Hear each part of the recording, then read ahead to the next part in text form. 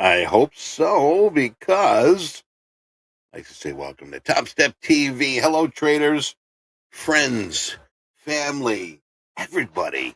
Welcome back. It is Monday, a nice day for some sunshine here in Chicago, and of course, a week of opportunity, education, and tradertainment. So glad you could make it. You're at the right place at the right time. This is Topstep TV, and you're not going to find another place on the internet that offers what we do. And got a lot of surprises for you today, so stick around. This is Opening Call. I'm Chico, and of course, he is the man. We have an Oh my informative, goodness. educational show for you each and every day. We'll be your trading buddy, trading mentor, your newscaster, fellow trader, good friend, neighbor, your biggest fan, and that voice in your head that keeps reminding you if you don't take the time to work on creating the life that you want, you're going to spend a lot of time dealing with the life that you don't want. So think about that. Take a time out. Start planning ahead. So let's get ourselves ready. Let's plan ahead for some top-notch, up-to-date market know-how.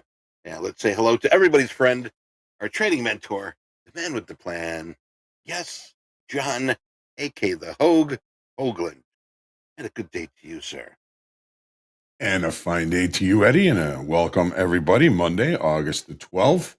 As always, our focus is going to be on seeking accurate context, good risk management, and remaining patient. Good morning to the top of the chat. We've got Marv Daly, Kashik, we've got John Jones, Khalid, Frizu, Theo, always here in the morning. Always good to see you. Mr. Jones, John Jones, Toby, John Doherty in the chat already this morning. Hussein and Dan Trader. Good morning to everybody, each and every one of us watching today. Hopefully, we're going to have a really good, fun, interesting, challenging, and profitable week ahead of us. Top of the morning. I see in chat Flyer Jim. And speaking of Flyer Jim, he's going to be with us here to close out the show. It should be exciting. Cool. All right. Well, let's get busy with the news. Really not too much kicking around here today, but we did see the Dow futures up 0.1%, the S&P up 0.2%, and the NASDAQ rose by 0.3%. Wall Street indices last week had some minor losses representing something of a recovery. Remember last week, Monday? Well, hopefully today is not going to be like last Monday. But then again, there was a lot of market movement. Some people made some good money, and some people just got smoked. Jobless claim data helped alleviate investors' concerns about the strength of the labor market and the state of the U.S. economy. Now we're going to be turning our attention to the second part of the Federal Reserve's mandate, the Consumer Price Index. That here, investors also get a chance to hear from several Fed officials, including Bostic, Parker, and Goolsby. Comments from the trio, Mollary and Curley, indicated that this on Thursday that there were more confidence in inflation and it's cooling enough to cut rates. No news is good news, I guess. Earnings drawing to a close here. I think Johnny's got some earnings, quarterly earnings season in its final stage. And some notables, Home Depot, Walmart, we'll be watching for that. Investors will be on the lookout for what retailers have to say about the resilience of consumer spending, a major driver of the growth in economy. And that's given some recent signs of the weakness in economic data. UK is busy here today. UK economic data calendar this week. Investors looking for clues on whether the Bank of England will continue its rate cutting cycle next month. The BOE rates for the first time since 2020. They cut the rates since then. So it's been a while. At the start of this month, and the market's currently pricing in roughly a 33% chance of another quarter point cut in its September meeting. And I'm going to pass the torch over to Mr. Hoagland. And Johnny, what else do we got here on our news list? Well, a little bit thin as far as economic numbers today. Nothing really major coming out. 7 o'clock, the OPEC monthly report was due out. 10 o'clock, New York Fed inflation expectations. 10:30, there's a 6-month bill auction. We do have some more important things coming on later in the week. Tomorrow we have the PPI final demand 7:30 a.m. Central Chicago time tomorrow. Yes, we do have Bostic speaking in the afternoon tomorrow. Wednesday, of course, mortgage applications and rates. CPI on Wednesday, 7:30 Chicago Central time. And then, of course, the EIA petroleum status report on Wednesday at 9:30. Thursday, a couple of more, a lot of numbers on Thursday, but a lot of them just kind of the regular ones. We've got jobless claims, retail sales out on Thursday. Philly Fed due out on Thursday. Empire State Manufacturing Index, import export prices, industrial production on Thursday, business inventories, housing market index, and of course the EIA natural gas report. Seems like a lot going on there. Some are going to be more important than others. Of course, everything is really focusing on inflation these days. Friday, housing starts and permits, consumer sentiment, the University of Michigan consumer sentiment due out on Friday. And of course, the Baker Hughes rig count. And I've got Goolsby on here ready to speak on Friday at 12:25. So you never know when those talking feds might just pop up on the calendar as well. So we're looking for through the week as far as economic numbers are concerned. And yes, Eddie was mentioning we got earnings season kind of winding down to an end. Excuse me. Tuesday, the ones that people are focusing on this week, of course, Tuesday before the open, Home Depot. Wednesday after the close, Cisco. Thursday before the open, Walmart, Alibaba, and Deere. As far as the VIX this morning, it's a little bit higher, but still much lower than it was at this point on Friday. 2053. Last time I checked on VIX. This time on Friday, it was 24.33. So VIX just getting crushed. Dollar index 103.2. Guess where it was at this time? Friday, 103.2. The yield on the 10-year up a little bit this morning, but still below that 4% level, 3.96%. Last I checked. And on Friday at this time, it was 3.94. That's about all the economic data and earnings I've got for us this morning. Eddie, what's going on with you and how's crude? Well, thank you, Johnny. Crude prices. Looking right now, we're just coming off some tops. We just hit $78. We're right on the button. Boink, a little boop. So I mean, the market's been trending higher here. We did see a low of 76.71, but we'll see what happens here. As far as crude prices rising for the fifth consecutive session, as concerns over the U.S. economy waned, while geopolitical tensions in the Middle East remained a support. Lots of stuff going over there. You haven't seen the news; they're evacuating a lot, so forth. We did see the Brent up 0.9%. I'm sorry, that was the U.S. WTI 0.9%. Brent was 0.7%, and crude benchmark gained more than 3% last week. And first positive week in 5. So way to go. Way to go. Congratulations. We're happy for you. The Olympics are done, right? And so is Sturgis, if you know what I'm talking about. The week is over for Sturgis, and all those 500,000 motorcycles are traveling back to their homes. Olympics are done. And I'd like to say that the top 5 here, I had a good time watching the Olympics. And I tell you, if you're rooting for your country and you see them winning gold medals, you get those goosebumps. I was getting a lot of goosebumps. Tied for first, really, but actually, in gold medals, United States and China 40 gold medals each. United States had 126 total. In third place, sneaking up in third place, away to go Japan. Japan sitting third place with 20 gold medals. Australia sitting in the fourth spot, 18 gold medals, and France in fifth spot with 16. Like to see the home court at least getting the top 5 there.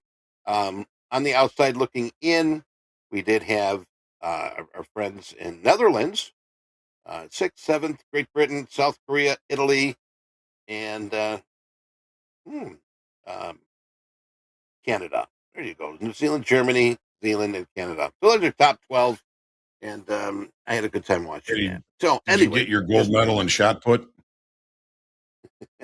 I got them. I got a few of them, man. I had to cash a few in, pay some bills, but with the amount I've got, I don't even remember how many I got anymore. They're just getting dusty. But yes, the shot put.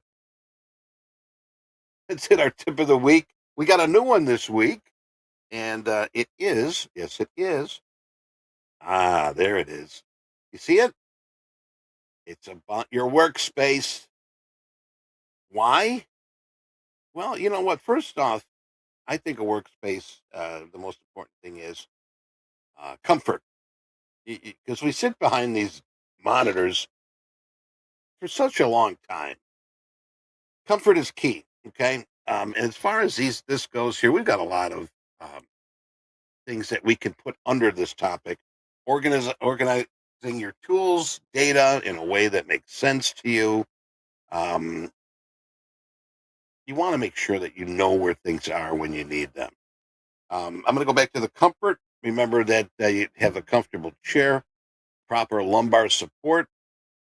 Some of these people have these adjustable desks that stand, monitor arms, position screens at eye level, and it's going to help you. When you've got everything in a comfort zone, um, you're going to be able to function much better. Johnny, what do you got? Well, coming from somebody from the trading floor like you, Eddie, I mean, we always had to commute to get to the trading floor. There was a whole different mindset when you got into that building and when you got onto that trading floor. And I think it's important to really kind of customize your workspace to put you in that frame of mind. You know, if we're, a lot of us might be working from home, we might be working from an office at work, something like that. And I think just having a specific place where you have you everything you need for trading, it's so important. I mean, even just moving from one room to another in my home, it's gotten to be like, okay, this is the mindset I have in this room. One other thing is, when you have your workspace, keep it clean, keep it neat. You get too much stuff on your desk, and you're grabbing for stuff, and you're not sure what the heck you got going on there. It just tends to confuse. So make sure you keep it clean, keep it neat, keep it organized, and keep that mindset while you are in that chair, leaning to, of course, towards making good trading decisions. Right. I got to do since this is our tip of the week, I think I need to kind of do a whole new sort of fix it up and move things around a little bit because when you're sitting here after year after year, um, Hmm. things tend to build up. I got to change the back wall too. I got a bunch of pictures I want to change up, but I'll be doing that soon. But anyway, let's Freshen move things up a forward. little bit. Yeah, change it up a little bit. Been here. We've been here about a year, haven't we, John? Yeah, almost on Top Step Yeah, TV, almost a year now. yeah. So I think we'll change it after a year. Make it fun. Make it fun. All right. Well, I think it's time here. Without further ado, here we got a little time left here. The most important thing here in the morning, checking out the charts. And John does such a great job at those. Johnny, can you share with us what you got for us today? Of course, Eddie. When we were looking at the charts, I always start with the daily on the S&Ps, but I want to kind of go back and look at the weekly. Look at that excess on that weekly bar. It would have been better if we would have finished the week higher on the week, but looks like we're still kind of continuing that way. That excess at that weekly bar, pretty substantial. Where do auctions go to die? They die in excess. We even had excess on the daily chart here on Monday when it looked like the whole world was going to fall apart. Reminds me of my dear old dad used to tell me the market always looks the worst at the bottom and the best at the top. And man, a lot of talk about a crash on a week ago Monday. Well, it just didn't happen. I think most of the things that we worry about the most actually don't happen, and that did not happen. So we do have excess. Not suggesting that this is the low. There's still a lot of uncertainties out there in the world. But as long as we just kind of cruise along with no bad news, I see this market continuing to just try and grind to the upside, which is kind of its mo. This is the volume profiles since we've put in the high, and we're getting into a little bit of a low volume node here. kind of the upper extreme of the area of balance we're in. If we can break out of this area of balance, I can see us getting back above that 5% level up around 54.35. We've got weekly kickoff high up at 54.45. And if we can get back up into this area of balance, I can see that being a little bit of a vacuum holding price up at that level. We don't know what's going to happen. Of course, we do have PPI and CPI on Tuesday and Wednesday, respectively. Those could knock things around, certainly. A lot of other things, a lot of the uncertainties in the world, politics and armed conflicts. That's just never good for confidence in the markets. The markets don't like uncertainty. Let's take a look at the 30-minute chart and see what we're looking at here for us this morning. So we've got, off that low on Monday, we've been putting in higher highs. We've been putting in higher lows. We're in a shorter time frame area of continuation, possibly to the upside. We've got a little bit of a short-term trend going here with those higher highs and higher lows. Our overnight inventory from last night in the S&Ps and in the NASDAQ is long, and the market is, has been moving higher all night. It is testing last week's high, Friday's high. Is it going to successfully create a gap for us to have that opportunity to perhaps look for a long above, or are we going to stay in range? Maybe bounce back into value and range around a little bit today. There is one specific level in the S&Ps, if it does pull back, that I will be focusing on if I get the opportunity, and that is the afternoon pullback low, 53.54 quarter. But again, we've got some considerable moves back to the downside. The open last night was right around 53.58, so that could bring us back down to that level if we have a full inventory adjustment.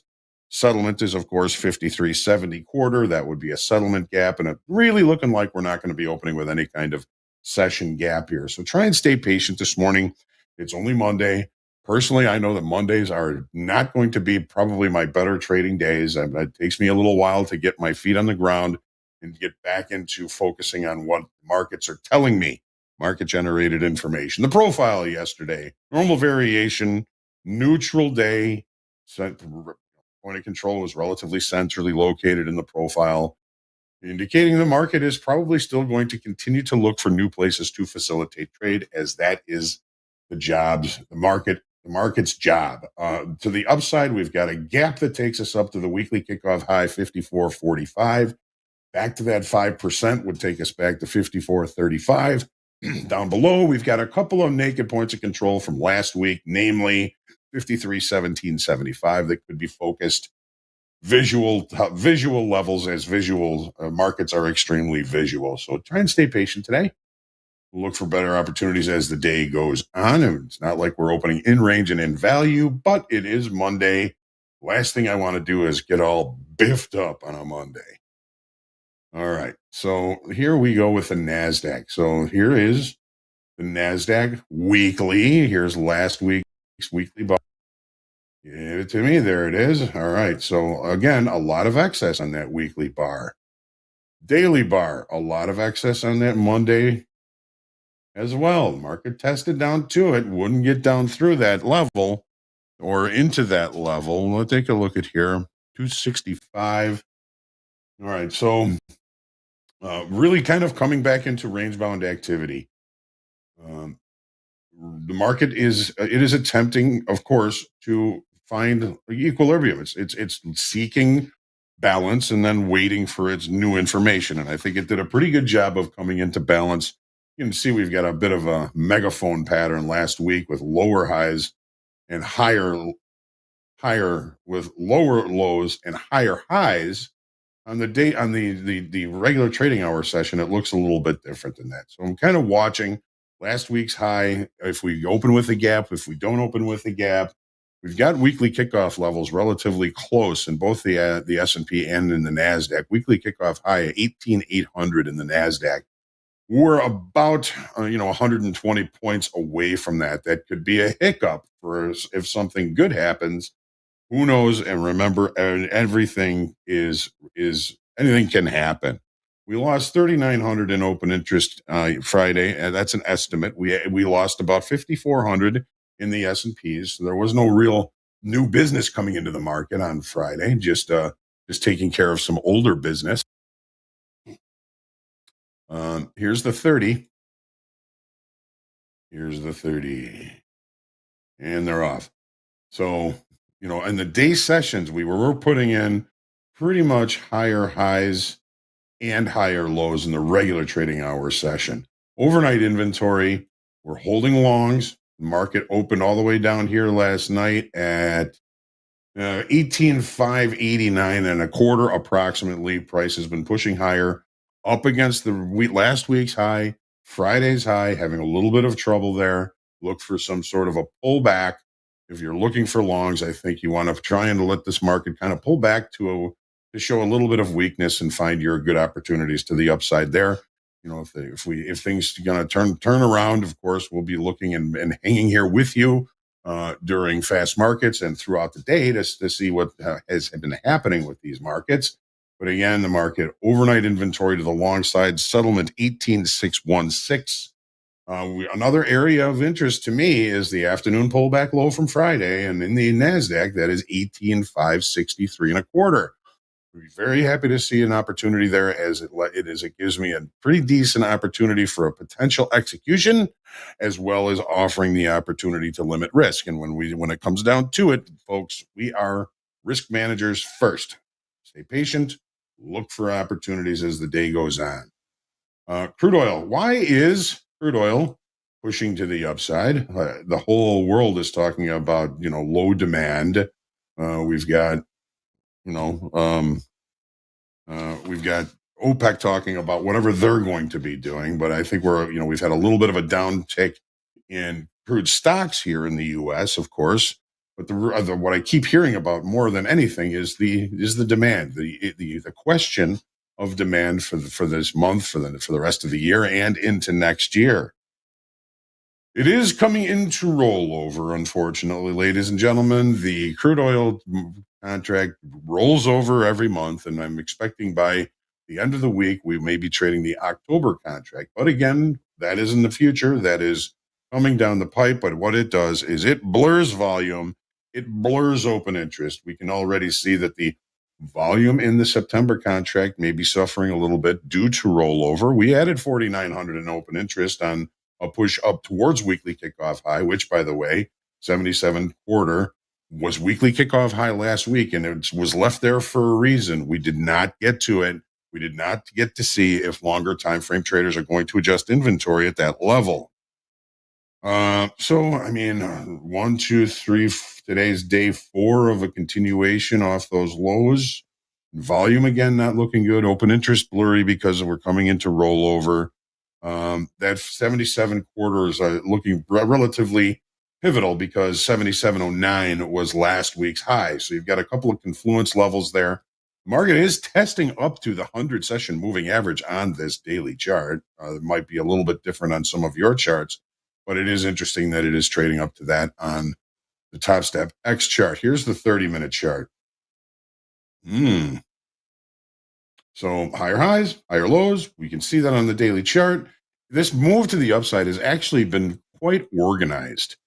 We haven't really left any naked points of control except for down here at 73.40, which is weekly kickoff low. There's one gap that was left, but all of the subsequent points of control have been rechecked in the regular trading hours session. Except for Fridays. I still have to put that one on there. So we did leave a naked point of control down here at around 76.60.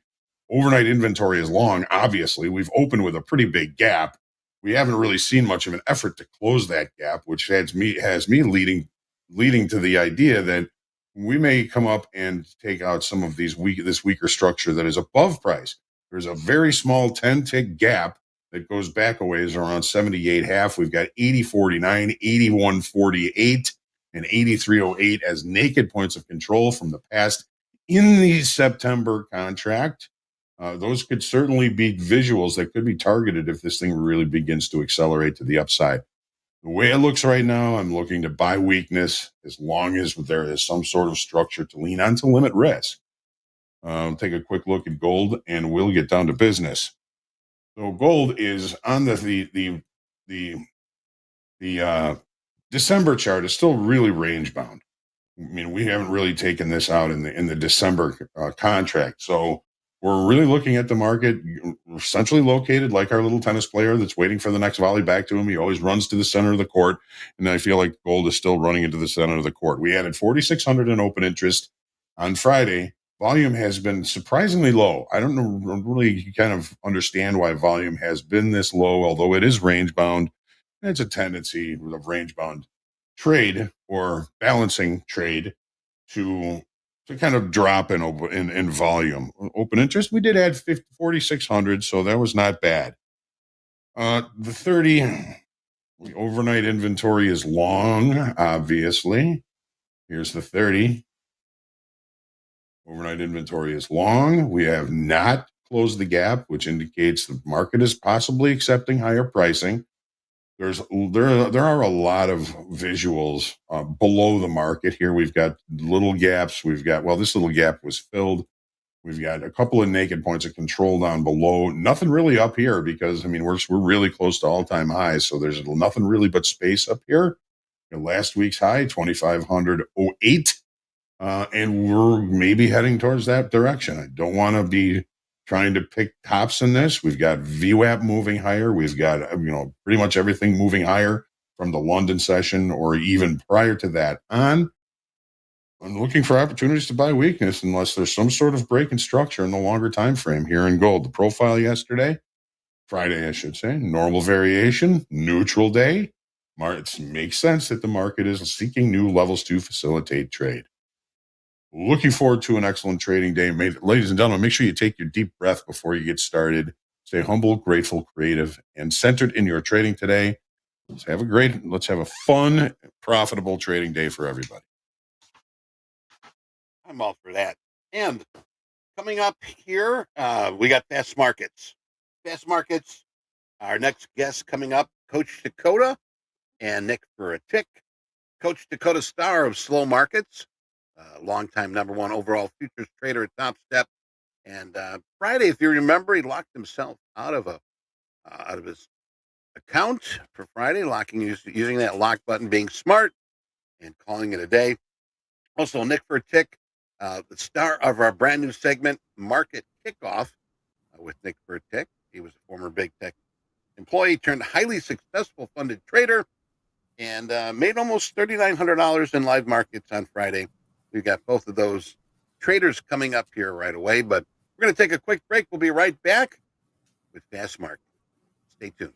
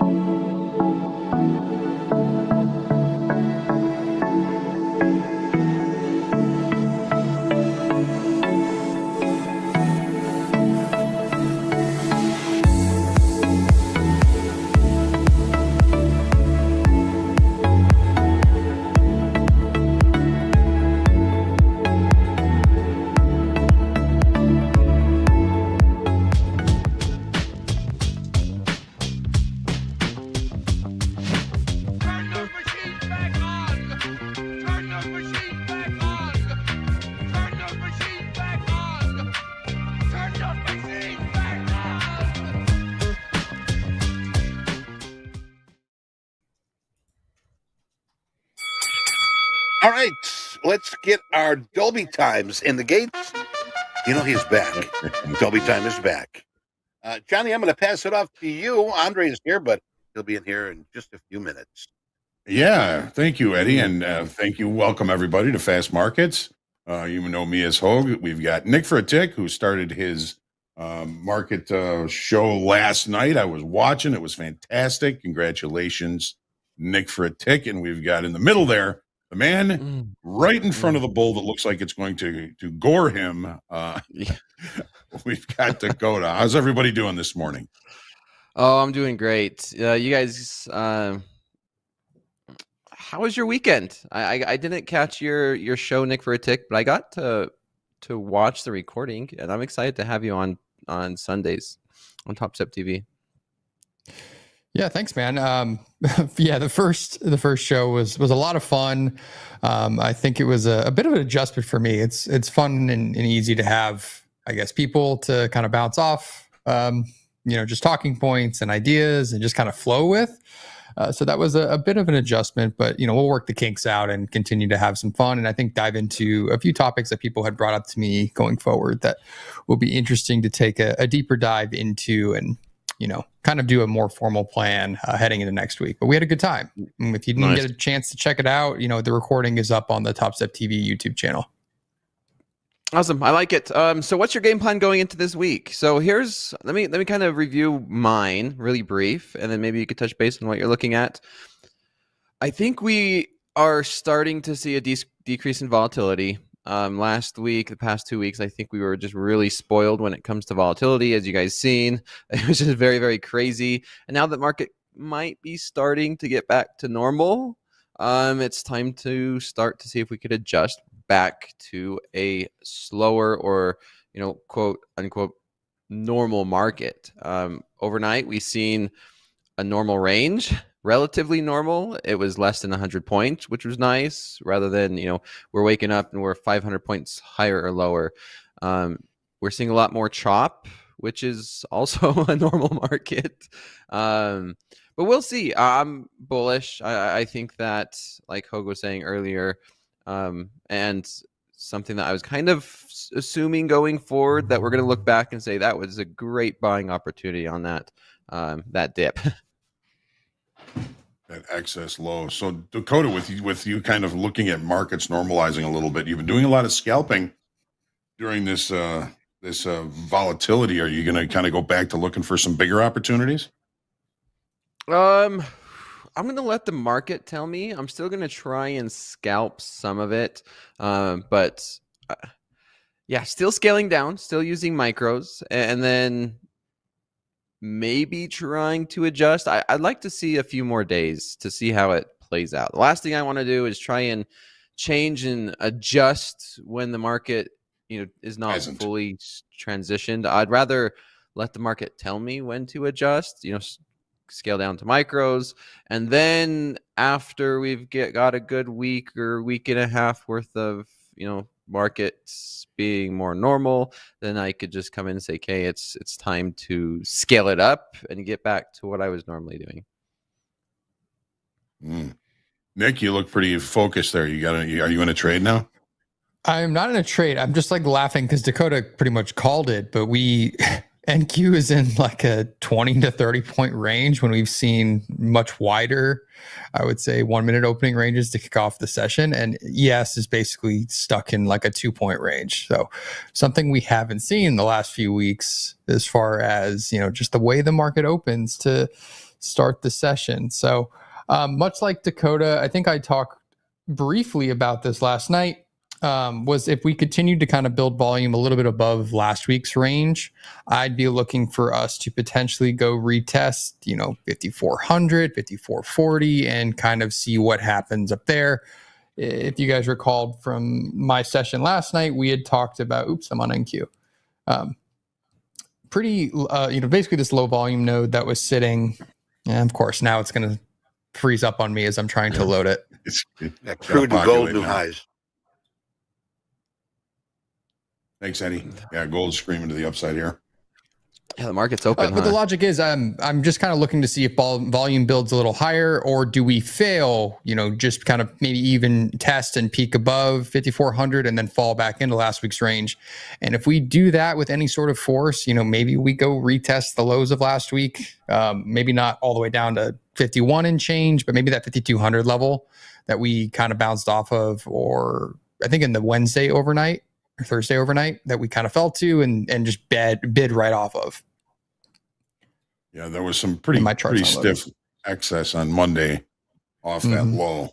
That looks great. Like on a weekly chart, daily chart, that looks like some pretty good excess. Yep. I got some bids down below in some stocks that might get hit if we get a chance to do that. What a very slow opening from what we're used to. I was gonna say, I forgot that we're open. This New York session's open. Yes, it is. We've been hanging in about a 20-point range since the open. I see the high or a breakout to the long side is going to be above 72, 76, 72, 673. And then the breakout to the bottom side is going to be 630s, a break below these 630s. Until then, it's just wait and see what the market wants to do and tell us. I definitely would be okay if we do break down and maybe see a test of some of the 500 levels. The first level I'm seeing is 560s. I'd like to see 560s, maybe 580s. I'm looking to buy dips and find opportunities to the long side. All right. Yeah, we've got NASDAQ's basically a 39 handle range right now. It's traded both sides of the 1 minute opening range, and it got within just a few ticks of Friday's high. And the S&P is the same way, just right up against Friday's high. We do have some overnight inventory that is holding longs right now.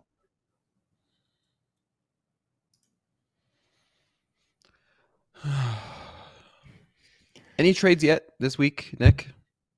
No, nothing for me just yet. I didn't take any trades last night. I never love jumping into a trade to kick off the session on Sundays. But yeah, it's been a pretty quiet start to the week. Nothing really big came out over the weekend as far as news, as far as geopolitical things. So it's been very quiet. And outside of CPI and options expiration, it may be a quiet week. It's not a crazy news week. I think we have some Fed speakers, but nothing out of the ordinary or anything that really should catch anybody off guard. I think even CPI, if it doesn't come in expectations, I guess I'd be shocked. But we'll kind of see. It's definitely a still with the the VIX still being elevated, a see money, take money, as Hoag likes to say, type of week. Get in, get out, get your points, and go do something better if it's going to be potentially slow and us just kind of navigating this range that we were in last week. Yeah, and that's what we're trying to adjust. I see Isaac in the chat saying, kind of something similar where, the market, we just had some crazy volatility and then we try and go through and adjust back to a slower pace. And then the next thing we know, we have elections and the summer doldrums are kind of over and we get right back into a more volatile market. And so markets are always going to be changing. And I think it's just adjust. We always need to understand that the market's going to be changing and adjusting, and we must be doing the same thing. We're starting to sell off towards these 620s. Let's see if we could get some movement in this market. We had some chat about, the importance of settlement last week, and S&P and the NASDAQ basically just traded right back to settlement. We had overnight inventory to the long side. This could just be very well just some overnight longs decide, we're not going to continue to get paid. Let's even up and see what we can find as the day goes on. So a little bit like a little inventory adjustment going on here. Yeah. We gave up VWAP. We gave up overnight VWAP in the NASDAQ and on the S&Ps on that move. Fair. We did open up around 590. 590 is where we opened up Sunday night. Yeah, I'd like to see us see 580s.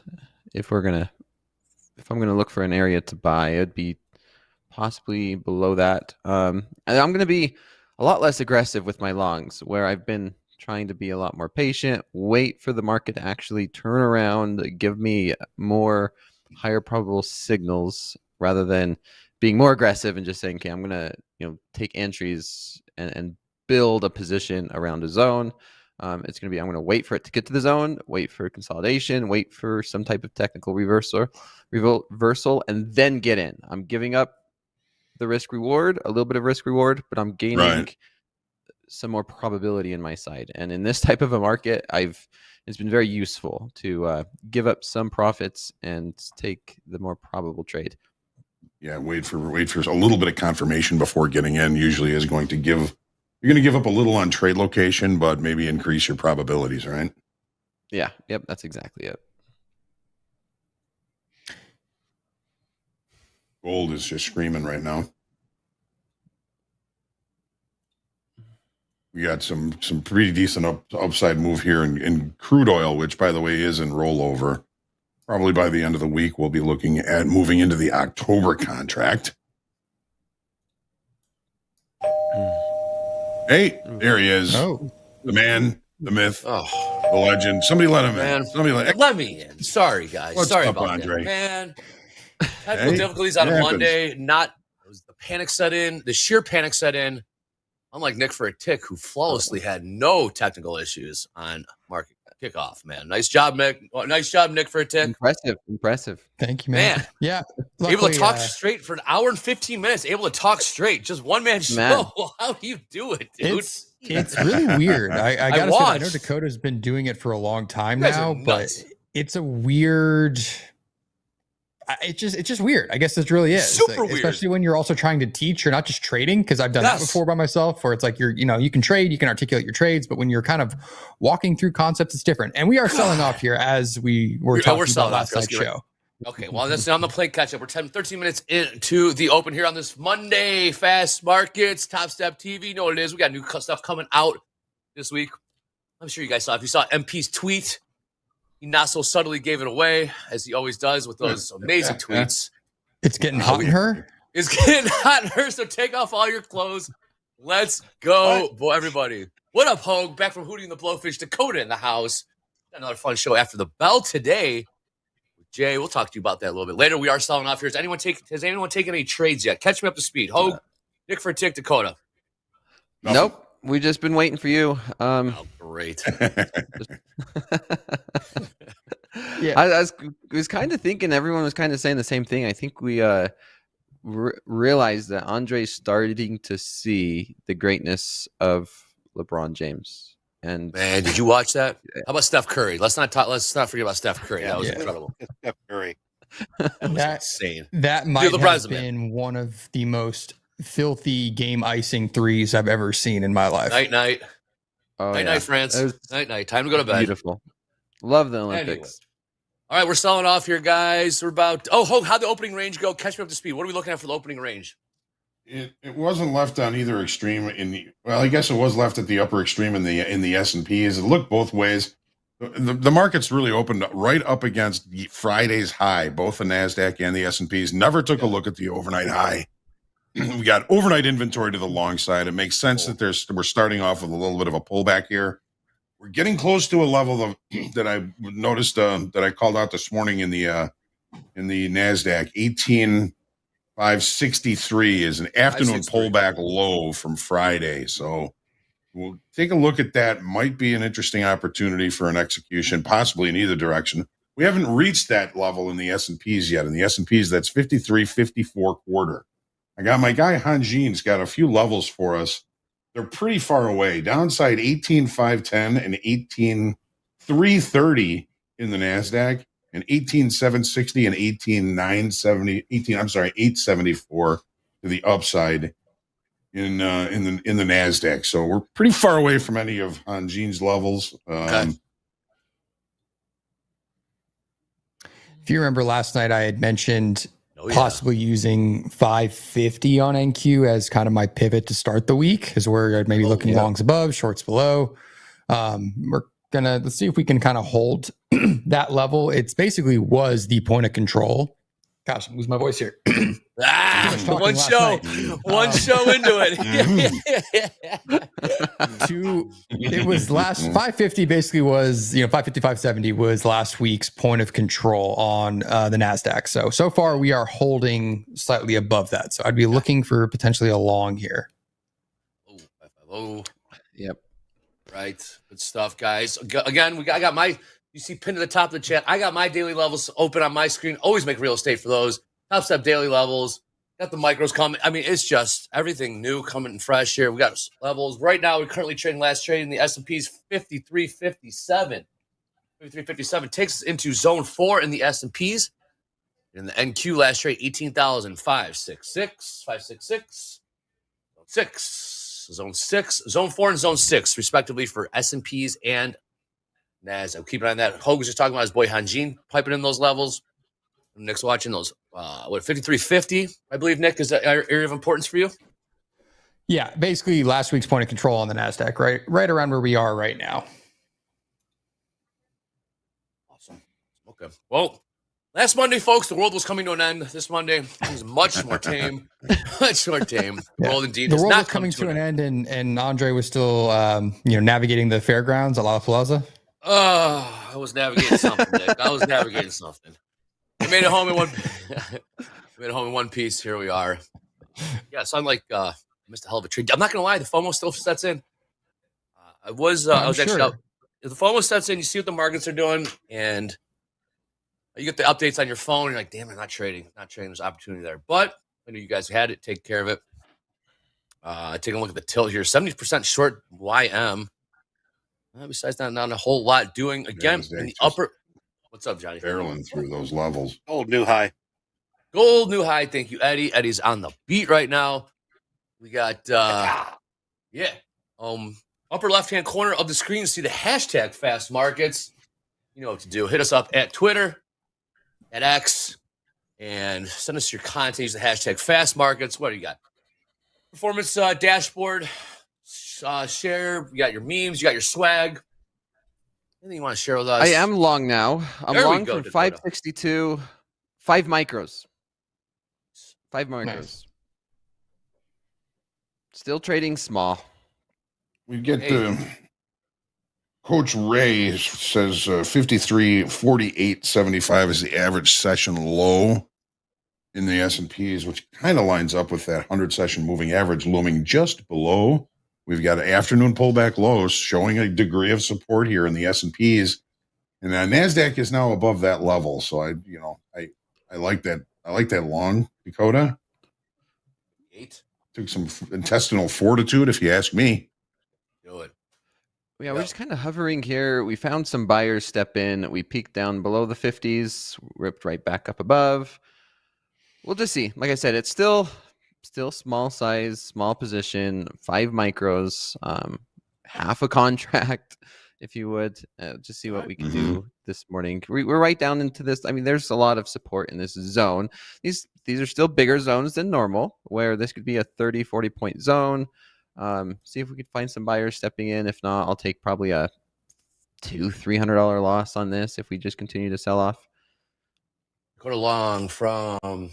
Yep, there we go. 562 from 62. Nick for 62. Nick for a tick. On your show yesterday, you said you typically only trade 2 to 3 lots. Is that okay? Obviously that's true, but I always thought you traded more size than just 2 to 3 lots. It really depends on the situation, the environment, the location, my probability of the trade. But if I was jumping into a trade, most of the time it's going to be a 3 lot. Sometimes I've been better lately about scaling in, starting with 1, building to 3. You guys have seen me throw a 5 lot on in this market on TopstepTV before.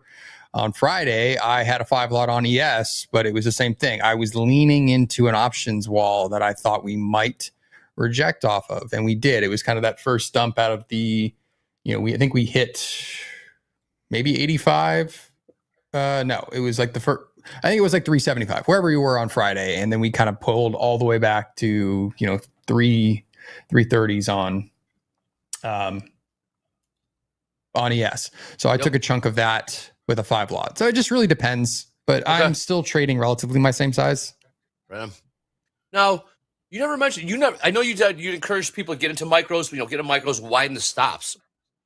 Have you Have you done that yet? I know it's the S&P's different beast than the NASDAQ, but have you found yourself getting into that by doing micros at all?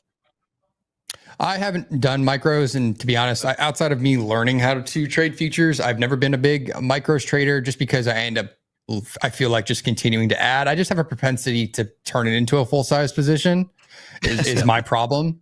So might as well just And, get there. and I'm not good. If you guys have seen me trade, I tend to take full profit. I tend to leave runners every once in a while, but I may take my full position off. So for me, trading 30 micros and peeling off is just probably not what I'm going to do. So I'd rather trade a three lot and, get out of two, maybe hold one runner or just close the whole position. Nice. Fair enough. Okay, yeah, fair enough. Everyone Lionel trades things Joseph- differently. 100%. You guys are seeing two of the best traders we have here at TopStep. Funded guys taking many, many payouts with us. And we'll do so and continue to do so here in the future. We got Lionel Joseph in the chat. That's why I use micros. More room to be wrong. More or less, yeah. Yep. More room to be wrong. And I think I Lionel just seen it here. Joseph. I had a pretty dang wide stop loss, and on a normal day, I probably would have been stopped out on that 20-point flush. Hit my stop loss, and then here we are. Would be reversing, and I might be a little bit frustrated if I didn't get back in. Micros gives a lot more room to traders to trade in, and that's why during times where markets have an increase in volatility, they're such a beautiful tool to use. I would agree. Hey, taking a look at the tilt here. Tilt sort of sitting on the fence here. Really nothing to write home about. But I got to give props out to Alonzo and C-Man, Charles Chapman, making some really nice calls here in the chat early today, and they hit it off. Alonzo up 5 G's already. I would say done for the day. Charles, aka C-Man, calling that gold rally before it really happened. Good job, guys. Is that Chapman? Is that your boy Chapman, Eddie? Yeah, C-Man from the old Squawk Radio. Old days. Veteran here. Man, a day oneer. Got a few day oneers. Got Hoop in here. Yeah, Coach Hoop, excuse me. Not Hoop. Coach Hoop in the blue now. Coach Hoop. Shame on me. I see you. I see you, Coach Hoop. Shame on me. I see your blue. Hey, Eddie, my game, man. Happy Monday, Eddie. It's been a minute. How's your weekend? Good to see you, brother.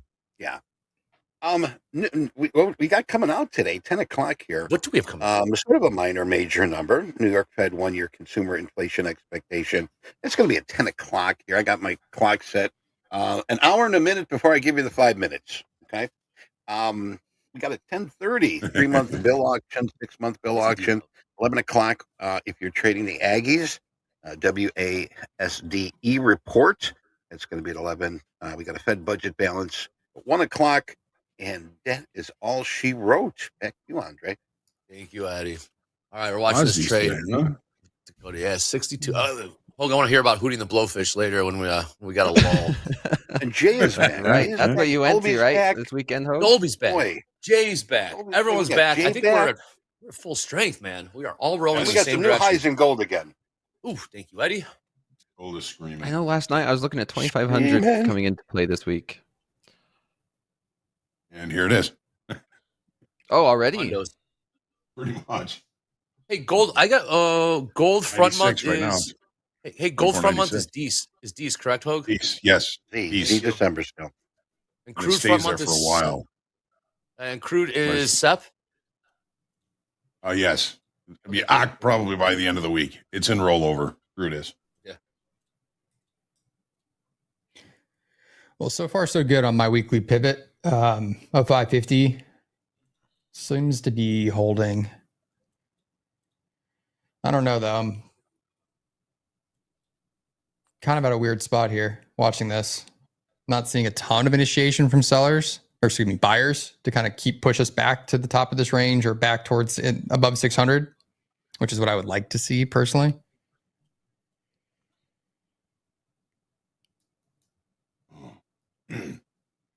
S&P is traded right to the overnight low, right to a point of control, right to that afternoon pullback low, and 3.5 is currently the low. That's a weekly kickoff level from a couple of weeks ago.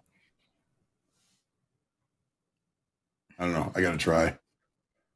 Long S&Ps 53, 57 quarter. Just a one lot. Let me get my risk on here. Hoag in the house. Hoag's trying to slap my trade. We got Dakota Long from 62. 562. Yep. Good there. Long. Seeing if we could find some buyers into this market to push us up back towards the 600s.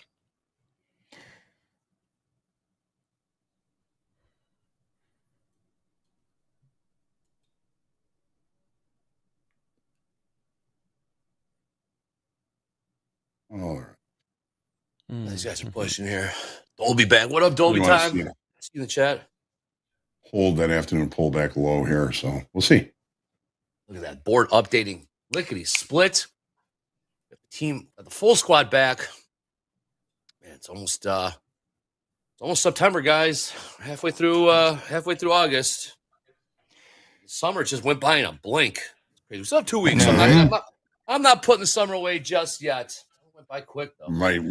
My wife went back to work. She works at a high school. All the kids are back in school today. I was about to say, when did kids go back to school in Chicago? Because that's kind of how I would view summer's over. Yes, it is. Back to school, summer over. You start seeing those back to school commercials on the television. You're like, oh, I feel bad for those kids. Remember that used to suck. It was like, damn. Yeah. Damn. Well, It was just 4th of July. There was Yeah, that really. that 16-year-old track and field Olympian that he tweeted after they won the 4x4 in gold. Like, I have to go back to school in 2 weeks. I saw that. Poor kid just won the gold medal. Nice. He's definitely wearing show that and for your tell first day of that's for school. sure. I'm guessing he'll be pretty popular when he gets back to school. I think so. Congratulations. Yeah. Flat. I think my stop was too close. I got See ya. stopped out to minus $100 on that one. Okay. I might re-enter this. 253. I know. I'm looking for a spot to re-enter as well. All right.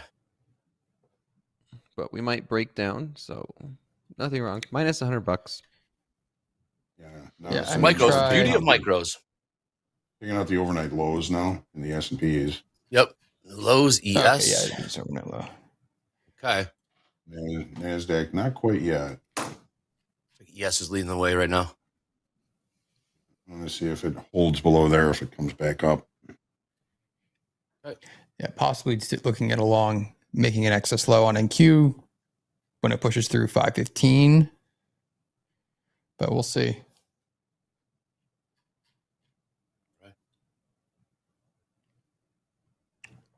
It's trying to spice things up a little bit this morning. I like it. Hey, good dots are There we still go. selling off here. Volume not so wild, but get those levels going. Look at Topstep daily levels as we continue to break. We were in zone 4 here in the ES. Zone 4 last trade. In the ES 53.49. Beneath that number of importance up, right above it, basically right at it. Nick Vertick was talking about 53.50. Big level there. 53.50 coincides with zone 4. Still in zone 4 in the ES. At NASDAQ last trade, 18,536. We saw these prices a lot last week. Still in zone 7 for the ES. Dow selling off, like Eddie said, new highs in gold, looking for that 2,500 even level. I'm long again Gold. now. All right, Me Hoag too. back in long. 537. 53.52 half. Yeah, Gabe, I'm pretty sure it's like, yes, I believe it's. Hey, Dakota, you're trading on your live account? These are XFAs. Yep. XFAs, These are just micros and XFAs. Thank you. Well, Coach Hoop indicates 30 handles from the open on the ES, and Coach Paul talking about the ES under pivot. Next target of 53.3150. Good stuff. Thank you, coaches. Our coaches. Reason I took this trade is because we took out the overnight low in the S&Ps. We were unable to kind of maintain price below that. Sometimes that can be a pretty good opportunity. Cheap trade. Yep. Same idea on the Cheap NASDAQ. trade. We were really close to the overnight lows. We found a little bit of a buyer step in right into these 30s, and I got back into my 5 micros.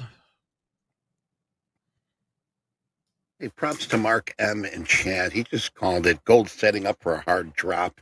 That's exactly what we saw. We got some really good calls here in chat today, guys, and Good girls. to see. So keep it up. Share what you see. We're watching, and other traders are watching also. So good job. Hey, shout out to Jack for helping me. I was in a panic when I couldn't hear or be heard in the green room. Shout out to Jack for getting me set up. I Yeah, want you like to the speak your doctor. truth, Andre. Yeah, my truth is, Jack helped me. It was simply just unplug the USB and plug the USB back into the computer, and lo and behold, the audio worked again, folks. High-tech operation around here on my end. But Jack was able to diagnose it, troubleshoot, and remedy the situation. Yet here we are, hanging out with the dudes and gals. They're off and Next back shot. on. Dr. Here we Fine, go. Dr. Howard, Dr. Fine. Here comes Jack. All right, we take out the lows, like Hoag said. We took out the lows in the ES. Couldn't get the follow through, so now we're seeing about 6-point bounce, 7-point bounce now in the ES. Mhm. Guy Man has a question in the chat. I think we'll have an answer for you in about 29 minutes or so, Guy Man. Stay tuned. Mm. If you did a little poking around. Got some hot information for you. Yeah, Key there you go. Dolby information says for it. you. Oh, Dolby said, poke around the settings a bit. Maybe stumble upon something. No, is that what we were talking? Something new in Topstep? I got mine. We'll talk about this at 9:30 or 9:30 Central here, or 29 minutes. We'll talk about it. I want to know how you guys have your setup, because I got mine set up the same way, but I want to know what you guys think is best, worst, easiest to remember, most efficient, quick, all that stuff. But we'll get back to that here in a little bit. Sebastian says on to something. Robert Tran's on to something. Yeah, I Mhm. see the chat. So we're trying to hold these 40s, pushing up into these 50s. Let's see if we could make a run back up into maybe the 70s or 80s. We failed to break the overnight low, and we're starting to see some buyers step in here. Okay. Yes, we are. Keep talking. Keep talking, Dakota. Keep talking. You're long, Hoag. I'm long. Just Yep. 5 micros, but the power of micros is such a beautiful thing. Austin I had Rice. an order at 540 and didn't get filled. Now I'm sad. Sad. Oh. Now I'm sad. We went down on that candle that I placed the order. We went down to 42 3/4 and didn't fill me. So I'm going to miss this run. Looks like we'll see what happens. Now I'm sad. Now I'm sad. Nick for a tick. My man. Look at Austin Rice in the chat. Oh. Of $500 using quote unquote them. Well done. Get it, man. Love to hear that. Love to hear that. Anne Marie Long from 18,563. Catch the move to the upside. I'm going to take profit on a couple of these. Like it. Scaling out. There we go. Locked in a couple $100. Dakota, are you So I'm taking profit whole on again, these? dude. All right. What's Yeah, up, I Hoag? closed We're popping, baby. 2 micros here in the 70s. I'm whole again. I only have one lot on. Yep. Long from What do you guys think I should do?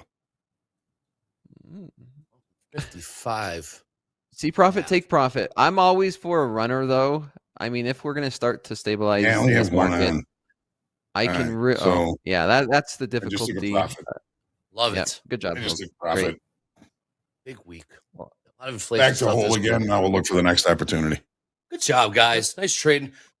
Dakota, your previous trade when you took that long, you were in the money about 20 ticks. Didn't take it, got stopped out. Is that why you changed your exit strategy on this following trade, or you just stuck to it? And No. This I was kind of looking for us to push into these 70s anyway, locking in some of the profits. So I am scratch for this session that we started, and I'm really looking for us to have a bigger move and a play above these 600s. Maybe come back up and test these 618, 68, these lower 600s.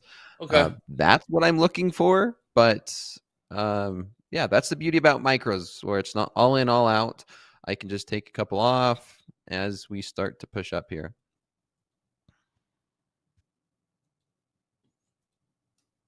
Now, this is amongst 5XFAs. So it's more than just what the position you see, right? So it's 3 micros times 5, really, in 1.5 contracts, minis, or 15 micros. I like how Matt P pulled a hindsight capital. He said, "We'll tell you in an hour." exactly. we'll let you know. We'll let you know.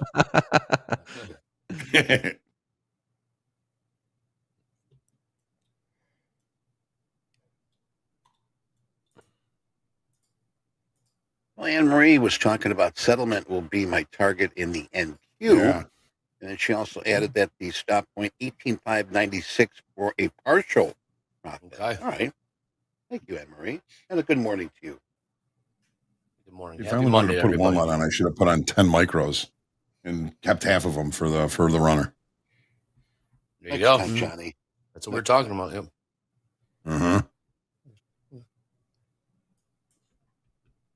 Yeah, I think even our traders are There we seeing go. the power of micros. They're able to do things like that. It could also teach you how to trade size. Yeah, like you said, scale in, scale out. We do go back to Exactly. minis. Yes, you can learn how to work size, trade size. Now two I'm like, saying- Oh wait, I could have 30 contracts on, but these are micros. But then understand how to build a position, how to scale in, how to scale Yes, out, and absolutely. those items. You know, I'm gonna go Dakota, I ahead got to and give get you out of- credit. It's something that I've learned from you, and it works quite well.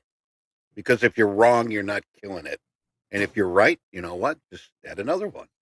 Yep. Good stuff. Thank you. And Nick cries in his 540 unfilled long. Brutal. There's the move. I'm That's sad with why you you now. don't be a Nick for a tick right there. You jump in at Don't be a Nick 45 for a at tick. 50 where your original level was. Dude, I had him by the nape of the neck, and I let him go. I closed out Tiger bite. 2 more right here into these lower 600s. Going to hold on to one, and You do it. this will be my runner. beautiful. Till All right. NASDAQ, While- S&P, 66 long across the board. All right. While Dakota's down to a runner here, we can do a quick run around the news real There's my quick. guy. There's my Yes, guy. indeed. We mentioned CPI is coming on Wednesday. Ooh. Options are looking for more than a 1% move in the S&P off of that data. Yields in 10 years have retraced somewhat. Right now, we got the 10 years at about 3.936%. Mhm. Pushed up above 4 briefly on Thursday after the huge sell-off in yields when everything was selling off. Mhm. Be interested to see where that goes. Right now, the Fed Watch has a 50-50 chance of a quarter or half point cut in the September meeting. You mentioned Steph Curry earlier. Ah. Hang it in the Louvre. This is one of the best photos I've ever seen. And this is just one of the 4 he drained in at the end there. That was insane. Wembanyama? Victor Wembanyama, is Wembanyama. What is that? Look at that, Look at man. that thing. Look at that. He's like Such a 19. Oh, beautiful he was lights out, man. That guy's 19 years old, man. Imagine. Wait till he figures out how to actually play basketball. He's just beginning buying athleticism. It's gonna be insane. He is not going to school on Monday. No, Just pray that he stays healthy. That's key true. to 100%. why I love Michael live. Oops. Like LeBron James over Oops. Michael. Flip. I mean, But see, Stay Dakota, healthy. when Michael Be played in great. the Olympics, they'd blow everybody out. Well, There well, was you too many seen that close they games weren't there. playing against professionals. you weren't playing against anybody back then. Yeah, the basketball's changed. There's 4 NBA players in the French team. All right, which brings the final medal count. We do it. China beat us. Yes, well, we tied China in golds, but the tiebreaker goes to the U.S. won the most medals. Great Britain came in 3rd, and the U.S. women also won a real tight one against France in basketball. Caitlin Clark was not there, but we'd be remiss not to show you the Caitlin Clark butter sculpture that is currently at the Iowa State Fair. Who says Iowa don't know how to party? Shout out to Des Moines. I know. Where am I, Des Moines? Anyone here from Des Moines? Iowa City? I just You ever been to closed Iowa, for Nick? profit, Nick for a 630s. tick. You ever been to Iowa before? Never been to Names. Iowa. Nah, I figured you haven't been to Iowa before. I had a hunch. Nope. Iowa Right, City's thanks. nice. Iowa City's nice. Fun time. Fun. That school's wild. Cedar Rapids. Shout out Cedar Rapids. Here we go. There's Cedar Rapids. there. I need to grow. What Need a to grow from Cedar rally Rapids once. by the dip. We're rallying. We're buying. Yeah, we're pushing higher. No, right? Casual 100 points. Oh, That was a beaut. S&P Good job, Hoag. tilt 73% long. Yeah, now we kind of see, are we going to turn into a range day here, potentially rotate part of the way back down towards 570s, or do we break out here, make a new high, and had a nice little fake out to start the session? This used to be like the 1 minute candle range. These I know 100-point rallies last week. last week it was like they got that in 30 sure. seconds. What someone says? Why don't we ever talk about Olympic breakdancing? I have no comment on that. Agree, John We Jones. should. Guys, Agree. That was peak What was- absurdity. I loved it. I hated it. It was awesome. It's like something out of the Hunger Games. It was great. I don't know.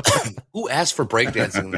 I think they're doing just I don't fine know. on It's that like Red one of Bull the- circuit. I think they're doing That just question fine. that's been going around is like, if you were to prep for like a month to go to Olympic sport, what would you do? Probably that one. Somebody did. Australia, apparently. Did you see that? I believe the games are in Los Angeles in 4 years. Summer games, that is. Next winter games You is got in time. Milan. Yes, in Milan. Yeah, I boy, guess Andre. the Olympic Winter Games are coming to Utah soon. I'm excited for Coming that. back. Yeah. Utah won the bid like 2030 or something. Gotta say, shout out to Coach Ray, who put in that average session range low in the S&Ps, which was 53.48.75. That was within 4 ticks of the current session low. Nice job.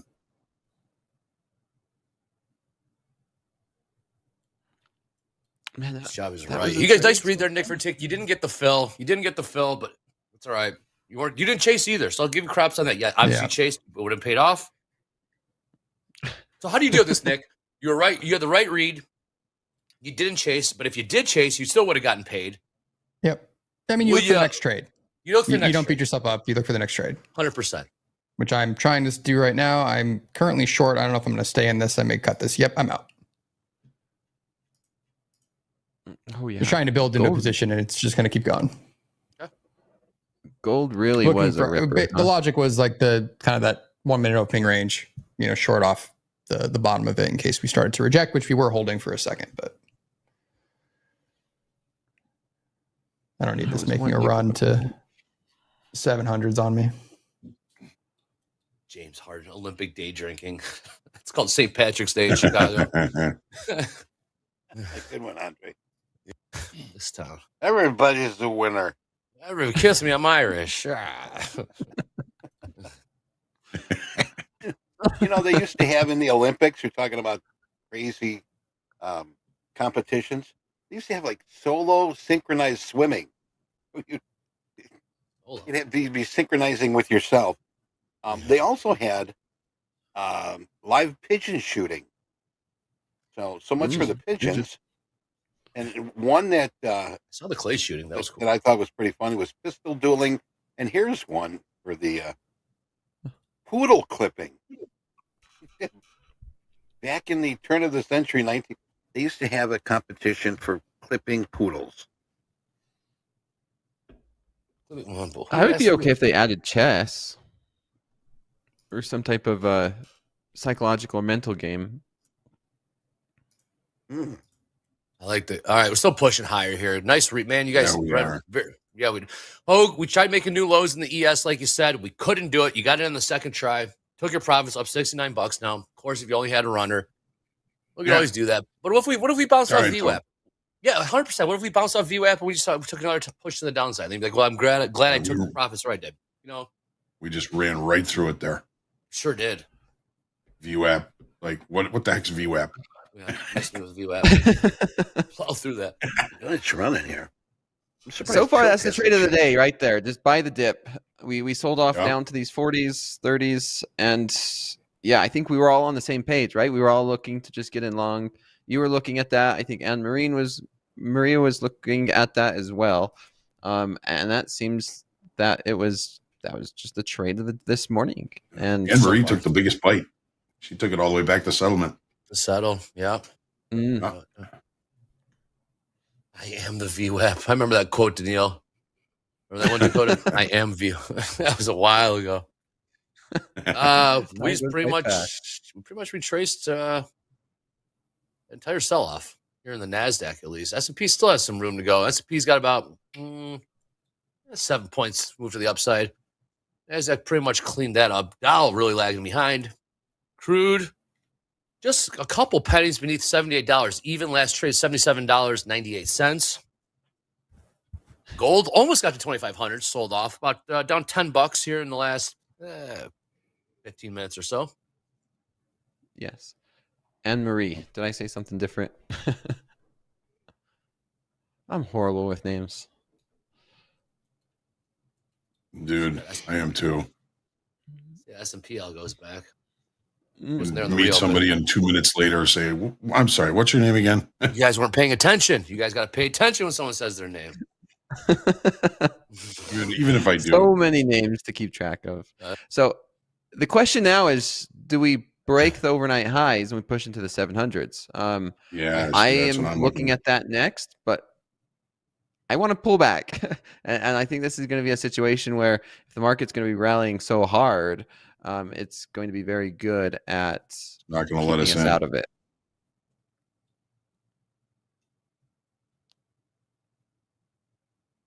All right. About to. NQ did retrace that entire sell-off. Last trade, 18,680. High overnight, 693. They're going to do it right there. Probably looks like they're going to give it a test.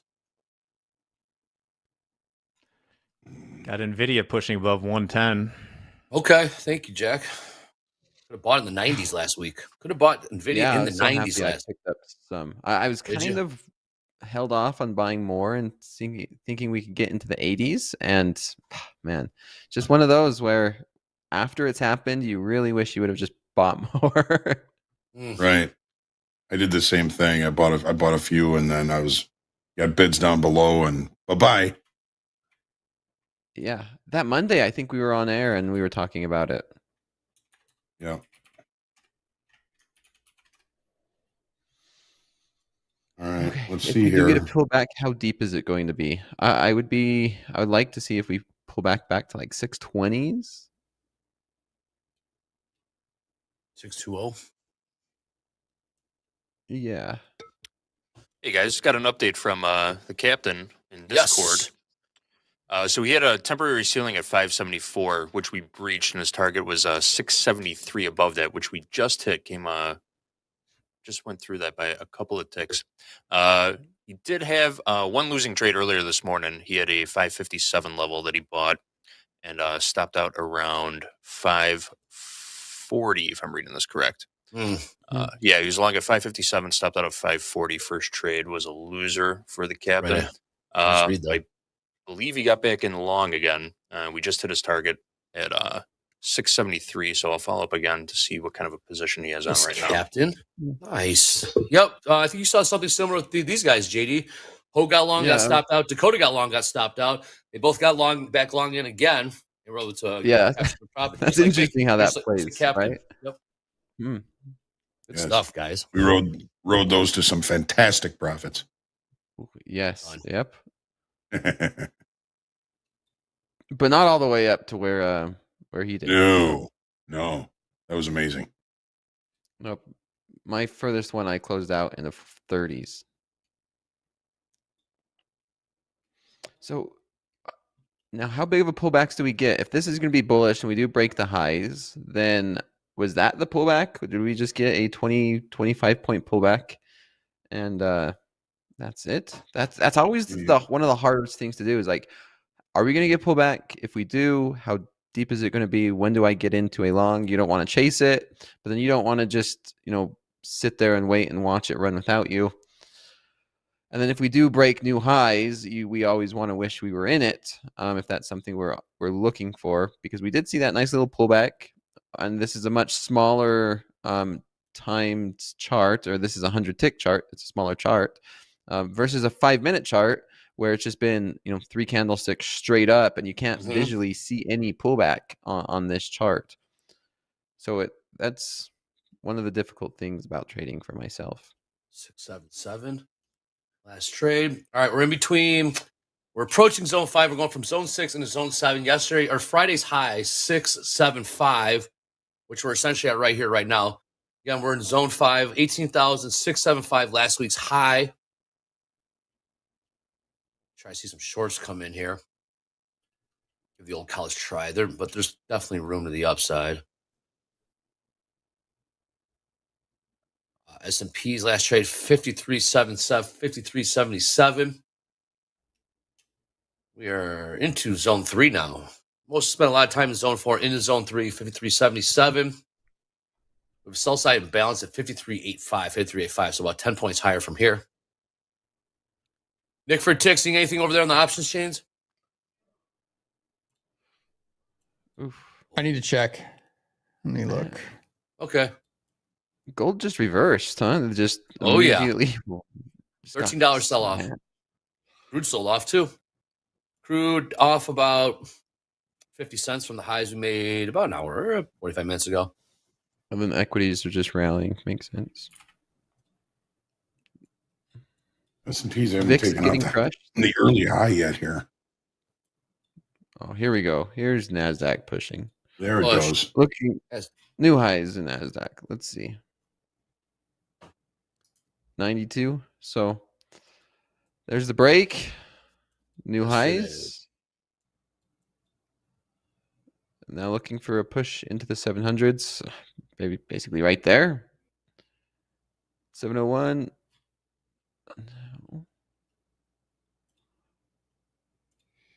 700. Yep, 701s. If only we had a runner. If only we had a 750 runner. Yeah, 758 is the next stop I see us. 758, upside target. 758. Yep. Got anything here? 758, nothing in 700s. Nothing on this, nothing on our levels. Again, top step daily levels, have those open. More people that We are right back at the opening range here in the S&P as we have not taken out the session high so far in the S&Ps. NASDAQ. Testing overnight high now in the NASDAQ. See if that holds up there. Yeah, so We got a far long we're way to holding go up. for the S&Ps to be there. Yes, we do.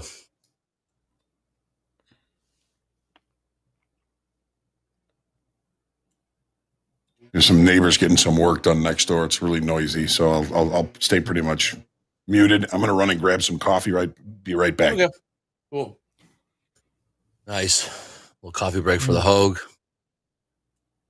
We're coming back. Yeah, I think that today's going to be a good example of that idea I'm talking about. Transitioning back to the original, like my normal trading where I can hold trades like this for longer. Obviously, this is one that we always wish we could hold when it goes in your favor a lot more. But a lot less volatility, and it's so far consistent. All right. Well, while we keep an eye on that, I'm gonna go to my man JD. JD, we got some What's up, stats. guys? Did you We watch sure the Blue do. Angel? Did you watch the Blue Angels this weekend, JD? Saw him, yeah. We were I we heard. were out on a I mixed heard. boat. We had a blast, yeah. Yes, you were. He flew right over us, knocked my hat off my head, Did it right really? into the lake. Actually, that's a different story. I'll tell it later. Yeah, Let's take a look at yesterday's best live fun at BNLs. Okay. All right. Eddie, King, Arjun, and Usanyu all trading the NASDAQ exclusively on Friday. $11,500 for Eddie, $8,900 for King, $5,500 for Arjun, and $5,100 for Usanyu. Nick for a tick. There he is again. He was trading the NQ Wow. and the ES, mixing it up a Wow. little. Made about $300 in the ES and $3,500 in the NASDAQ for a total of $3,843. Nice There you numbers go, for Nick. these Nice. traders. Yep. Taking money out of the live markets. All right, give me 1 minute. I'm going to switch up these overlays, and I'll be right back with XFA P&Ls. Thanks, JD. Look at you, Nick. Look at me. Back up. Love it. What's over? Did you take some trades? Did you take trades over there? That short? Yeah, I'm gonna short right now. Okay, cool. All right. From what price? 707. Not married to it. Short from 707. How many times? 3 times. Short 3 from 707 in the NU. Thank you. Minis then. Minis. Okay. From 707. Take a look at the Top Step daily level. See if we're seeing anything at Would like- 707. I would like to see previous day high, but it's just bid. 7. My sign balance at 725. From 707. Yeah, I kind of see what you see. We're gonna be in a range. I mean, Grand's a huge range. And we're I'm talking. looking at a range play. That's kind Yep. of my logic here. I got you. Fair. I see that. Especially on the 5-minute 1, 2, 3, 4, 5, 6 red. 6. I'm sorry, 6 I'd like green. to see 757 from my end. Yes. Hey, selling shout out to Coach Vince had a nice level at 39,380 in the Dow. I wonder if anybody was looking at that level. Oh wow. Throw something in the chat if you took Coach Vince's 39,380 level in the Dow. Coach Vince has been hitting levels pretty good there, JD. Yeah. Yeah, he really has. I'm out. All right, I've got those XFA P&Ls if you want to see them real quick. Let's do it, JD. Here we go. I'm buying this sucker. All right. We've got Tyler, Barron, and Ayush. Tyler, Barron, and Ayush all trading the NASDAQ. 14,332 for Tyler, 13,461 for Barron, and 12,900 for Ayush. She was trading the Nikkei and the NASDAQ, made about $71 in the Nikkei and 12,500 in the NASDAQ. And our old friend Balkaran, he's back again, carved up the NASDAQ and the S&P for $12,387 combined. He pulled 9,100 out of the NASDAQ and close to 3,300 out of the S&P. Nice trading from our XFA traders. All right, I'll be back in just a little bit with some hot streaks and payouts. Catch you in a minute. Beautiful. Thank you. Thank you. Okay, question for you, Nick. I cut that trade. This is where, guys, I missed my first trade, and then you start not necessarily chasing, but I'm on the wrong direction of this. I should be looking for a pullback. Granted, I'm trying to find that pullback to short, but I should at this point be probably looking to jump on. But when you miss your first trade, this is when I tend to not get tilted. That's the wrong word, but then I start looking for the wrong opportunities and don't necessarily take the best setup, which was the long and the 550s. So I need to get better at, hey, when you missed it, there's no need to kind of jump into potentially the next one, especially when it's counter trend, as we are starting to do. The range play still applies here. In fact, we're back right at my entry anyway. So it is what it is. But yeah, that's a little frustrating for me. Yeah, so that leads me to this question, Nick. Now, 100% honesty. I need your an honest conversation here in front of everybody. So being a trader, and now that you have your Sunday class, and you messaged me a little bit before or a little bit after saying, man, it's really difficult. It feels weird holding a class by yourself, being like having that responsibility, being able to do everything, talk to yourself, and then, talking about trading and this and that. And then, of course, here on TopstepTV during fast markets, it's not exactly the same in terms of everything that you're doing and you're by yourself, because you have us. We have an amazing production crew that's handling a lot of the back end. But exactly what you're talking about, where you miss a trade, and we all know real trading could be extremely boring. If we were just going to sit here and do real trading, you might not see me place a trade. This would be one of the most boring shows. Everyone just here staring at the charts where we might not even place a trade. Do you feel like that has any effect on what just happened, where you might not be patient, or it's affecting something where you're not taking the best, setups because you've missed it? Whereas if you were by yourself, you would have just sat there and waited. But because you are on TV, you're like, okay, I see this trade. It's still valid. I typically wouldn't take it, but I'm going to. Yeah, I start think looking for trades.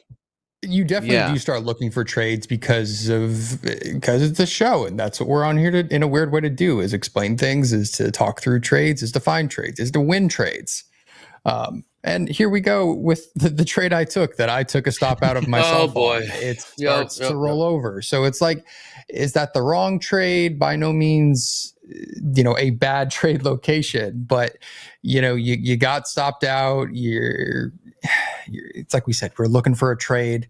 And, as I had already took a paper cut trying to build into a short earlier on this, new uptrend that we kind of started, I'm ready to take a second paper cut just to get out, because it's clear I'm counter trend trading at this point. So that's a little frustrating, but yeah, I agree with Dakota. You definitely start to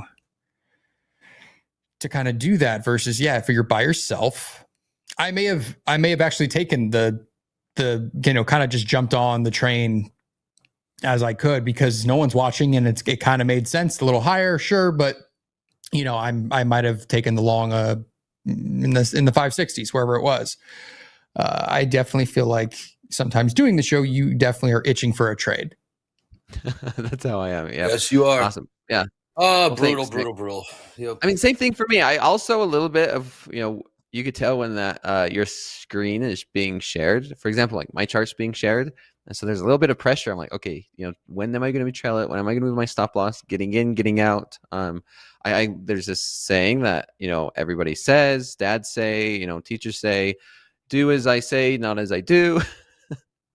And sometimes I let that bleed into my trading. I'm like, oh, I just entered into a trade. Guys, don't do that.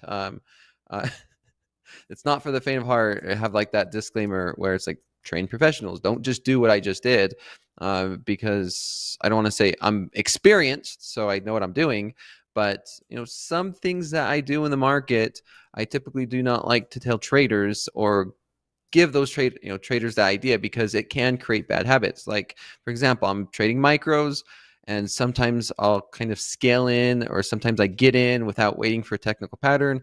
Then I have quick traders asking me like, oh, why'd you get in there? Are you just not buying a falling knife? I'm like, it's a lot more complicated than that, without taking a 1-hour class to explain it. Just trust me. Don't do this.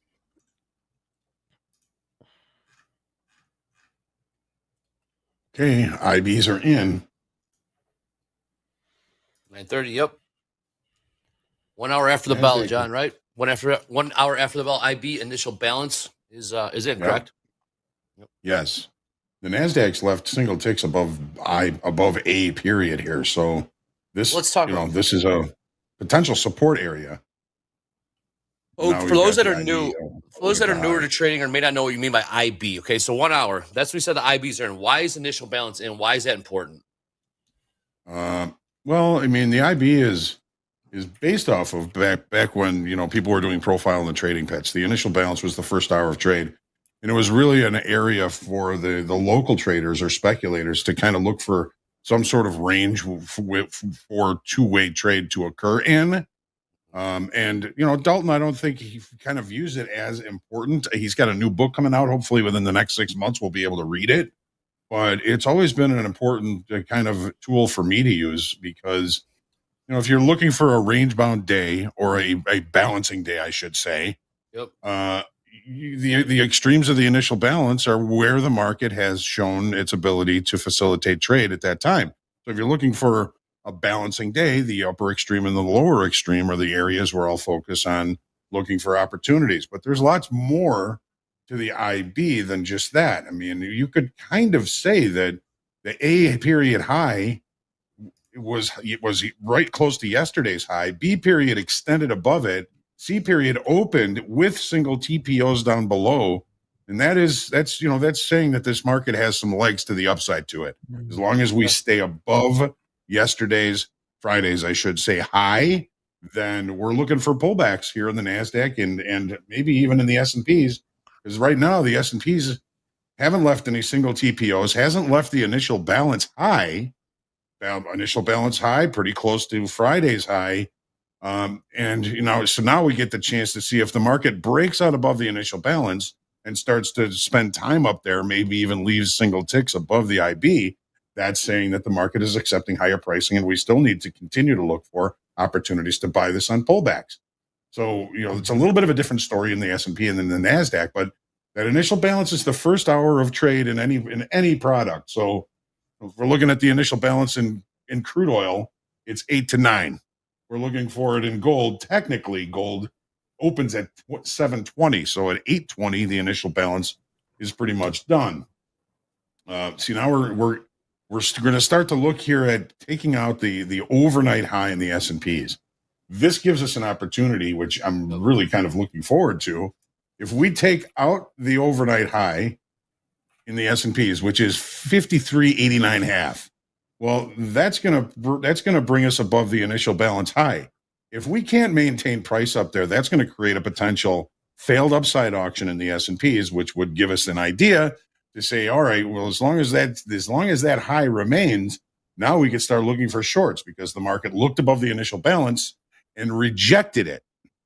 So that's one of the tools of the initial balance high. One of the reasons the initial balance can be helpful is because you're going to recognize potentially failed upside auctions. I don't see that necessarily happening because the NASDAQ is still, holding single TPOs below price. So a little bit of a difference in opinion here, or at least how the market is playing out between the S&P and the NASDAQ.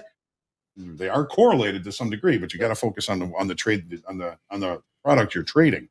NASDAQ right now, I'd be looking for pullbacks anywhere down near 691, 695.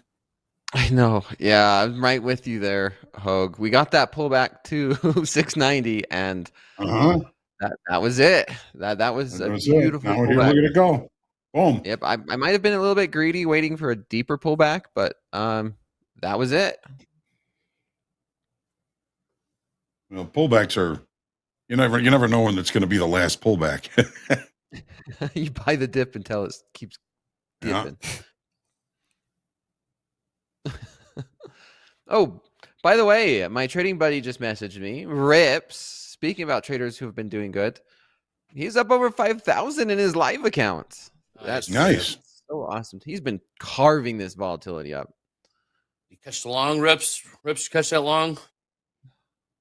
Yes, he did.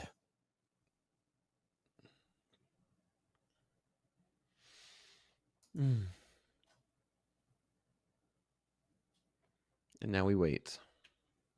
Yeah, we'll see if we keep pushing here. Is gold's not? Gold caught a bid. Almost about $4. Found out at the 24.85 when we sold off the highs. We've bounced now 24.89. Nick for a tick. Rip saying he only caught the short. Only caught the short to the downside. Nice. Well done. He wakes up early. He starts his stream really early. Yeah, he does. All right, Nick for a tick. What's the P&L update over there? I'm down 1,000 in my XFA. Down 1,000 XFA. Update that board. 1,000. Everyone else is flat, correct? Yep, flat. We are, in a very preliminary way, potentially showing failed upside auctions in the equities now. Here's what it looks like. IB high in the S&P, 86.5. We looked above it. We rejected. We're back inside the IB, but we have to be patient. It's not truly a failed upside auction until the next 30-minute bar opens below the IB high. That IB high is 53.86.5. 86.5. Yeah, and in the NASDAQ, similar but different. Here's the IB high in the NASDAQ, 728. We looked above. We've pushed back inside the IB. We need 30-minute bar to close back below the high of the initial balance to kind of improve the probabilities of this actually being a failed upside auction. Okay. The way the price action's been going, though, I kind of doubt it, but it does give you the opportunity to limit risk. Indeed. All right. Well, we're going to see what we do with these. Fast. Go ahead, Dakota. No, I was just going to just tell Hogan, like, it seems like this happens a lot where we're thinking one direction, and then sometimes the market could flip in a minute. And, like you were saying, failed upside auction. And if we start to sell off or something does change in this market, maybe there's a chance that we look for shorts instead of just waiting for pullbacks and go long. So you're saying there's a chance? over there in Aspen, Colorado. Where is that guy? California. Mr. Aspen? I believe Mr. Aspen's going to is flying back to Chicago. Mm-mm. He has some business to attend to. There goes the overnight high in the S&Ps. Still pushing. Yeah, I we're mean, still there's been pushing. no pullbacks on this little run. Like that's when I get frustrated, especially because I'm a more rotational trader versus, and you miss your first trade and there's nothing for you to then buy or potentially short. So frustrating price action for my style. Yeah, there's been 20-point pullbacks if you were brave enough to buy those pullbacks. But it's very hard because the market we just came from last week, right, where the pullbacks were hundreds of points, Crazy. to convince ourselves saying, hey, you know what, we're going to be pulling back 20 points when we know at any moment we could just take a 100-point just immediate sell-off and then right back up. It's enough to strip your gears. Yep, I like the 750s. 750s is what I'm watching. Over here, when we did get that big sell-off on the 2nd, we did run into a nice area of resistance. And you can see right now, we're pushing right. We're almost there. We're right here in the 740s. Next stop I see is 760, 750s. And if we break through that, nice, clean 800. Chat here. Lost trader, NVIDIA up 5%. And it's probably coinciding with this rally in the NASDAQ. Yep. Dakota, you said 760s? Yes. Yeah, that's one of my guy Hanjin's upside target levels, 18,760. So it has to be good. It has to be good. Hoag's Heroes. Hoag's Heroes. I've been using the Topstep daily levels. I've been taking a look at them during slow markets, and it's been really nice to see. They continue to correlate pretty well with the way that I'm viewing support and resistance and Nice. my levels for slow markets. I make sure everybody knows, right? It's not a signals. Sometimes I do catch a trader, see a trader, I hate to see it sometimes. It's hard to know exactly what people are thinking, but traders who want to just use this as a signal service, it's hard because then if you try and do this on your own and you don't have us, then you're going to run into a very difficult time. Hey, taking a look at tilt here real quick. We've got the S&P up about 70 long, NASDAQ about 70 long, gold about 70 long, and crude just we're leaning long also. So long across the board here. Heads up. Thank you, Eddie. Yeah. Let's see if they definitely caught this move to the upside here in the ES. Long average price in the longs. Yeah, in the money. Good on them. All right. Well, without further ado, we'll see how we do if we chop around these highs up here, see if we get any more gas. Again, Hoag's going to be looking in 17 minutes to see if we do have a failed upside auction. Again, that's in 17 minutes. So you guys remain patient. Nick for tickets only Monday. Hell, by the end of this trading day, you won't even remember. Yeah, you missed that long. The market never came down to you. This is just very, very early. We're only hour and 45 minutes into the trade today. So I'm going to throw it to my man, Gabe. You saw MP's tweet this morning. You heard us alluding to it. Kind of goofing with it. I had mindset. If you've, did some snooping around in the settings, you may have seen it already. But I'll throw it to my man, Gabe. Gabe, what are we releasing? What are we launching today at Topstep? All we do is launch new stuff on Mondays. What are we doing today, Gabe? What's up? Hey, gentlemen. Good morning. Good morning. Hope everybody's having a good day so far. We have a fantastic announcement. It is pretty much probably one of the best features that have been added and most highly requested features that have been added recently on Topstep X, and that is hotkeys. So hotkeys are now live in the platform, offering increased speed, more efficient trading, being able to customize your platform and your process a little bit more, and just reducing the possibility for errors with order entry. Of course, you want to, as you set up new hotkeys, you'd like to be able to practice using them. So I would imagine most people should default to a practice account while they're initially setting them up, just to make sure they avoid any errors as they're getting used to these new features. But hotkeys are going to really kind of step into your process to help in a big way. So let me show you where they are. in the platform real quick, and then we'll get moving forward.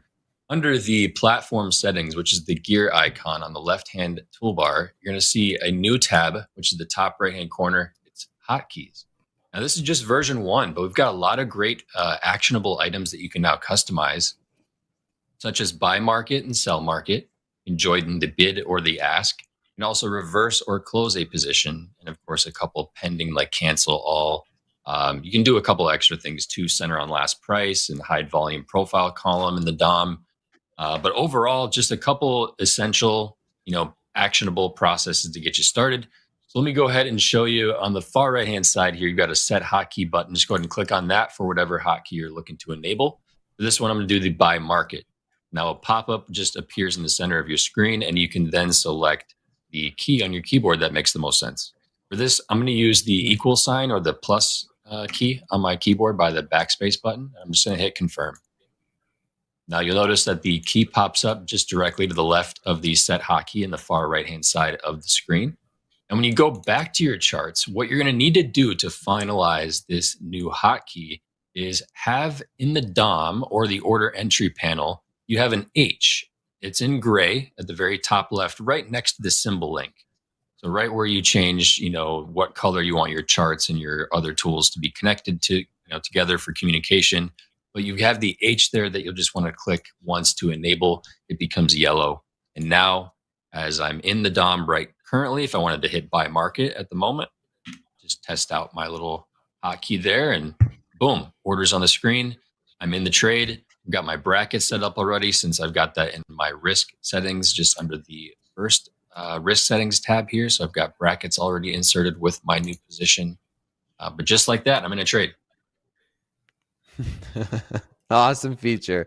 This is going to be so I'm going to stress again, Gabe, practice account, practice.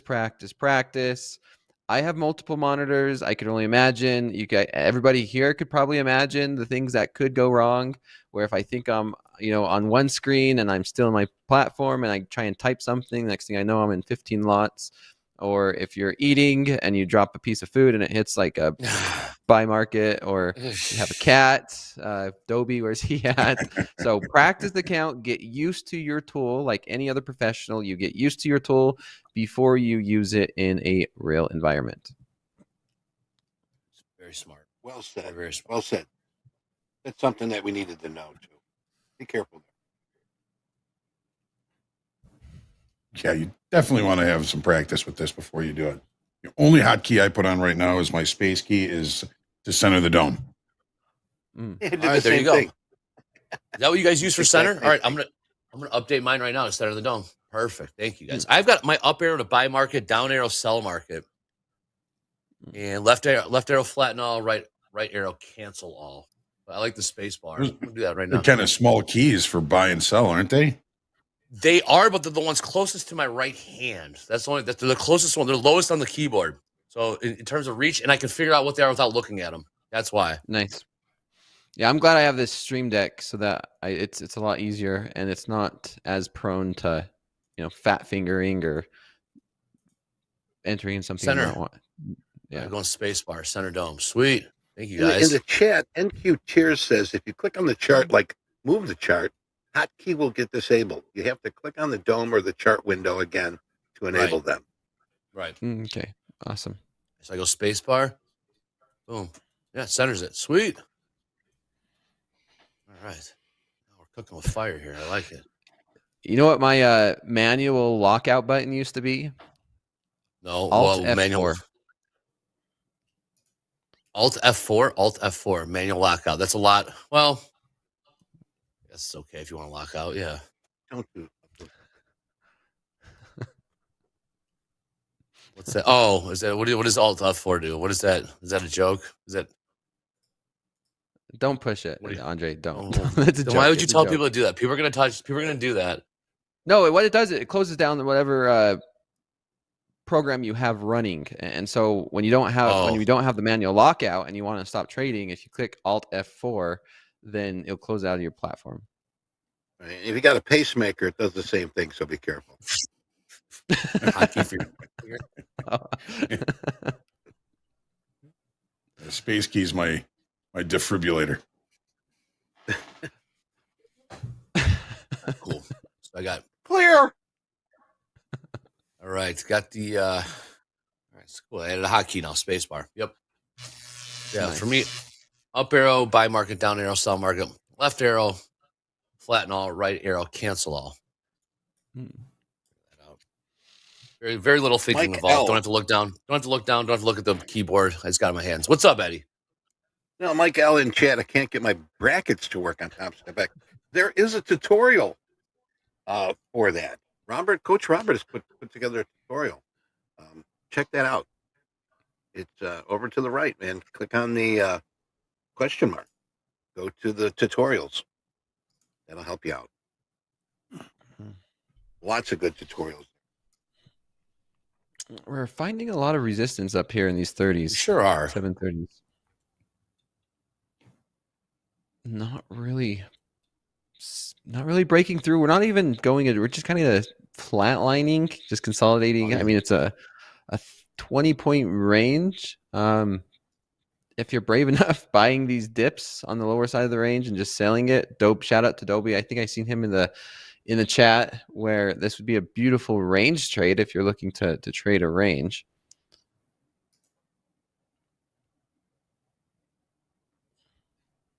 Again, Hoag's waiting 9 more minutes. Waiting for 10 o'clock. Now, Hoag, is it still a failed upside auction? If we're just chopping around, I don't want to say chop around, but kind of just, move around 20, 30 points here around the highs. I got high of the day, 18,743. In the NASDAQ, last trade, 18,007. Can it still be considered a failed upside auction if we're just hanging out at these prices right near the highs? Well, I mean, it's got to be below the initial balance flat or relatively close to the initial balance high to really be a failed upside auction. Okay, because I feel because when I think failed upside auction, I feel like the markets are rallying, catching a bid. Buyers stop. Buyers come in, sellers come in, and we can't go, and they just take it lower pretty much. I don't want to say immediately, but within the next few minutes. Whereas here, it should happen pretty quick. Should happen pretty quickly. It should happen pretty quick. Okay, great. All right. So we're out. Okay. If it doesn't, something else is wrong. Gotcha. Yep. Thank you. Here's something else that I'm looking at that's played out for the past week is over here on the 5-minute chart.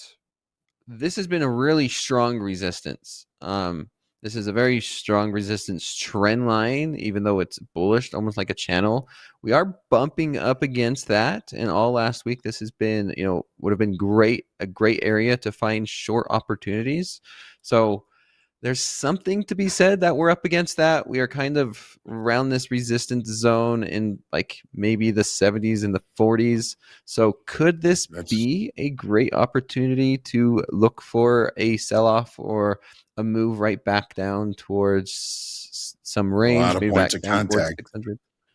Yeah, that's a lot of points of contact. And it's just... In this market, do you play for a breakout of that? I mean, it works until it doesn't, right? And we want to continue to trade what the market is currently doing. And then if it does break, then maybe we could get into a pullback. But in terms of a cheap trade, that's looking more and more positive for me. It's looking more attractive in terms of possibility to take a short. I mean, maybe a possibility for a short, or Hoag, if we want to play for a break, I mean, it's been a short. I'd wait for a break and then the first thing you do, right? Yep.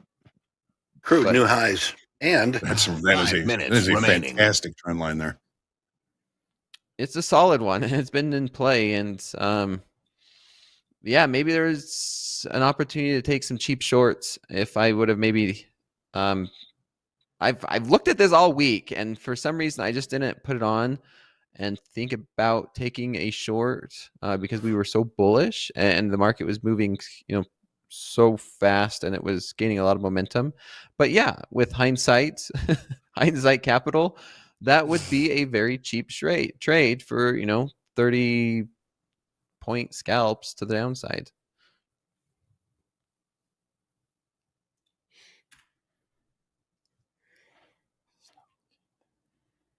Keep an eye on that. 5 minutes. 5 minutes. All right, so we got 5 minutes.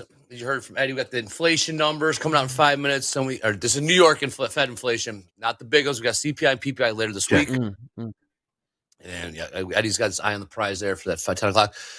But before we do that, we got JD in the house. There's some hot streaks and payouts. We got them. Let's rip through these real quick. All right, here are your Fun to Trader hot streaks from Friday. All right, we got Brian. Picked up about $150 trading the NQ and MNQ to extend his streak to 24 days. Delesh had a small winner, just a couple bucks, $2. 2 Cicero clams right there, trading the MNQ. Good enough to continue his streak now at 24 days. Carson made $133 trading the S&P. Jonathan raked in $250 trading the NQ, and Mohammed profited a cool $212 trading the NQ and MNQ.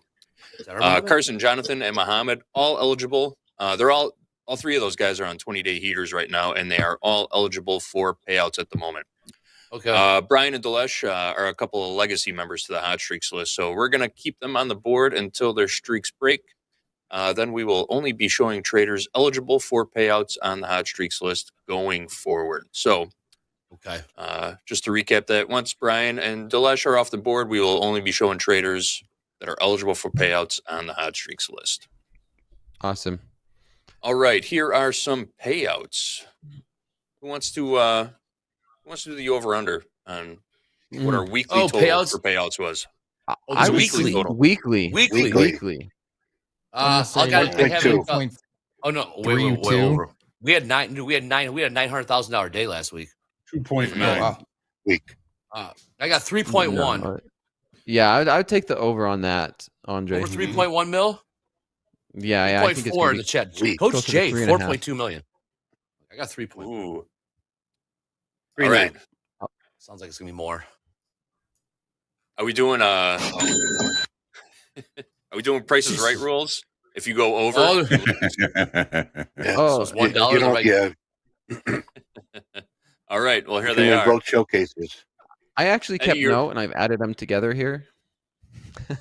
Eddie was real close, but if we were playing Price is Right rules, Eddie would have lost. He's over. $3.8 million. Woo. 1,076 There you go. total payouts, averaging $1,899 per Man. payout. My goodness. Big Fantastic. money. Big money flying around here. Wow. Real money. Well, Real trades. Yeah. Real payouts. On that fine print BI. Real again. people. Real this. Real people. Real Really people. cool. Yes, you know what it is here, Tops. Click like, click subscribe if you like those It's all- payout numbers, man. It's all real. It's all There you real. go. Let's do that, like and All right. subscribe. Here are last Absolutely. week's top payouts. You ready for this one? Yeah, I guess. Good. Man, that's a lot. Let's see. Chung. All right. We got Chung, Yeah. number 2 on the leaderboard right now. $93,000 in payouts last week. He took that out of 3 XFAs. I think Chung's been listening to us on Topstep TV. The day he was Everybody eligible, have fun tonight. for his first payout in his XFAs, he took some payouts. Let me tell you, $93,000. good. And we have our anonymous hamster, 4 XFAs, $90,000 in payouts. Omar, 46,000. Tomas, 36,000, and Earl, $35,100 in payouts. Big numbers, folks. Real money. Earl. Real trade. Man, that's Real like money. 1 million in top 5. I Wow. like an Earl. Very nice. All right, I'll be back in a little bit with that leaderboard. We're still just hanging up here at the highs. There he is. Yeah. There's my guy. What's up, Nick? For I'm a having, tick? I'm What's up having with these motorwave markets? issues. It forced me to do an update, so I'm still waiting for it to load. Okay. Ooh. I don't know. I don't know what's My going guy's back. What do you think about these markets, Nick? For a tick? What? I'm Win not air happy. horn. This is my least favorite price action to trade. And I've taken stop outs and I've taken paper cuts, and it's a frustrating way to start my week when I should have just taken my freaking long. And I'd be very happy if I took my 540 long. Yes. That was the trade of the day so far. The rest has I been. can see it. Look at him seething over there. Well, it's just that, like I said, when you get price action like this, where there hasn't been a dip to buy and there hasn't been something to sell, and you miss the best trade of the day, it's just, and then you take stop outs. Not only that, you take losses when you had a trade that I probably would have covered by now. There's no question. I probably would have covered in sets in the sixes slowly. But yeah, taking it a red day when you have that trade sucks. It does. No failed downside auction. Yeah, we're still Yeah, hanging this is above looking right like Including a- the on the S. S&Ps. Yeah. We failed upside auction. No failed upside auction, failed particularly upside in the auction. ES. Yes. Okay. Nasdaq's Potentially looking for like a the bull Nasdaq. flag pattern. Yeah, Nasdaq's looking like a bullish flag pattern to me. We rallied up. We're just consolidating here on the 5-minute barcoding for the last 30 minutes or so, and I would love to see us break out. This is a beautiful flag pattern.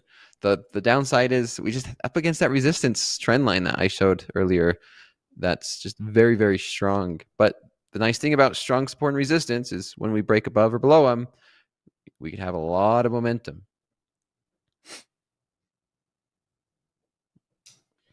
No failed upside auction.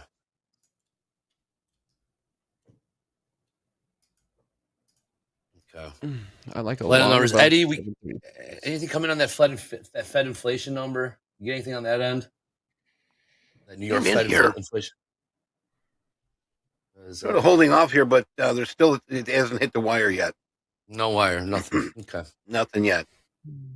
That shows you how important it is. Let me check this other site. Got a number on that one. Yeah, we got the CPI, PPI later this week. Yep. Nick for a Tomorrow, tick. right? We have Taking a core payout PPI this week. coming It's in going to be a good tomorrow. week. Nothing yet. Yeah, core PPI coming in tomorrow, right? Yes. PCE is the big one, but PPI, PPI is a forward-looking indicator. Yeah. It's what it costs the producers to PPI. produce those goods. Ends up and over to consumers. So see what the PPI is. Here's a little more weight than CPI. CPI is backwards-looking indicator. Okay, we're starting to break. I like along to a new highs here on the NASDAQ. Let's see if we could get it. We broke this flagging pattern. We're starting Looking to for any yeah, pullback to try and get long. We got it. It's going. That was the break. They are showing that the 5-year Fed U.S. 5-year inflation expectation holds at 2.8 in July, but I'm not sure that's it. Also, 1 year ahead of inflation expectations 2.97 versus the 3.2. We'll see. It just hasn't hit where it should be. Thanks, Okay. Eddie. Yeah, I saw that. I saw the red sticky come out, but I Yeah, didn't that see it was hit that little board matrix. Yes. No. Financial juice, Eddie. Keep throwing you curveballs, Well, the man. juice, no, and investing.com, same thing there. It Okay. hasn't hit that board. The juice. Ooh. So that was the break. Let's see if we could hold and gain this momentum to the long side. 50s, those 50s, mid 50s would be what I'm looking at for resistance, and that's not too far off. Yeah, 60 to 58, these right there. We broke through that resistance line that I had plotted that we've been kind of holding for the last week during this crazy volatility. So it's going to be interesting to see. I mean, this is one where I just wish I was still in it. Because if we do continue to break, this thing could just keep on going and going. Maybe we see 800. 800's a very good possibility if we continue to push through these 60s. Then 800 evens, and after that, maybe 860s. The 860 is that level we were talking about earlier. One of my guys on Gene and you were looking at this level as well, Dakota, but I don't want to sell it. Yeah, no, there's too much momentum right now. We broke through that. We broke through 60. I had a bid in and I missed it by a tick in the S&Ps. Nick, I'm with you. Oh.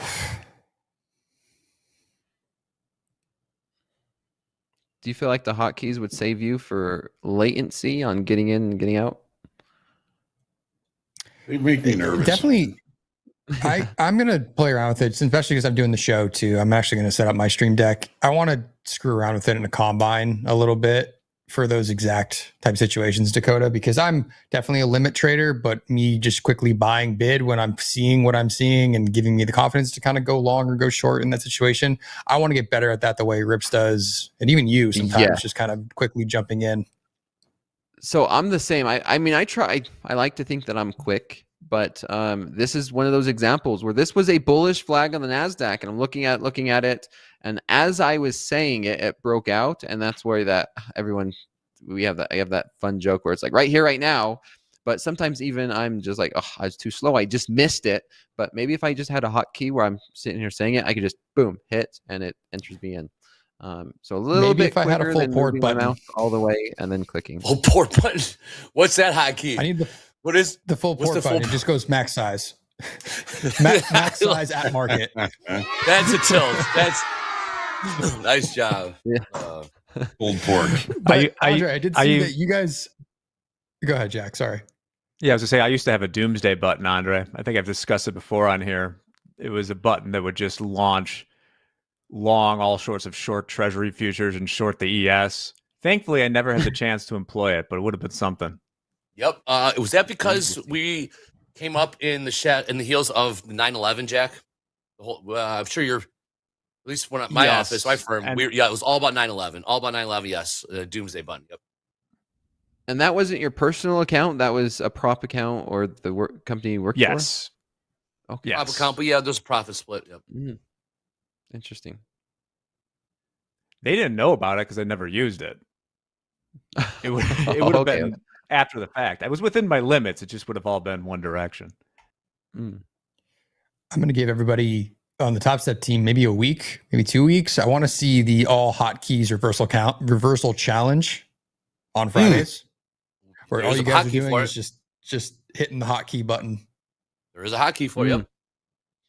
Really starting to gamify it. I just picture like a bunch of like the retirees behind casino or the slot machine dollar hitting the button.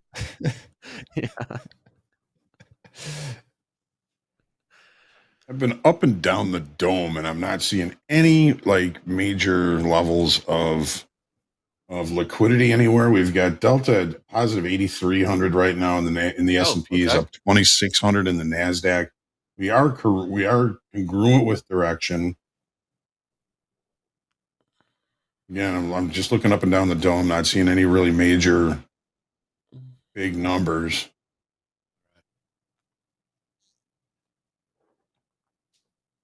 Numbers. Yeah, let's take a look at some of these numbers, take some of these levels. Again, 18,800 weekly kickoff high in the NASDAQ. Again, 18,800. We're last trade 18,000, call it 750. So we're about 50 points away from that weekly kickoff high to the upside. Again, high of the day, 765. So we still got to get to the highs of the day, 765. Weekly kickoff, 18,800.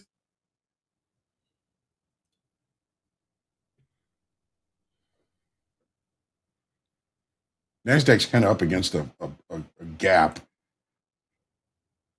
Gap was from the 1st to the 2nd of August. The gap levels are 18,761 up to 18,803. And right near that weekly kickoff high up there. So yeah, that gap closes right to weekly kickoff high. For those of us that look at gaps. Okay. Yep. All right. So far, though, that 60 levels became a pretty good resistance. That 760.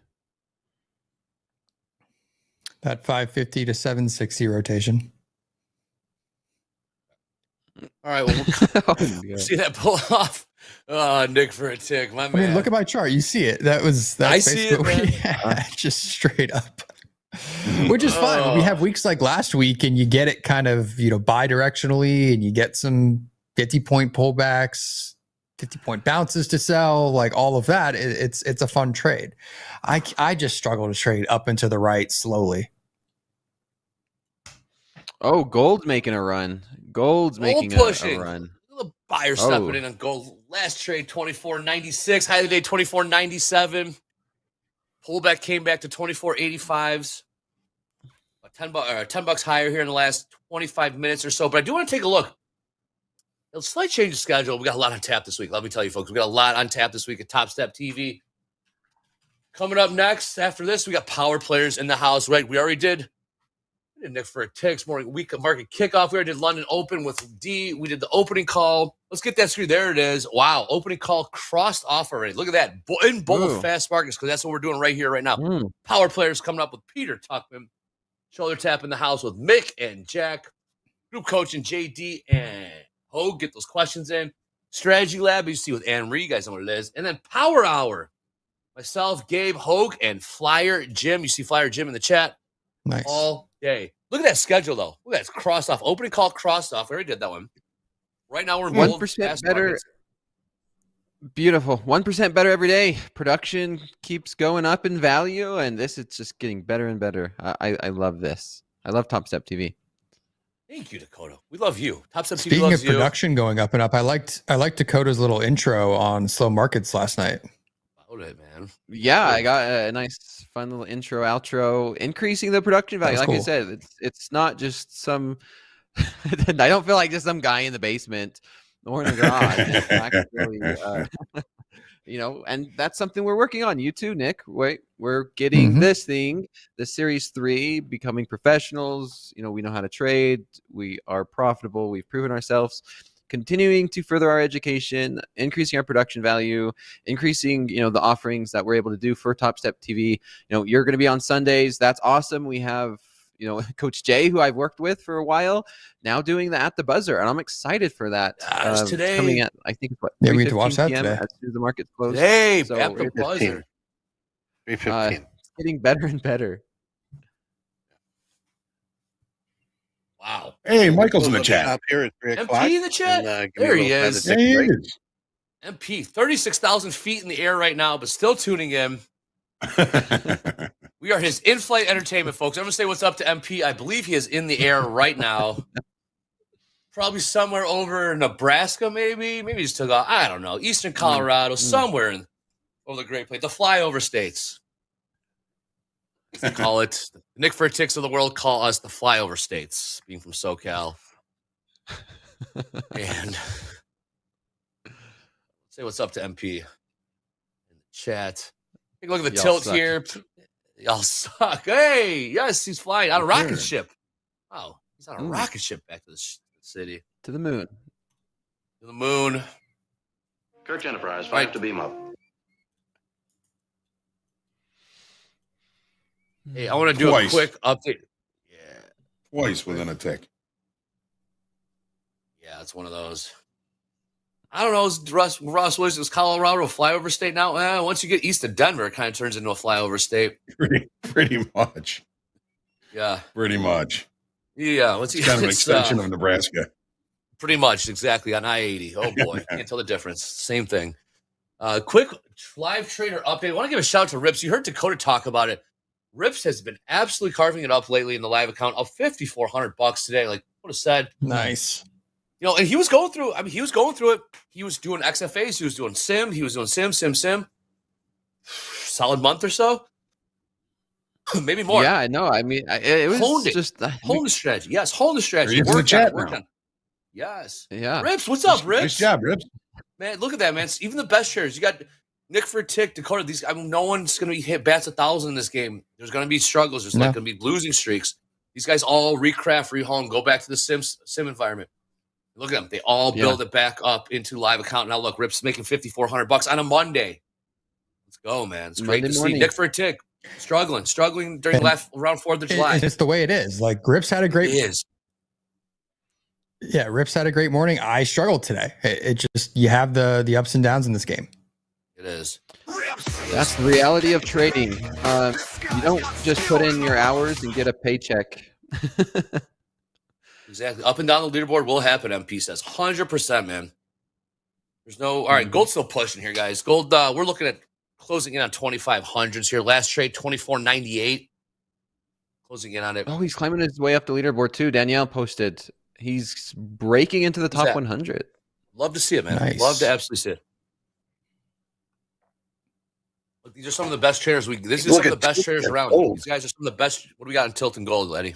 Gold insists on making our new high. We got some more longs coming up here. 63% long, taking it in gold. Nasdaq 63% long. S&P and crude 60% long. So we're looking long here Aaron on the trades. day here on our tilt. Yeah, Hey, shout out to 2,500. Aaron Trades Here in we the go. chat. Yeah, Aaron Trades in the 2,500. chat. I see you. Our gold traders. Saw him on the Power Players last week. Gold, can we do it? And- Aaron Trades, can we make? Is there still room for the upside in the 2,500s? Hit us up in the chat. P in row 14. What happened? That must have been a last minute booking. P in row 14. Airline Nice. did Not struggle bad. for a while. Those planes that he's flying on, there's about rows 1 and 2, if you catch 7 my people? drift. Yeah, well, rows 1 and 2 are typically booked very quickly. Run 2 and 3, and then everything else is open a little bit easier. So he's in row 14 right now. General Pop, huh? MP's flying with General Pop right now. He's wearing 4 pairs of pants on a Spirit Airlines flight as we speak. Oh, come on, Jack. Hey, you got to do what you got to do. Hey, Dow pulled back to VWAP. I got VWAP 39,566 right there right now. See if the buyers 6 seats. Got to get those monthly. Yeah. I remember. Higher here. We're doing good on levels here. Let's see, again, 18,800 weekly kickoff high in the Nasdaq. Last trade 18,750. There's something really good coming down the pipe here. I can't put my finger on it, but Okay. That's better than the hotkeys. Well, no, I just mean in the markets. In the Something market. is brewing here. His Spidey senses Oh, okay. are going off. This is 45 years of Spidey sense, of 45 years of experience, and then not to mention his dad was in it, so it's in his blood, it's in his bones.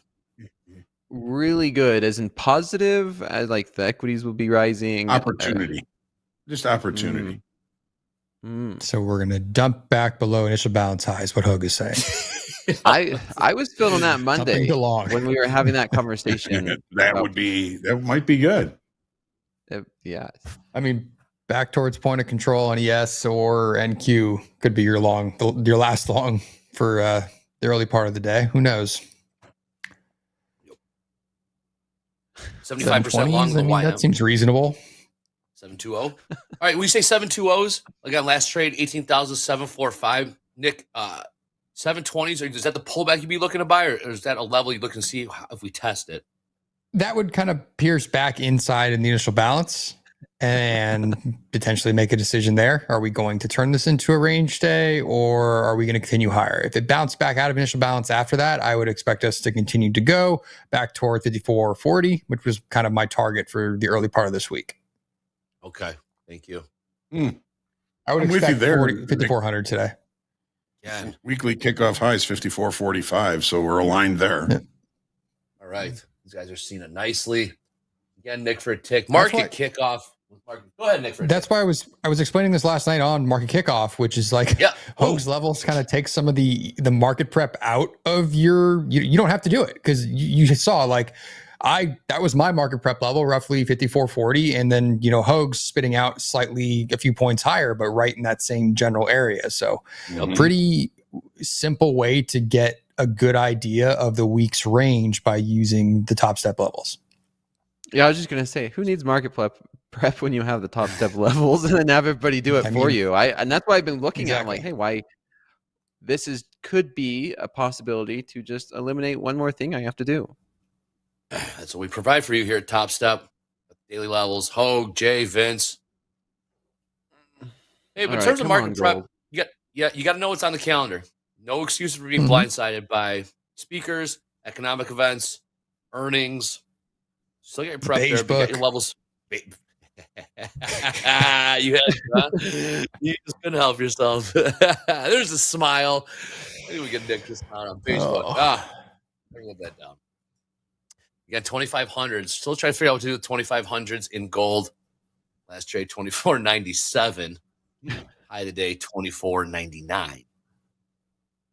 I got Mike Hobbs, who's one of my guys. He's on vacation in Whitefish Bay, Montana. Man, I wish I was there in Whitefish, Beautiful Montana area. for sure.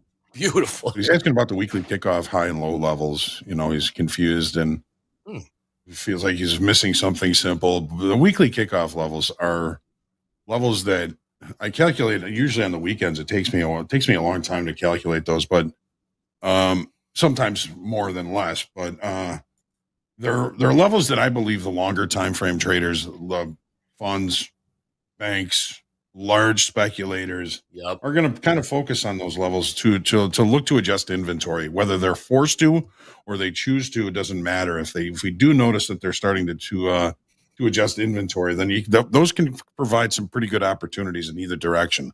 We're not saying buy or sell. Just pay attention to them, because sometimes you'll see, or if however you notice that longer time frame traders might start to get involved at that point. Now, this is an article written by somebody who used to watch the Market Prep, and he put this article together. He put it in LinkedIn, and he sent me the link. He said it's okay for me to send it out to people. But this kind of does a really good example or explanation of the weekly kickoff levels and why they can be important. Sometimes they're great, just like any other level. Sometimes they're not as good, but I think he does a really good job. He's a chartered market technician. He's nobody that I've even met personally. He just enjoyed watching the Market Prep, and he sent this little article, and I think it does a really good job of explaining it. So, he's not a partner. Rarely do we see him anymore on TopstepTV. If he's watching, it's good to see you, Kevin. But that'll give you a really kind of a good overview of what the weekly kickoff levels are all about. Nice. Getting a little weakness here. It feels like it. Yeah, we touched that 760 level, Hoag, and we're seeing a lot of resistance up there. Right back to IB highs in both.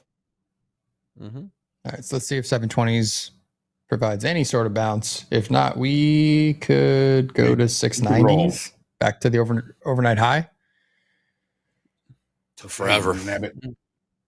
Took forever. Oh, look, the sell that I was trying to get into. You're reading the hell out of it, Nick. I'm not reading. You're reading the hell out of it. Here come the sellers. Look at this. I mean, it honestly was about 30 points higher than I thought it was going to be. So frustrating, but it is what it is. Boy, this thing just rolled. See, that would elevator down. Yeah, that would be how I would look for a failed upside auction to fall. Yeah. Mm-hmm. New high in gold. Right to VWAP here. Right to VWAP in the ES. Last trade 53.76, which is VWAP. We were hanging out. We got about we're selling off. That is a $15 or 15-point sell off in the ES in the last couple minutes. Again, like these guys say, it just fell out of bed. We're talking about 60-point drop in the NQ. Last trade 18,675. Sell off started around 743. Go ahead, Nick. Quick $5,000 in my XFA that was at a zero balance and brand new coming into today. That just caught that short. My other one's not as good, but bounce back. Still trust your process and your levels. There you go. We are still selling. What's up, Hoag? Once these markets traded back to that IB high, they fell apart.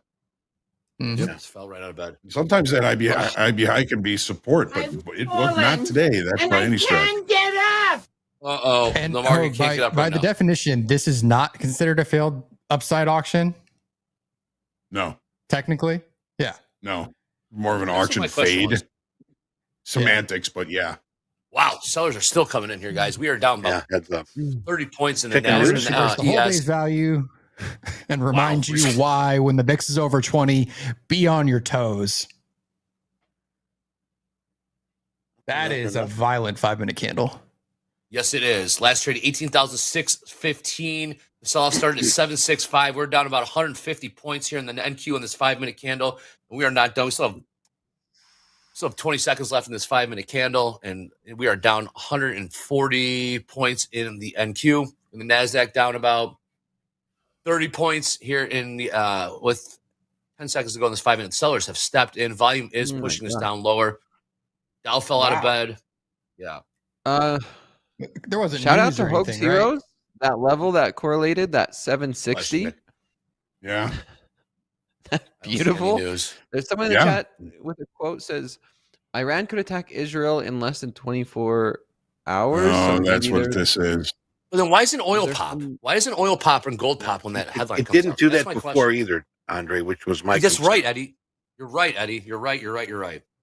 Okay. We got to Just adjust. a heads Thank up, you, in Eddie. 5 minutes, we got the London close. Thanks, Eddie.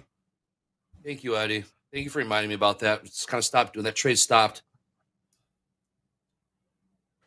Yeah, that's probably. I was wondering if there was any kind of news. I don't see anything here just yet, but No. that was fast and furious. Mm-hmm. Mm-hmm. Trying to look at the Mag folks are 7 to saying it see was if 2 anything hours is old. there either. Ugh. Be normal. I mean, Nvidia is still up 4%. So yeah. Nice job, Caesar. Everything's okay over I mean, there. Old news. if you caught a chunk of that, Yeah. you know, good. That's awesome. Michael wants to know if the How house short? account is short. Well, I did What's say that? something was brewing. I don't believe the Well, house account's open. Sure. House account's not open right now. Yeah. Executor's executor's up in the air right now. Unless you want to pull the trigger up. Well, we're not doing that. We're not pulling the trigger. On his phone. Yes, Nothing we're not. like Bad the idea. good I old- shouldn't even have said it. I'm trying to grab those Wi-Fi words. short. Absolutely not. We're absolutely not doing that. TopStep X mobile app. Does it work on a plane? Give it a shot. Let's see. The answer is yes, Dakota. Let's see. Yes, it does. Yeah, I've seen him do it. Yeah. No. Really? We'll see what this bounce does here in the NASDAQ. 18,604 last trade. We did bottom out at 18,580. So about a 20-point pop right here. What level zone? What's up? No. MV. What levels? What are the levels? Hoag, what are you getting levels for me? What are the levels? The levels. 18,610 pop. We are about 50-point pop right here in the NQ. He's gonna join the We Mile High traded- Club with TopStep X. That afternoon Okay, pullback we'll low toss in it the back. NASDAQ and the S&Ps. 53, 54 quarter. Almost got to it. We traded to the low of value in the S&Ps and the NASDAQ. Almost got to that afternoon pullback low back in the NASDAQ, which was 18,563 and a quarter. Little support area there. Got the 100 session moving averages on the 30-minute charts coming up right up under there. 18,546 in the NASDAQ. Okay. I'm still looking for a place to buy it. Yeah. I mean, we did get a 40-point bounce right there. 50-point bounce. That was a 50-point bounce. Yes, we did. So that could be a good opportunity to short. I mean, obviously now could. that we're pushing back down, that was a great opportunity to short. These like 630, 616 maybe. This is a really interesting level. Michael's That was close. support. 90 seconds. Let's see if Michael's this going to becomes scale a- in 10 at a clip, get to 50, and then ask the pilot for a parachute. Oh, talk about the O'Hare. Talk about the O'Hare trade. That's the O'Hare trade on steroids. Yeah, that's the parachute trade. That's the parachute trade. Again, we got 60 seconds till London close here. Welcome. Please fasten seatbelt and obey all instructions for a safe trip. Where's Gabe at? He has that beautiful pilot's voice. Losing altitude, 40,000 feet. All right, Eddie, we got Euro close here again in about 60 seconds. We do still have some announcements from my man Eddie. Eddie, I did take Some a peek at what goodies. these announcements might be. Yes, I took a peek at what these announcements might be, and I'm really pumped about it. One of our announcements, well, I guess it was All right. yesterday. Hang on, what's up, Eddie? Well, you know what? We've got some goodies for you here today. And if you missed it, I'm going to remind you about it. We got 2 new segments now on Topstep TV. Every Sunday at 4:45. Yes, Nick Vertick, the gentleman here that is trading with us today, his market kickoff. That's at 4:45 Central Time every Sunday. And from what I heard, I did not attend, but we had a very nice showing of everybody coming out. How many people did make that to market kickoff that are here today now? Let us know here in the chat. And of course, Monday through Friday, 3:15. p.m. Central Time at the buzzer with Coach Jay. And Coach Jay is here. He's going to have his first segment here today. So we're going to close up. Top Step TV. I remind you to stick around. About 15 minutes later, Coach Jay is going to come on with At the Buzzer. Another thing, too, is we like to ask our traders here at Topstep what they need, what they can use, any suggestions, any ideas you have. Well, question now is, what should we add? Topstep TV. What will help you become a better trader? I'm going to put a form in the chat. Click on that and let us know what would help you better. Something that we're missing, something that we can update, something that we can add. Give it a look. I don't have to do it right now, but maybe bookmark that link and check that out. Also coming up this week, two of the biggest names in the trading psychology world will be joining us very soon. This Wednesday, mark this one down. Wednesday the 14th, Jared Tendler will be with us here. Tuesday, August 20th. There's Jared. Hello, Jared. Look at that nice, good-looking guy. Nice smile. Brett Steenbarger. You remember him here? He's the author of The Trading Coach. There's those two. Both will be doing a special Ask Me Anything session with our very own Hoag. And we'll drop a link here in chat that you can submit questions for Jared. I'll do that in a little bit here, but I just want to make sure that we've got that first link out there. There we go. Excuse me. So there we go. There's that first link. I will be dropping the second link where you could submit your questions for Jared. And that's what I've got here for the goodies. Back to you, Andre. Yeah, a little AMA. The doc, the good. Love it. Okay. Built by traders Always for an honor traders. for me to join those gentlemen. Man. I took a quick scalp long in that one XFA, so that's now at $6,000. And the only thing positive in my P&L today is the one Sorry for XFA. laughing, man. Sorry for laughing. No, I mean, man. dude, I don't care. You're going This is the life of a trader right here. It is. I have when you 100%. trade 6 accounts on Topstep, you have the up days of $18,000. You'll have the down days of $18,000. So Fair it enough. is what it is. That's nothing to shake a stick at.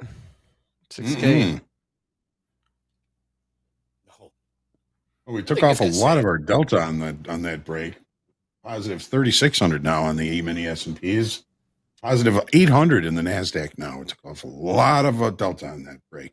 Let's see. Yeah, we were at. Go ahead. Yeah, I was, it's I so was looking tempting to that long buy. to kind of push us maybe back to retest the opening range and VWAP. We didn't quite get there, so I covered and got out, but we're still holding 600, which would make me think longs potentially still are in play here. That's I'm right there with you, Nick. I have Would a you bull not behind take me it for a or reason. think about it? Yeah, so- I mean, I was looking for a break back up into 600. I was a little bit hesitant. I want to try and show more patience. I'm zooming in, and this could be a double bottom if we could break above 634, 635. Let's just wait and see how price sets up. I don't mind missing it. I'm not going to feel too bad because I've already made my money this morning, but this is feeling very similar to the open where we came down, we found some buyers, we kind of had this double bottom. I got stopped out on the one, got right back in it, and we had that beautiful rally. So maybe we see something similar now. Yeah, we'll see.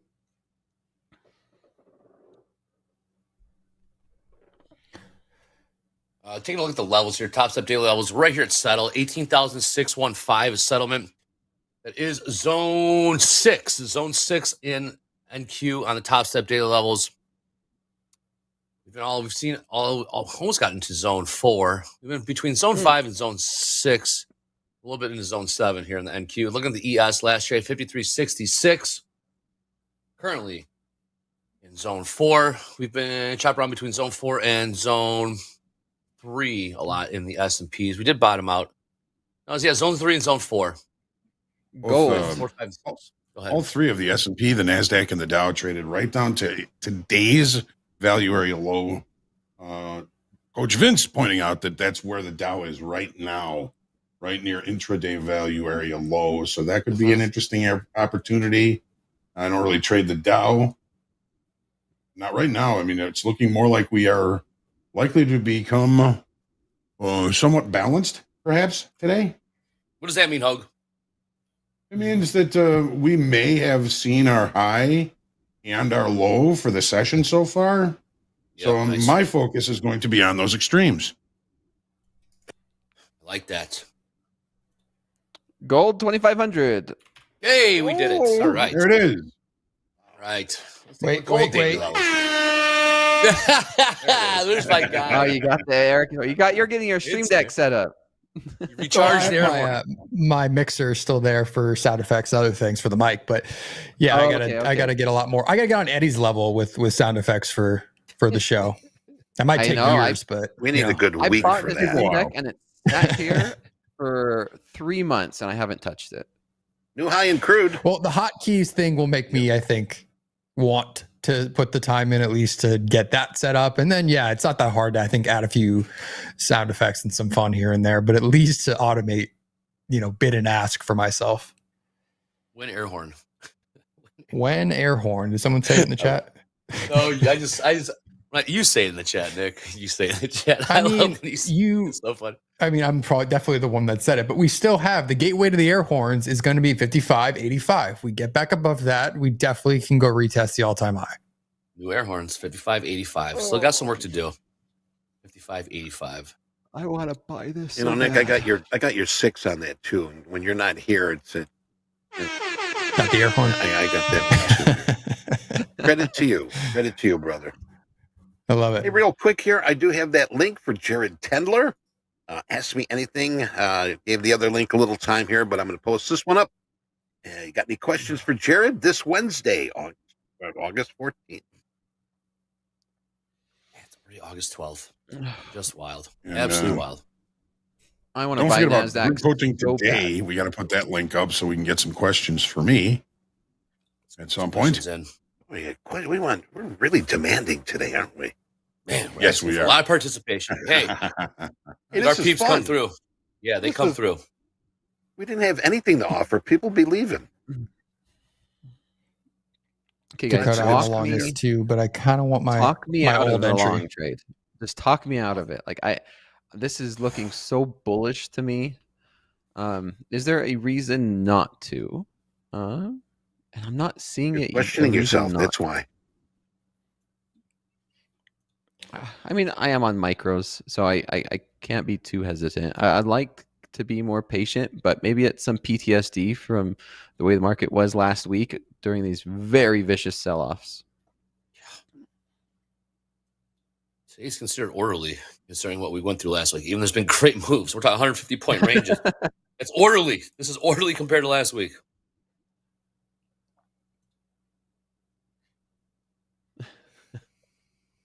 All right. We'll keep an eye. Hey, if you guys do pull a trade, jump in at any time. We're keeping an eye on the levels between zone 4 and 5. We're currently trading around settle. In NQ again, 816 is settlement. I'm gonna throw it to my man JD. We got some more stats, leaderboard stuff. Everyone's favorite. JD, what do we got? We got the leaderboard. Here is the bottom half of the top 10 at Topstep. All right, in 6th place, it's Nick Fortick. You're looking at him right now, folks. We saw on that live funded P&L list that Nick took home close to he took close to $3,900 out of live markets on Friday. Well, he was also trading in 4 XFAs and took home a total of $12,800 in profits on Friday. I'm sure it was a nice weekend in the Nick Fortick household. All right, in 7th place is Liam. Liam trading in a single live funded account. He did take a $3,000 drawdown Friday, but he still held on to 7th place. Edward is next. Edward lost about $4,000 trading in 5 XFAs. Still, he stayed in 8th place for another day. Marco is back. Marco is trading in 6 funded level accounts right now, 1 live account and 5 XFAs. Profited close to $11,000 on Friday. That was good enough to jump from 11th place back up to 9th place. And in 10th place is Yiwei. Eway has 4 open XFA accounts, but he did not make any trades on Friday. So no trades for Eway, and he still moved back onto the leaderboard. He was in 14th place on Friday. All right. No. Eddie. Hit You me with ready? it. Ready. Ready, Eddie. I'm ready. 64. Don't worry if the price starts going up. Just keep buying. I wait till you get to about 64, then I'd buy.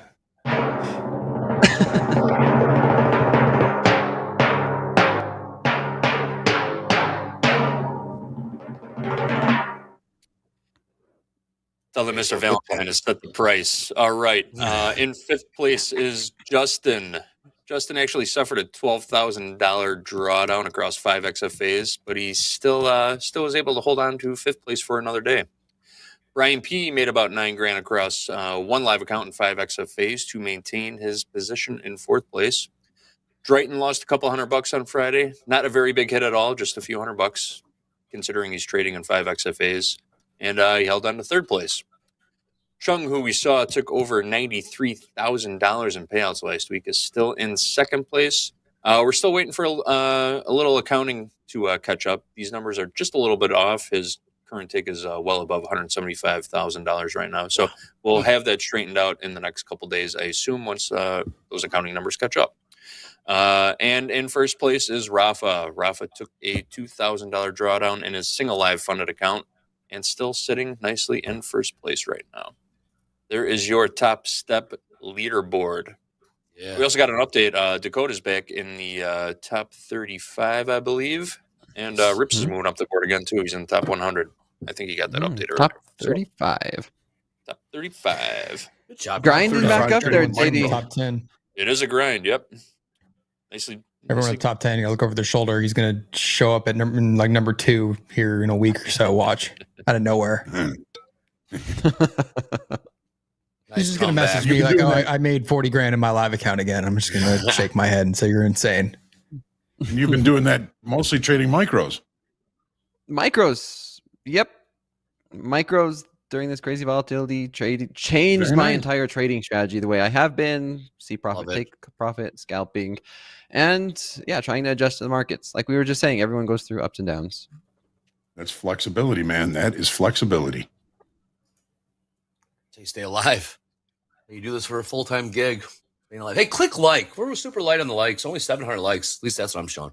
Click subscribe, please. Close to 114,000 subscribers. TopstepTV. So that being said, I am long. I just jumped in with 2 micros, monster position, 622. On 2 micros from 622. Dakota. Yeah, see if we can have a break and a play back up. I'd like to see 650. Maybe we see 670 again. Sorry, Rufus. Sorry, Rufus King. I am demanding. I did hit the like button. Rufus already hit. I'm not talking to you, Rufus. You've done your good deed for the day. I appreciate it, Rufus. Yes.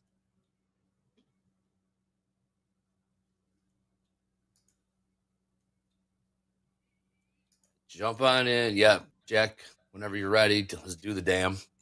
Yeah, let's just do the thing. It's Monday. You want to be professional. You got to answer professional questions. That's right. The place to do that is in the series. Oh, 3 questions. We're all taking it, guys. We all have to take it here. We got the fire lit under our rear ends here. I'll be taking it here shortly. So, yeah, I got to get back on it. You might need to know something like this. Wow. A diagonal spread consists of 1 long call option and 1 short put option, or 1 long put option and 1 long call option. I think, and 1 short call option. Who wrote this? Who wrote this? From the book. And 1 short, 1 long and 1 long and 1 short call option of the same futures contract. Is this true or false? It's 50-50. Yeah, this is a guess for me because I'm going to overread this 7 times and then it's still a guess. I mean, I'm going. All right, I'm done. We got the poll up. Oh wow! I think it's C. Yeah, who voted C? Casey and the Sunshine Band and who voted D C the in the poll? Sunshine Bank. So if you guys trade calendar spreads, it's something similar. Calendar spreads are If that- different. I don't know if what that gives you diagonal. guys a What's clue. a diagonal? I've never heard the word diagonal. One long call, one short. And you have to do it at the same time, simultaneously. It's not like legging in as well. This is pure. I'm going pure test taking skills on this one. All right, you ready? This is one that I think you see the no and we can explain. So, final answer: is it true or false? I got A. I said I'm going true, A. but I got A. True. All right. Seems like I'd be overthinking it if I said false. Yeah, same. Wow. Nick. Wow. False. What kind of question was this, Jack? A diagonal spread consists of one long option and one short option of the same class that have different strike prices and expiration months. Hold on. Mhm. That's right. Still one. I was going to say, I think that there needed to be something about the strike price in this question. Didn't have any. Correct.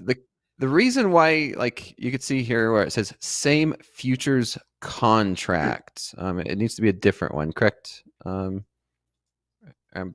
Is that's why it's false? Am I spread needs to correct be both on that? call Strike or prices. put. Both call or put, corner coach ball. Okay. This is my area of weakness for sure in this test. Okay, good stuff, Jack. Yeah, options. There you go. Options, yes. Nice. Diagonal spreads. I know butterflies. I know condors. I know those. Do you know Diagonal calendars? spreads. I know calendars. I know serials. Okay, yes. so that's the same thing. It's just a modified calendar. Okay. Good stuff, Jack. Yep. We will be taking the Series 3 here. Mm-hmm. Not I too went distant through it future. in January. I went through the whole thing. Butterfly 121. That's right, Ponzi. 121. I got to go through it again. You don't have to do anything, Hoag. You just got to take the test and pass it. We got to. I say we don't got to do anything. We just got to take the test and pass it. If you want to raw dog it and not study, you pass 70%, then that would be really good content. Yeah, but don't You you should want raw to retain dog it. all the information? Don't you just Should want be to read alright. it for fun, even after you pass it? You want my real answer? You want the? I think you know the real. From I didn't being retain a a lot of member that of from the college exchange, either. So from being a member of the exchange for 25, 30 years, that in essence gave you a Series 3. You didn't have to take the Series 3 if you wanted to do something like that. But now that there's no floors, no seats, now you have to take the Series 3. I should be fine on it. I mean, it seems like these books were written 30 years ago. They still talk about runners and running orders to the pit and floor brokers. Oh, I can do that one. I can, yeah. All right. All right. Last Still on trade. here All from right. 622. 622. We're just consolidating. Yes, we are. yeah, if I could be long for my original entry, which was like 598, I think. Oh, nice. Oh, that one too. Yeah, I mean, we're gonna just, yeah. we're The gonna one just that got forget away, about Nick. that one because I'm The gonna one lose that sleep got over away. that trade. Amazing how the difference between a very lucrative day and a DLL is a few ticks like that. Yeah. Can be, yeah. It really is, man. Here we go. Pawn in the chat. Timing Big old and bear direction. flag here with a tightening wedge. I see that. If you look, are you looking at the 5-year there, Bear? There you go. Pawn. Pawn. You looking at a 5-minute there? Because I see that what you see. Go ahead, Dakota. No, I was just gonna say it could be right unless we go up. Because I'm seeing this as just a higher low on the high. Like if you zoom out a little bit, we made a low this morning, and I'm just looking at this as a higher low, and maybe we come back up towards 670s, and we just have an inside range for the rest of the day. Balance. Balance. Yep. Extremes. The highs and lows have Don't use the R set. word. All right, pushing higher here above VWAP in NASDAQ. VWAP again, 18,644. Last trade, 650. ES, trying to do the same. Last trade in the ES, 53.72. High today, 53.79. Closer to the highs than we are the lows. Low of the day in the S&P is 53.47. Mm-hmm. So James, my man James, Keyboard is smoking. James, I want to bring you in. First of all, let's do some hashtag fast market stuff. Also, is the title of today's show. My keyboard is smoking. What's the joke there? What's the reference? No joke today, Andre. Okay. I was out this past couple days, so I was not creating the YouTube titles for today. But this next day onward, back at it, baby. All right. Good. What do we got? Good. Earlier in the show, Andre gave the call for fast market content, and 4 of you listened. Here we are, starting up with Lost Trader. Oh no! This one's for you, Nick. Yep. Oh no! My mistrade, the gift that keeps on giving. It's pretty funny. Oh no! That's actually good. I do like that. That was pretty good. Hopefully, it's on a Boeing plane. All right, I'm gonna close out of this. I'm out at 672. Nice trade, man. Nice trade, Dakota. Good job. I was gonna say, don't worry, no one is safe from Lost Trader because we have a second one of his today. Oh yes, I love it. That's pretty good. Nick like that. What up, Hoag? Never mind. It's funny. That's what I was doing yesterday. That Turkish guy rules, man. That Turkish guy rules. Yep, that was pretty good. Yeah, give me a call when you go to the ring, Johnny. Let's go, Joseph. Good day for hotkeys. NASDAQ didn't stand a chance. So I hope you use the new hotkeys feature, and I definitely see you using the manual lockout feature. So yeah, nice work, Joseph. And then finally, Andre, if you were worried that you hadn't seen yourself in one of these yet, don't worry. Carl's got you. I mean, yeah. Did you guys see this one? What is that? What were they doing in that routine? Look at that pose. That was the breakdancing, right? That's why I was like, yeah. I was like, yeah. And then not a true fast market submission, but you might recognize some of these boys on a boat. Hey. JD shared this with us this morning. And JD, if you're here, I know you said you're going to step away for a second, but if you're here, who's on the boat behind you? Okay, he's not here. The answer JD's here. I can be JD. Yeah, as a matter of fact, it was Paige Sporonic. Was it? I believe was so. Was it really her? Was it really her? I didn't have my binoculars. Wow. Was it really her? There's a story about that hat that's on his head. He comes back again. We're going to let him explain the story about the hat. It's a nice boat. Look at that skyline. Beautiful. Nice picture, beautiful, fellas. Beautiful weekend in Chicago. So thank you, everyone, for your submissions, and start working on your Power Hour stuff. Come visit Chicago. It's beautiful. And then, since we're on my screen, I'm going to go ahead and hit this button. It's called Manual Lockout. I'm done for the day. Wow. Nice. And you guys can't see me doing it on Topstep X, which is on my Mac right now because it's not being shared, but I am also locked out of that single XFA that is closing the day up $6,000. Good job, fellas. Nice turnaround, Nick. I wish it was across all 5 and not just one, but hey, back tomorrow. Yeah. Exactly. Absolutely, man. That's good stuff. You got to have. Absolutely. Nice. Well, guys, nice trade. Hoag up money, Dakota up money, Nick for a take up money in XFA. We're even making memes about the 540s. That was a pretty good meme, Nick. You got to admit that was a pretty good one. Yeah, that was a cool $69. A lot of folks would be happy to up $69 right now. So yes, that's true. You can either laugh or you can cry. So we choose to laugh around here. It's very frustrating. Different. The start of market kickoff. We got the start of slow markets right down there. Coach Dakota both locking those problems. We got more Hoag coming. We got group coaching. Don't you worry. Then we got Power Hour today with Hoag as well. We got Peter Tuckman coming up on the other side of this with Power Players, the most photographed man on Wall Street, the Einstein on Wall Street. We'll be sure to have that in. Anyways, guys, all right, so we're starting this new thing. MP brought this up. Appreciations. What we're appreciative for on this Monday. Can be market related. Doesn't have to be market related. So I'll start with Dakota. Actually, last time, Dakota, we asked you what you were appreciative for.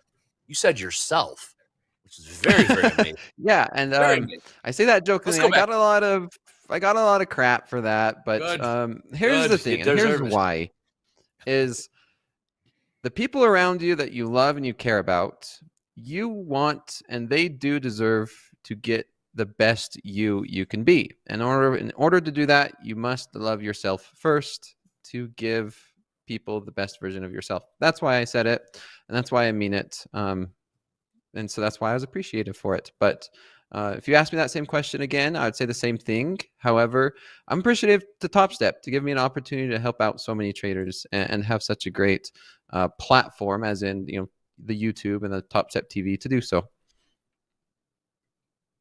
Thank you. I'll throw it to my man Nick for a tick, the star of market kickoff. Nick, what are you appreciative for? Today, I am appreciative of the autonomy and flexibility that this career choice actually can give you. I'm done for the day in all accounts, and I'm going to actually go spend some time outside with my wife and go run some errands, do some things for the future little Nick that's coming to this world. So we're going to go get a few of those things done, but I'll get to get some vitamin D, be outside, and you don't get that in a 9 to 5. So I'm thankful that I sometimes I do overlook that at times, sitting and staring at screens all day. So I'm very appreciative of having that flexibility today, especially after a day like I've had. Good for you, man. Good for you. All right. You guys, you know them, you love them. You're going to see more of them here, group coaching. Again, a quick programming update. Peter Tuckman will be joining us in about 34 minutes, okay? So not the usual turnaround here at the top of the hour, but in 34 minutes he'll be joining us. Don't rest assured. All right, throw to my man Hoag, Mr. Group Coach himself, Mr. Market Profile, the Ice Daddy Iceberg himself. Hoag, what are you appreciative for? Besides hooting the blowfish, what are you appreciative for? Well, I appreciate my my son's friends. You know, we had a kind of a quiet little birthday for him here on Saturday, and a whole bunch of his friends all just showed up, and they had a nice bonfire in the backyard till about 3 a.m. And he is definitely a loved guy. All his buddies are his friends from grade school through high school, and he's just got a great bunch of friends. So I appreciate Luke's friends and how much love they gave him on Saturday night. Awesome. All right, I'll wrap it up 30 seconds. I'm very appreciative for Topstep TV. I know it might be kind of like vain, but no, for real. Like, someone asked me on Friday after the show, like, how are you guys still bringing the same energy you guys do on a Friday afternoon reversal challenges you guys do on a Monday? I said, we bleep and love this stuff, man. Like, we love it. We have so much fun. Talking markets, hanging out with the best people, the guys and the gals in the chat. Like, it doesn't get any better than this. We're super appreciative to have you guys there. Team that we work with behind the scenes. You guys may not know how many people are working behind the scenes, busting their ass like to make this look easy, flawless for us. We're just the dumb talking heads on here.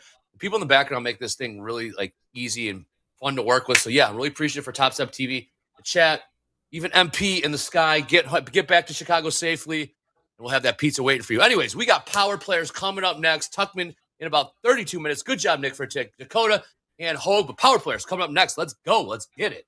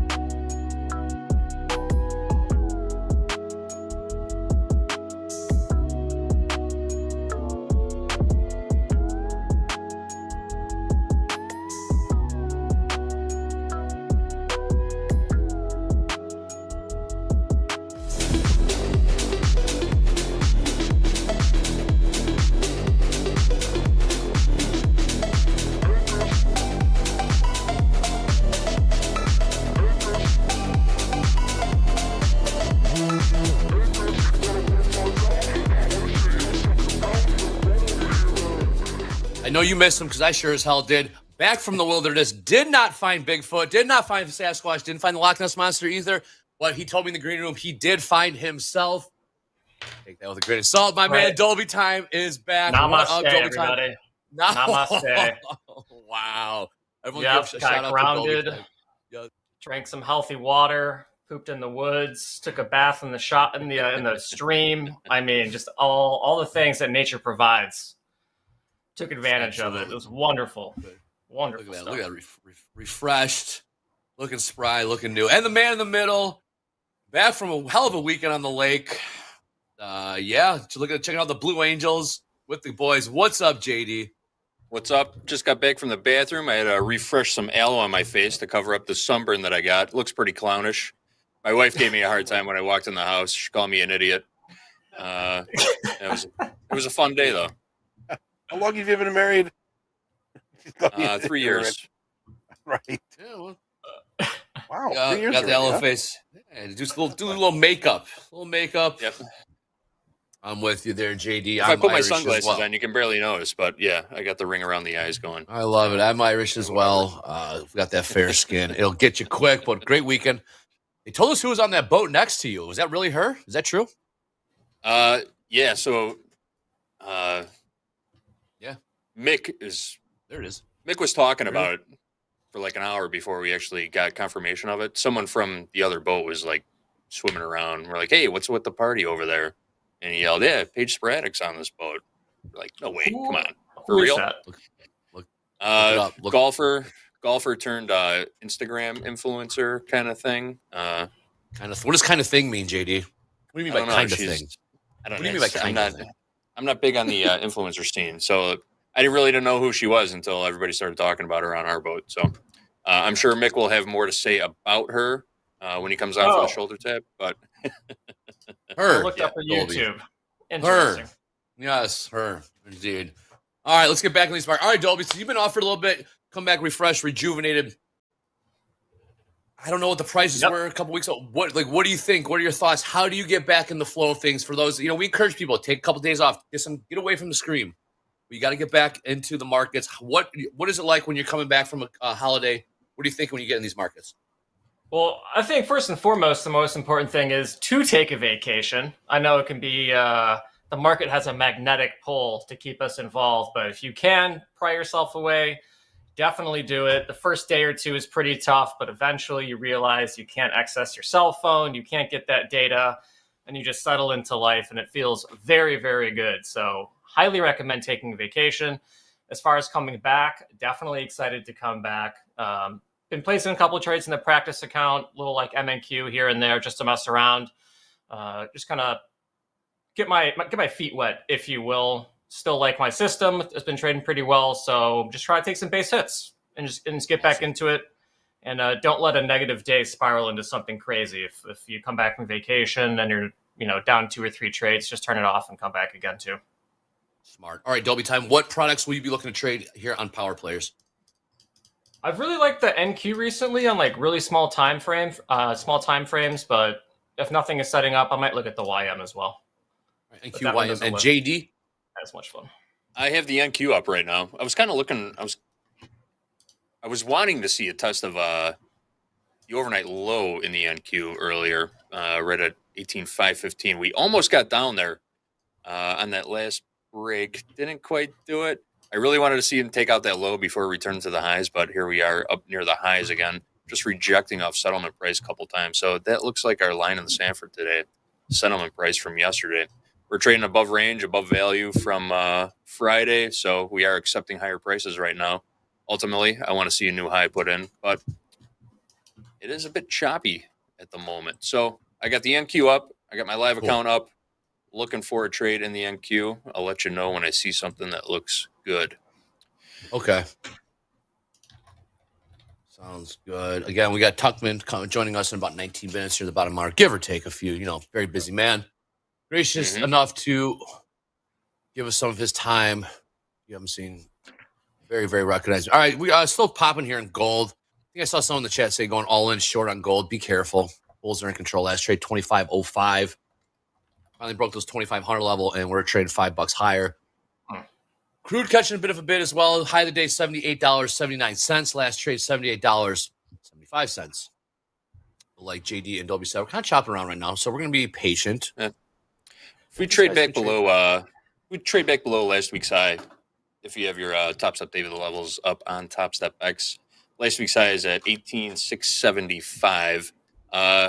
We trade back below there with gold popping below last week's high. Might look for another move back to settlement price. So possibly taking a short back inside of last week's range. You guys seeing like pretty close to $5 gas near you? Because we're pushing like 430, 440 in my hood. So I'm curious to see what happens if we get up to 5. Is crude oil going to start hitting the headlines again? Good question. Above $80, probably people start talking about it, right? You're above $80. That's people start yapping. I'd say so, yeah. I mean, $5 a gas or $4 a gas, depending where you're at. Like those big round numbers, plus $80 a barrel. I mean, that could start putting pressure on consumers. I was surprised, man. I paid like $4.30 out in the burbs yesterday. Look at this. We got like chat coming in with like every gas price across the nation. Yeah. This is awesome. I love it too. $2.85 in Tennessee. Where's Tennessee? Yes, Tennessee. Where's our Tennessee person, Steve R? Yes, we did something similar last week with crude. What? We got up in Sweden, Finland. Someone's $8 a gallon. Australia was cheap. It's like friends in Europe too. Our friends in Europe are really getting hit. $5 a gallon, Cal. Yep. But we'll keep an eye on the oil prices. See if we can creep into the 80s. South Carolina, $2.89. $5.50. Yes. Stuttgart. Wow. Eduardo, my man from Germany. $12 in Hong Kong. Well, Hong Kong, very, very expensive. Yeah. Hong Kong, very, very expensive. See, but they're smart, though. They ride around in motorcycles and mopeds. Yeah. Where's our man, Mohammed? Mohammed, hit us with that Riyadh price. Riyadh, you should see what that is, Dolby. It was like 99 cents a gallon. 64 cents, yeah. It's free. It was they very actually give you a gallon when you buy a bottle of water. There you go. Yeah. Logo. It's a donation. Yeah, just throw a donation in there. Oh, dude. Oh, so good. All right, still pushing higher here in gold, 25.05. Again, these guys are looking at NQ right now. Trading quite well lately. I'm looking at shorts in NASDAQ, I think. I'm leaning short. I think we're going to get wedgie day. I think it's going to be a wedgie day. Manfred. My man Manfred's in the chat. Looking at short side does seem like the more reasonable side right now. Why? NASDAQ. I don't know. It just feels like we're trading sideways right now. We could be range bound for the rest of the day. So Adobe time, just to catch you up. I don't know how much you're looking or checking it out, what your signal was, but last Monday, I've heard the world was coming to an end, right? Like Japan was down like 12% or something like that. Oh, I saw that. Yeah, we ended up finishing up the week up on the week. So the world indeed did not end, and everything is okay. But hyper volatile last simulation, week. Dre. Sure, dude. You should. It's all made up. It's all made up. This is wild. It's wild. So yeah, today is relatively quote unquote tame. Mm-hmm. But we got big ranges. That sell off was nuts. But yeah, this 150 point range is the new norm. It's the new norm. We'll take it. I mean, we'll take anything. Not that we have a choice. Unless we just show up, turn on the monitor, and then just turn it back off again. That's really the only choice you can make is to either trade or not trade the price action you're given. But I think just because we have so much news on Tuesday and Wednesday that we're going to get kind of just a range day. And so far, the shape has kind of played out like that. So speaking of ranges, I know everyone has a team now. I kind of missed the whole daily levels team thing. So we are going to get a team Dolby for range traders only. So if you're a funded trader who also trades ranges and you subscribe to the same church of ranges that I do, please reach out. We'll get a little team going and we'll show the world how powerful the levels are with ranges. So feel free to hit me up in chat. Getting a little team together. JD has a team. Hoag has a team. Need to be funded. That is the rule. Need to be funded. I can verify that. I still have access to everyone's accounts, so be on your best behavior. I can look that up. NQ kind of rolling over here. There we go. Approaching last week's high again. 675. You guys were bearish. We were, yeah. I was looking at 709s. I thought would have been pretty interesting. but I think we're just in a big triangle. So we're getting like consolidations stacking over previous ones and under previous ones from the upside. So let's see, we had a consolidation at like 855, and then we had like a new one at what, 1030, and it kind of just stacked right on top of the other one. And then we're doing the flip side on the top. So to me, we're just getting tighter and tighter and tighter. So we might just end up kind of waffling around until maybe power hour until we break out of the range. It is a Dorito. Yep. We're kind of like a big Dorito. Thank you, market, for doing the Dorito for us. And that makes sense. All right. JD, you said 675. What's that? Why is that important? 18,675. It was Friday's high and last week's high.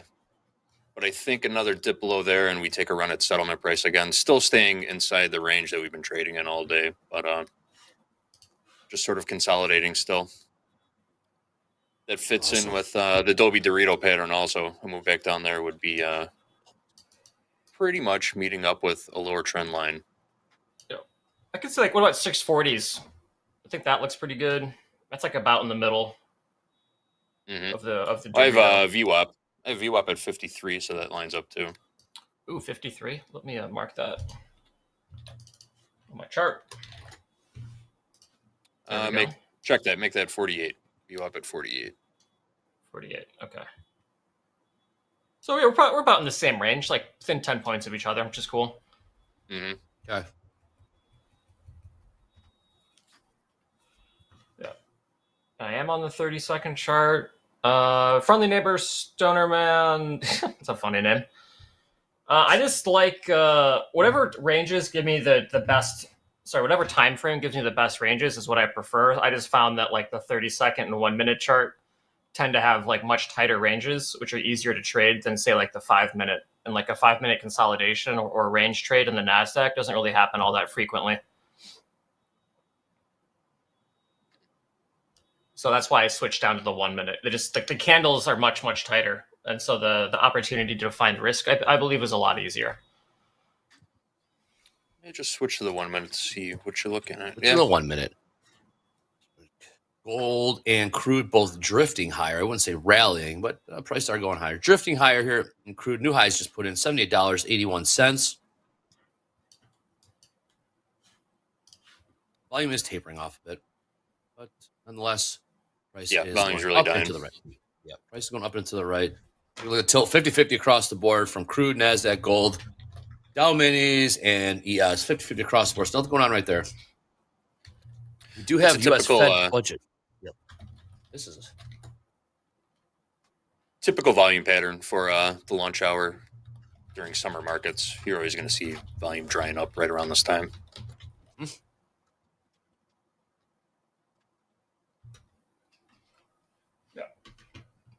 So I like 710s. I probably would have tried to take another short as well at 692s had I gotten that fill. I've been kind of experimenting with like NQ, just 10-point stops, which are pretty small. But if you can catch a runner, it can kind of give you like a good amount of space to actually try to add in a second contract and third contract. So I've had some success kind of stacking up bids or offers only if that first contract is paying well. Hey, fellas, so we launched hotkeys today on Topstep X. Do you guys use hotkeys? Do you guys have them set up? I saw Dolby was talking in the chat. Well, tell me how you have your hotkey set up. JD, Dolby, what do you got? I have not set the hotkeys up yet. I'll be doing that after the close today, post-production. Okay, well, let's talk about that. So what's the thought process? What goes into, let's take that into account. What goes into the process of hotkeys? I know it can be easy as spacebar centers the DOM. What are your thoughts, JD, in terms of how you're going to set yours up, and which ones will you set up? We're not saying you have to use all of them, but just which ones will you use? I'll definitely be setting up join bid, join ask, the reversal, just for our reversal challenge. That'll be on there. Possibly close position. That might be it though. Cancel all, flatten all. I don't need to risk a fat finger to do those. I'd rather point and click for cancel all or flatten all. I think that'll be it, though.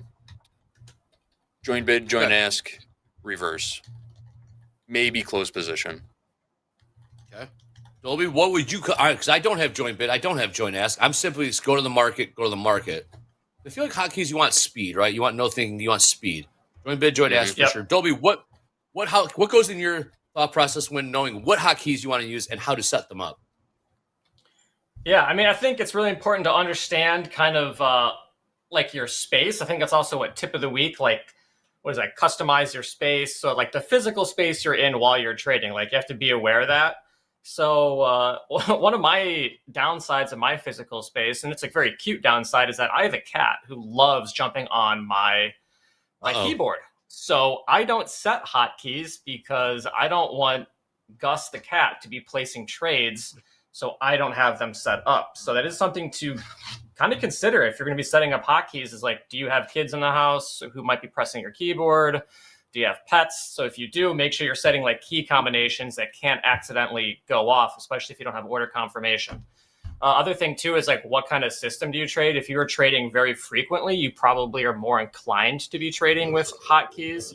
If you're a range trader like myself, you probably don't necessarily need hotkeys. I'm trading more off of the chart because I'm more involved in like what levels we're at. So I can set up a trade, far ahead without the need for hotkeys. So I'm personally more of a chart trader, but I think if you are a faster, quicker trader, hotkeys are going to be a godsend for you. It's one of the most requested things for Topstep X. How about this? At the very least, maybe everyone should have a hotkey set up for cancel all or flatten. Well, that's even dangerous too. But cancel all. I got my cancel all. Just an emergency button, just in case something happens. Something to consider. Cancel all, flatten all. Maybe going into a number. Just get in habit. For me, it's my right arrow. Right arrow is cancel all. Something to keep. Yeah. First set of hotkeys, more coming. Yes, Hungus, there's more coming. This is only the first set. You know how we are here at Topstep. It's just 1.0. Don't worry. Always improving. Always improving. Yeah. Hey, all right, guys. So help me. What should I talk to Tuckman about? Obviously, ask him about the week, CPI. Anything you guys want to hear from Tuckman about? And the chat. Anything you guys want to hear from Tuckman? Did you see that awesome Instagram post he put up? Danielle shared it in the content channel. Tuckman winning the 100-meter dash in the Olympics. Yeah, I did see that. We talked about this. Yeah. Did you talk about that already? I missed it. We talked about it last week. Yeah, man. That guy's wild, man.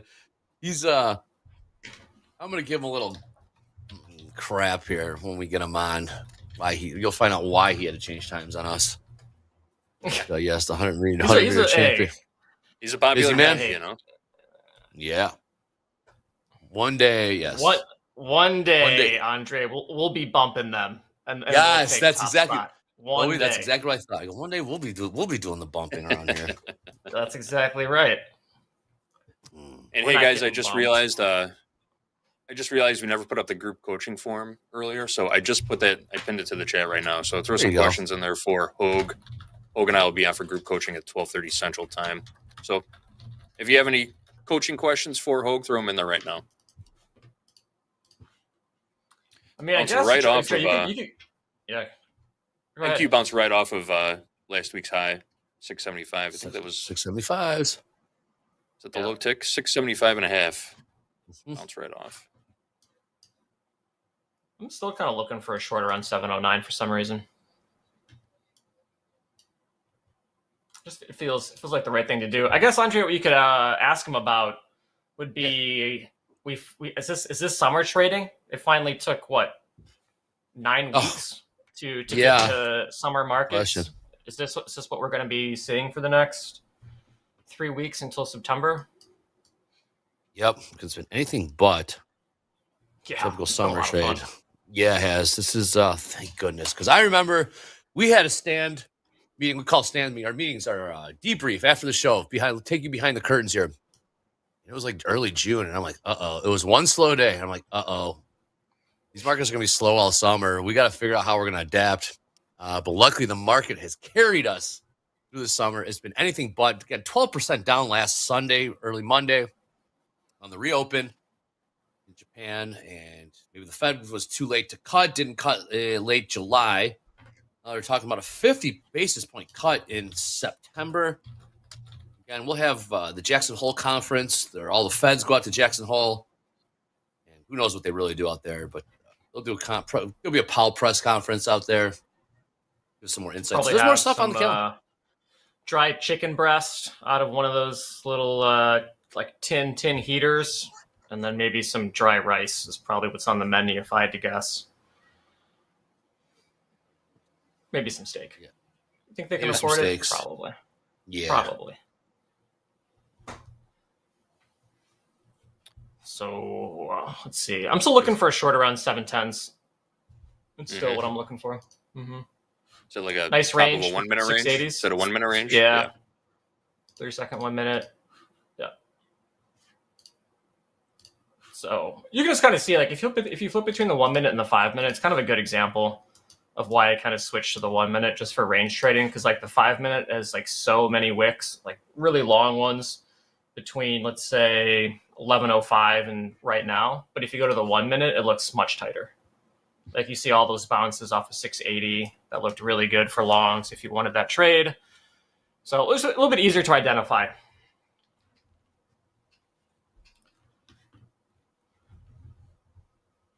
That's right, DMS, the range trading team, got to be a funded trader. Yep. Got to be a funded trader. It is a prerequisite. It is. Yes. But if you are a funded trader and like trading ranges, hit me up. Maybe I'll get like a little Discord thing going. Do all the people have Discord rooms, or is it just the coaches who have Discord rooms? He's missed. There's just one room for all the levels, guys. Just so there's no single points of failure. If somebody on the production or on-air team is not in that day, you could still call out someone, their levels from someone on their team. You know what I mean? Yeah.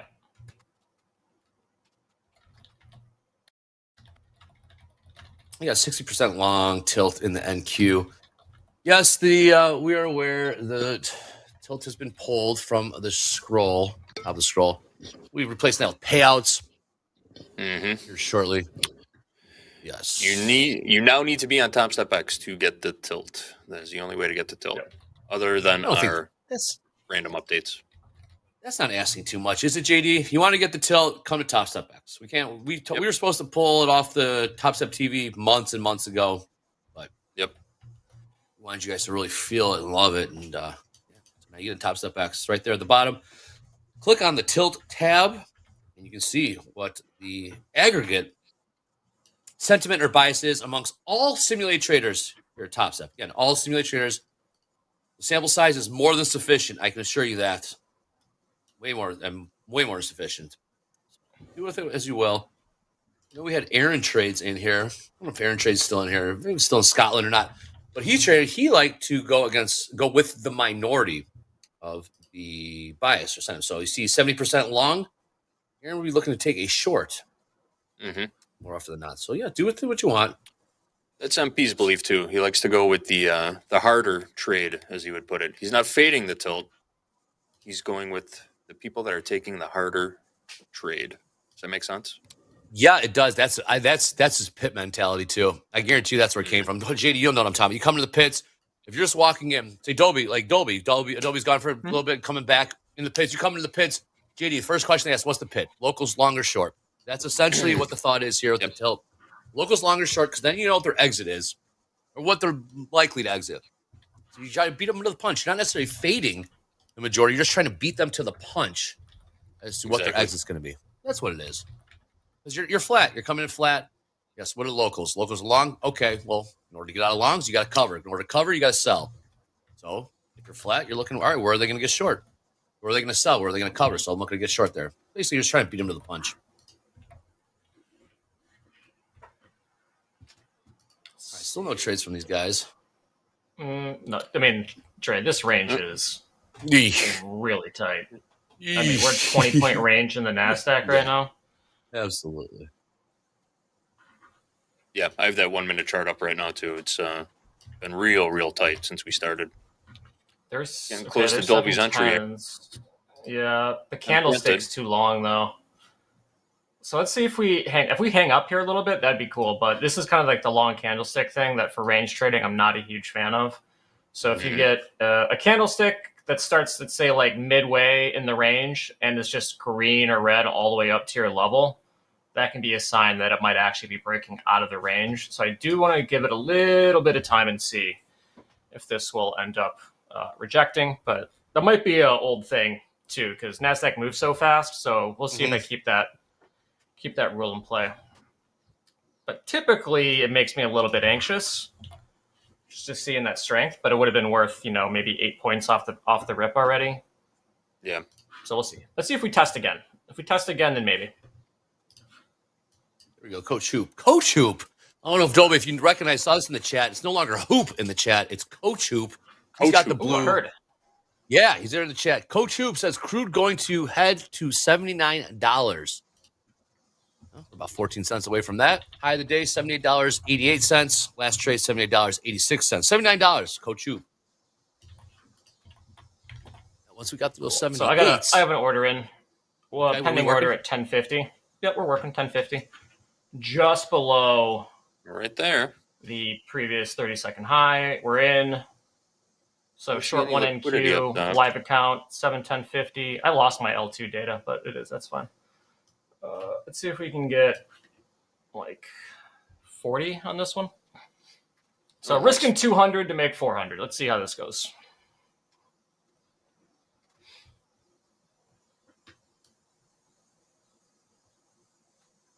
My 200. We'll take that all day. All right, Dolby. So you say you're coming in with a tighter stop, right? 10 tick stop on the NASDAQ, trying to catch a runner. So yeah, 10 points. That's 10 points. What that's going to do, you're going to see your hit and your win percentage, but your risk reward should be going up. All right, there's the man himself. James, let me know when he's good to go with the sound and everything. I'm ready to go with you. I hear you, Mr. Tuckman. I hear you. All right, we'll go ahead. All right, JD, thank you, JD Dolby. We'll see you on the other side. What's up, Mr. Tuckman? This is Andre. Welcome, everybody. Power players, the original power player in the house, Peter Tuckman. What is happening? It's been okay. Is this a summer trade? Does today feel like a summer trade to you? Because it's relatively tame, but at previous summers, this would have been big ranges, with some volatility. But given to what we saw last week, does this feel like a summer trade to you? And also, what do you think about the inflation numbers coming out later this week? Look, I think all eyes are going to be on those inflation numbers because they're going to really govern whether the Fed makes the cut that we're all anticipating for September. I don't know about you guys, but the way this, for me, it's like I'm still friggin' back in July of last year. Do you realize that the summer is friggin' over? It's already the middle of August. It's like, where is this? Week after week goes into week. It's madness. So think about it. That September cut that's been looming for a while is weeks away, right? And so God forbid, we don't get those numbers. Look, 7 days ago, we had those disappointing numbers, the 114,000 jobs on payroll. Last Friday, we had positive numbers, which contributed to the rally we had on Thursday. Friday was sort of a bit of just a summer day, and today's another one of those. I think it's really important that we get this cut that everybody's been waiting for, right? As I said last week, the worst thing that can happen is unrequited love. This market has been expecting this cut for so long. They don't really care if the economic data supports it. They just want it for whatever it means. Credit cards, real estate, or whatever it is. They have this thing in their head that higher rates for longer is a bad thing and we need the cut. I think the market does need the cut anyway. So I think all eyes are going to be on the inflation numbers as far as that goes. Yet today's just, look, everyone's exhausted, still reeling from last week. A lot of money was made. A lot of money was lost. Right? There's a lot of people looking at crypto going, what's going on in the next phase there? So we've got a Middle East war that's still got people on, you have this massive attack over the weekend that sort of like, did the Iron Dome work or not? And that usually doesn't have that much effect on the market. But I think this continuation of that Iran, US, Israel story with a little bit of oil on, we had 5 days of oil up, right? Saudi Arabia's cutting numbers. There's so many moving parts here that I think people are still in shock from last week. Right? We got the VIX down to 19, so people are a little bit calmer. I think today's just a summer day, right? We are seeing volatility. There's no question about that, but nothing crazy has happened yet, right? I mean, it's like if you don't like the weather in Boston, wait a minute, something's liable to happen. Same thing here with the market. If you think that nothing's going to happen, just give it a minute. At 2 o'clock, something crazy could happen, right? We've got some fun things, the MSCI coming out. You've got different things going on in the market. I think that I just did a thing on with Neil Cavuto. It's just like my you best bet did. is to wait and see. I think today's a wait and see. What is I the got a next question. thing that's going to make the market move? What did Cavuto ask you that was so important? Did Cavuto ask you anything that earth-shattering, mind-blowing? What did Cavuto have to ask you that pushed you to 11:30 here at TopstepTV? What did you and Cavuto talk about? Just so you know, Cavuto's got nothing on you, Andre. Anyway, Thank you. You know what? I have a long-standing friendship with him. When I was really sick and dying of COVID, he was the guy who's like sent me care packages and got me through. So Neil and I'm not on that side of the fence necessarily, but he's a good friend. He's a good friend of mine. So I always defer to Neil. But anyway, he's actually a really bright guy of all the characters over there. But all that being said, I still look, we do have economic data coming out this week. I still think that the Fed is going to they have really not responded to the craziness of Monday. Let's go back a week. Let's do it. The last week at this hour, we were in this mode where the world was coming to an end. We were calling for emergency meetings of the Fed and calling for 70 basis point cuts because we were going into a tailspin of thousands and thousands of points of recession, and that the economy and the consumer was every scenario that we had been building of things being actually okay and was suddenly dismissed by one perfect storm of a weekend. Right. And it's so funny how fragile and how catastrophist the market is and the media is around a story. Right. They can take a story and run with it like nobody's business. And last week was a perfect example of it. Think about how after Monday's disaster, right, you had Tuesday, beautiful day with a rollover midday, beautiful day Wednesday with a midday rollover. Thursday was bulls to the moon. Right. I'm not going to say bulls to the wall, bulls to the moon. And then you had Friday was sort of a passive day. We're going back. The market is telling us what it thinks of all this information, right? And at the end of the day, it seems bullish. Peter, question. All right, on a day like last Monday, I know I checked back in with you on Friday. What's it feel like on the floor? What are the conversations like with you and your colleagues on the floor down there at the New York Stock Exchange when you see a day like, Monday, blood in the streets, the world's ending? What's the vibe there? What in general? Just give us a peek behind the curtain there. What's it like? You definitely and when I got here, there were 8,000 people on the floor of the exchange.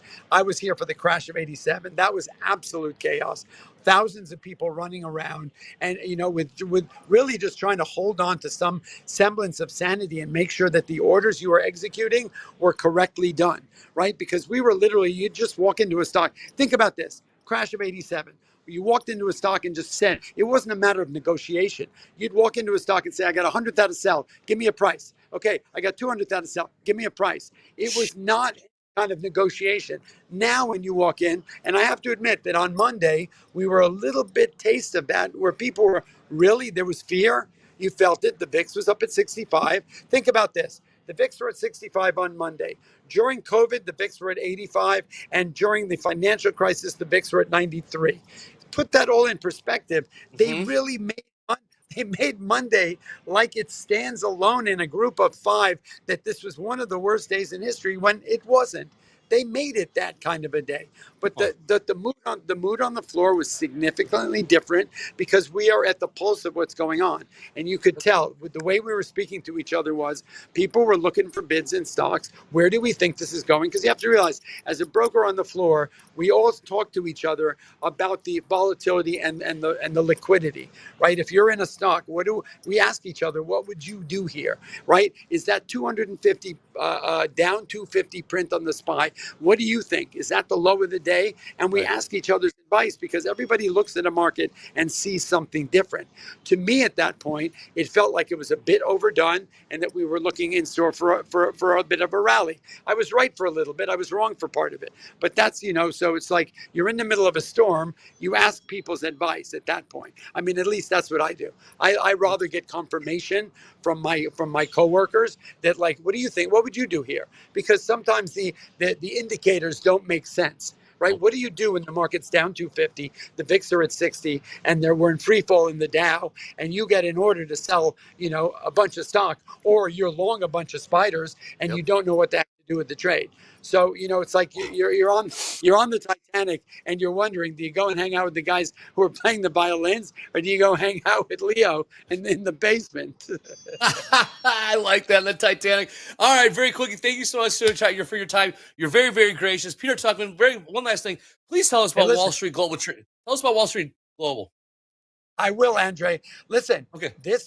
Look, at the end of the day, the futures have been trading spectacularly. We've seen trades in the NQ and the MES that are going. Look, you will go down 300-400 points on some of these names and go break the 200-day moving average by 20 cents and rally 30 points. So you're in the right place. If you're on Topstep, you're in the right place. The bottom line, the only thing you can do to make it better is to learn what we teach at Wall Street Global. Technical analysis are the keys to the castle in this market. Fundamentals are meaningless. Listening to Uncle Herbie on the internet with signal services is all BS. At the end of the day, technicals work beautifully in wildly volatile markets. We are having a free live webinar on Wednesday at 8 p.m. Eastern Time. Go to WSGTA.com and register. Go to my Instagram page and register. There's a link tree there. You can just sign up. You got to register to get the invite. It's live. It's free. It's me and David Green talking about the secrets of successful day trading in this market. And we're going to be talking about futures. Whatever you guys are doing, I guarantee you this. You spend an hour with me and David Green on Wednesday, you will be a 50% better trader when we're done with you. How about that, Mr. Tuchman, joining us live from the floor of New York Stock Exchange. You only get the best here. The best. You saw him run the 100-meter dash on his Instagram. Go check out his Instagram page. He ran a blazing speed of 100-meter dash. Mr. Peter Tuchman, we'll catch up with you on Friday. Thank you so much for your time. Let's go back to Dolby Time and JD. Thank you. See you later. That guy rules, man. That guy's the best. What's up, JD? What's up, Dolby Time? That guy is fired up, man. He's got a zest for life like on any other. All right, guys, did you take any trades while we were doing the Tuchman? Nope. Dolby, did you get out of yours? Did you hang on? I did. I flattened mine, so we got $332. Yeah. Oh, you got to give me the positions first. Thanks. Well, yeah, I know. We got in and out of that one pretty fast, Eddie. So we were short 7/10s and then got out at 93s and 3/4. So I think that trade lasted all of about maybe a minute. Actually, I have. So you're up 13,000. How much? I'm up 332. Oh, okay. 332. Hey. Did a combine? I'd still take live account. No, live account. Live account. Live accounts, yeah. Eddie. Yep, we are up $1,900 in the live account. Nice. Very nice. Hey, JD up in the live account. Up in the live account. Yeah. So far, so good. I'd love to see it. Live account. We handle with care. Care about it. We can only trade the live accounts while we're live on air. So keep that in mind too. It might be. Hey, that might be for the better though, JD. It make us really focus and hone in. Like we can't be trading the opens, can't be trading the closes. We can only trade when we're on here. So we're really focused in on these entries and exits, manage the risk. There's something to it. You can only give yourself an hour or 2 hours a day to trade. You really got to be picky. You got to be choosy. Yeah. But Hunting Bigfoot. Yeah. I really want to get in on a short trade right now and test the lower end of this range that we've been in. Yeah, we had someone in chat who actually had a long at 680s. And I was like, that trade looks great too. 680? Mm-hmm. Yeah. I wonder if they're still in it. I have to see who it was. But if you were that person, please update us. I'm curious to see if you got on a break even because it did test you, but now it's already up 20 points. So I think it was Kelso. It was Kelso in chat. Please update us. He's still in. Well done. Diamond hands, Kelso. Up 25 points. Did he add another one, though? Who knows? I'm not going to fade Kelso, though. But JD, you could fade Kelso. Yeah, I'll fade you, Kelso. Wall Street Journal reporting here. Wall Street Journal reporting. Israel put its military on high alert after observing preparations by Iran and Hezbollah to carry out possible attacks. So high alert. That's what Peter Tuchman was talking about. Marks on pins and needles. So be careful. You get blindsided by a headline. That headline. A lot of evacuations over the weekend too. I mean, that's like old news. It might be. Well, it seems like it's a reoccurring headline over the last 3 days or so. JD, I just got the Wall Street Journal, just the alert here on the phone. But yeah, it's nothing new, which is something in the back of everyone's mind. Maybe that's what part of this drift higher, if I mean, you will, when in crude Putin is. gets involved and mentions this regarding, not his war, but somebody else's, you really got to pay attention. Yeah, I mean, there's something. Obviously, they're all in the know in one way or another. They have back channels, so if they're observing preparations, maybe it's priced in. Who knows? That's we're talking about war. We're talking about lives. This is something greater than trading, trying to buy low and sell high. Of course. Unfortunately, I don't want to say unfortunately, but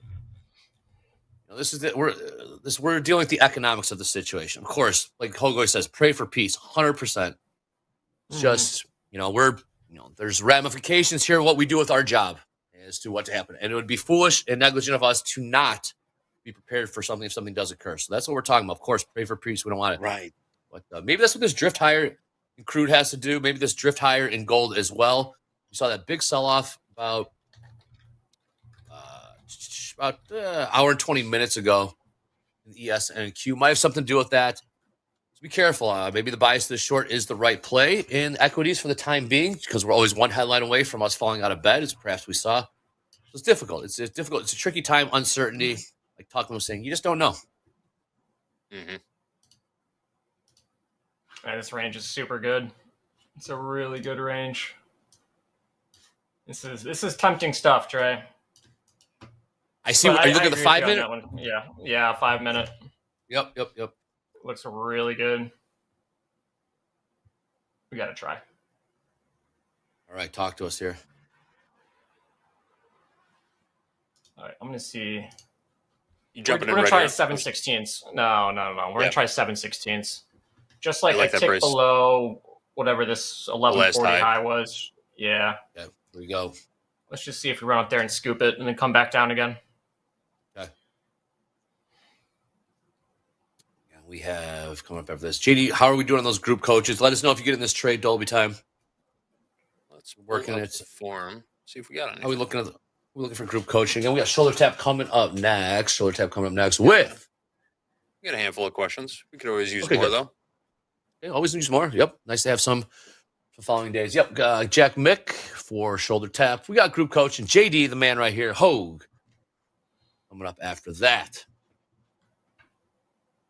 Right, we got Dolby working some offers. Are you working an offer? Correct, Dolby time. Working an offer, I believe. Yeah, we're going to try to sell one in the NQ at 18,716.50. So it's like just the high of the 5 minute range. I believe. Yeah. We might not get it though. I mean, NQ moves so fast. So fast. Mm-hmm. So 709s looks like a deal right now, but in 2 minutes it could look like a terrible price. So we'll see. But good 30-second range, good 5 minute range. 1 minute range looks great. I mean, we are really stuck here. So I would feel fairly confident in any shorts between 710 and 720, and even any longs around 680, just because the range is so good. It is a good range. This is the new range trade. 40 points. 40-point ranges is what barcoding looks like these days. Gotta love it, man. This is a summer trade. We'll take it. We got Will Wise in the chat. Will 2 Wise. Can't wait for these kiddos to start school again so it can be TopstepTV only on in the house again. Hell yeah, Will. Love hearing that. Get those kids back to school. Get a numbers bump. I think we might get like an extra 500 to 1,000 viewers once school comes around. Those kids back in school. Ooh, See those back to school 709s. commercials in early August. Ugh, the worst. I remember as a kid, seeing those commercials, just like, man, back to school already. I saw pumpkin beer, Dre. Someone already has a pumpkin beer out. Oh, yeah, they need to quit that. Oh, Too soon. 709s. Man. Yeah, I was in Denver. And it was Pumpkin is already out in Denver. It's crazy. I don't like hearing that. Yep. No. Pumpkin beer. That is the official end of summer when the when the Oktoberfest and whatnot beers start coming out. Oh yeah, pumpkin spice Did not lattes. make me happy. Who in the chat likes their PSLs out there? PSLs. It's so dumb. When did that one start? I've never heard of that. Pumpkin spice latte or PSL? I don't know. PSL. Stupid. I don't know. I like that. Do you like pumpkin pie? Which actually isn't It's a great pumpkin, it's flavor. squash. You like pumpkin pie? PSL all day. There it It's is. a great flavor. PS3. Yeah, I like it. I have a pumpkin pie once a year. That's during Thanksgiving. Delicious. Oof. All right, we're talking about the fall. It's still the summer, guys. Come on, get her. Football. I know American football hasn't even started yet. Oh, how about those Bears though? Oh, do they look good? God, I am going to be insufferable. We got something as cooking. Football season starts. I think we do. I really think we do. We're on Hard Knocks so now. psyched. Dolby, we're on Hard Knocks now. We got to catch up. Oh yeah, watched it live. Yep. Die hard fan. Yep, we love the Bears. Love here. the team. Love the culture. All right, we got a 40-point. Yeah, Dolby's looking down bottom end of this range. Look at the NASDAQ here on the 5-minute. Around the 680s-ish, right, Dolby? Upside around 720, 715? Yeah, I mean, if you were a range trader and were comfortable buying 680s, you had, like 5 times to get 20 points pretty easily with very little risk. Yep. Same with like 710s. I mean, you've been able to get between 20 and 30 points with almost no risk on this range. So now we're getting to the bottom of 680s. Let's see if it ends up bouncing again. But we are getting pretty close to noon. But I don't think it's a bad trade either, to be honest. But it's a range. This is what we like. Mm-hmm. Let's see if we keep cruising higher. Beneath the $79 now in crude. Last trade, $78.95. These guys are working the ranges. So JD, no trade. That's okay. Dolby took one trade up a couple, $300. Beautiful to see, man. These guys are cooking on power players. Who says you can't make money during the lunch hour trade? You just got to be nimble, right? Base hits. This is where all the base hits are. When we say base hits, we're talking small profits. Manage your downside. These things add up. You do this, you say you do it twice a week for 20 weeks, right? Coach. That's 20 grand. That's 20. That's like what? It's 18 grand right there. 18 grand twice a week for 10 weeks, man. Like, it's good money. It adds up, man. I mean, so you have a bad day. What do you We'll got, take a JD? downside breakout trade. If we get below 73, I'll take a short there. Oh, nice. 73s, okay. Do that. Yeah, I'm going to respond to Coach Hoop because Coach Hoop was saying, do you find that ranges occur more during the lunch hour than any other time? And I would say yes, they certainly do because you probably are not going to be extending big time levels while people are on lunch break, which kind of leads to a pretty interesting point. At least just thinking about it, like you theoretically could range trade only during lunch between say like 11 a.m. to 12 Central. And you could do an hour of trading and make probably a pretty good penny just doing lunch trade. And that's it. Yep. If you can identify your market state pretty consistently, then that actually gives you a huge leg up. So if you're fairly confident that we're going to range during lunch, that gives you a really, really good idea of how you're going to approach your trading session. Lunch money. Brooksy. Dolby, the lunch money thief. Dolby, the lunch money thief. Yeah, I like that nickname. Oh, I kind of like that. Yeah. Yeah. That's a cool name. Mr. Steal Your Lunch Money. I like that. Yep. It's 20 points at a time, Dre. 20 points at a time. Adds up quick. All right, new highs here in crude, $79.03. Last trade, $79.02. Didn't we just say it was pulling back a couple of minutes ago? Yes, we did. We're just beneath the $79, about 10 cents. So there's your pullback. Take a look at the Topstep daily levels here. Crude, $79. Even we are into zone 1. Wow, zone 1.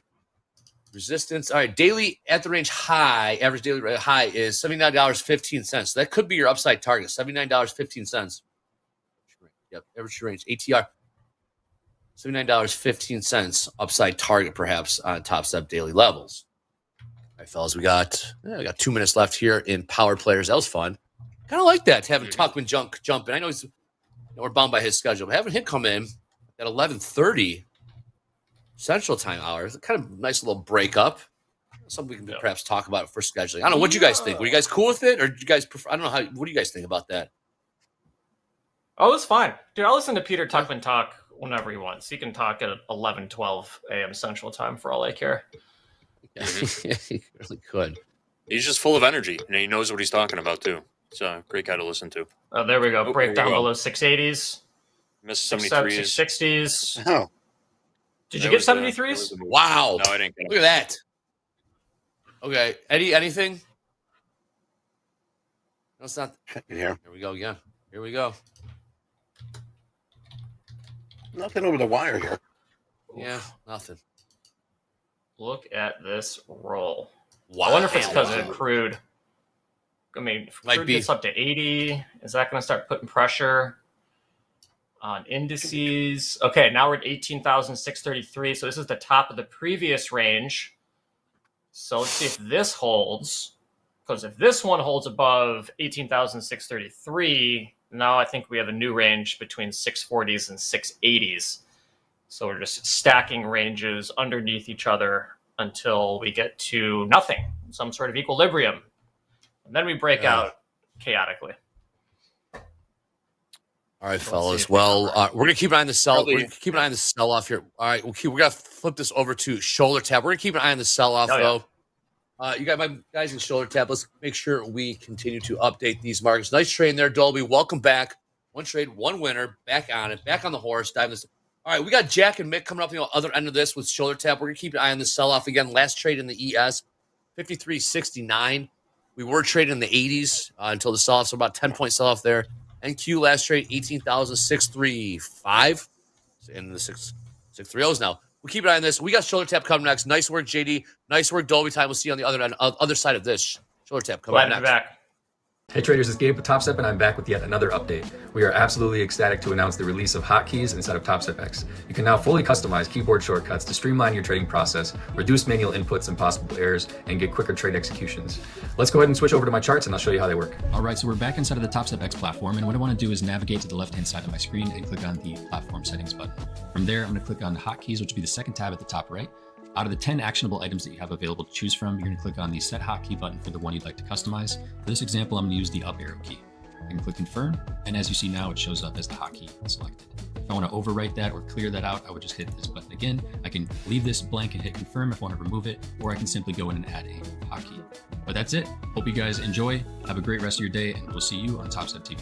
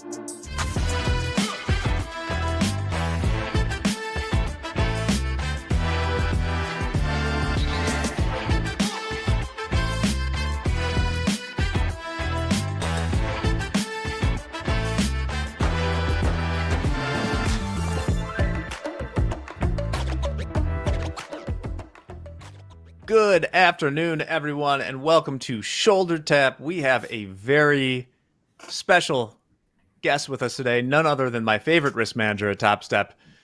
Mr. Mick is back. The gods of disease and famine tried to keep him down, but he is back in full strength. Mick, how's it been? Yeah, not bad. Sorry I missed last week. I missed you, Jack, and everybody else missed the segment, but fortunately had a little bit of backup. Food poisoning is not a fun thing, and then I had a little planned PTO on Friday, so it was nice having Ben and Brett cover for me, but I'm happy to be back in the seat. Feel like we're going to have some fun stuff to talk about today with a few of the traders. And I was happy to actually see JD before we signed on and see that he's got the reverse raccoon from our escapades out on Saturday on the water for the Air and Water show. I also got a little red myself. They've been keeping me inside lately. It looked pretty nice. I've been curious, Mick, do you know what the food was that got you? Or is that still a mystery? I 100% know exactly what the food was. Sunday, Lollapalooza food. The group that I was with, small group, we all got pizza.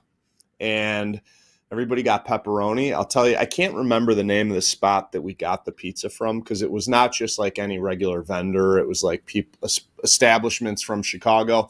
I do need to follow up and figure out what that place was exactly so I never fricking go there again. But I know they were cooking outside. It was a hot day. The pizza that I got looked like it had been sitting out for a while that day.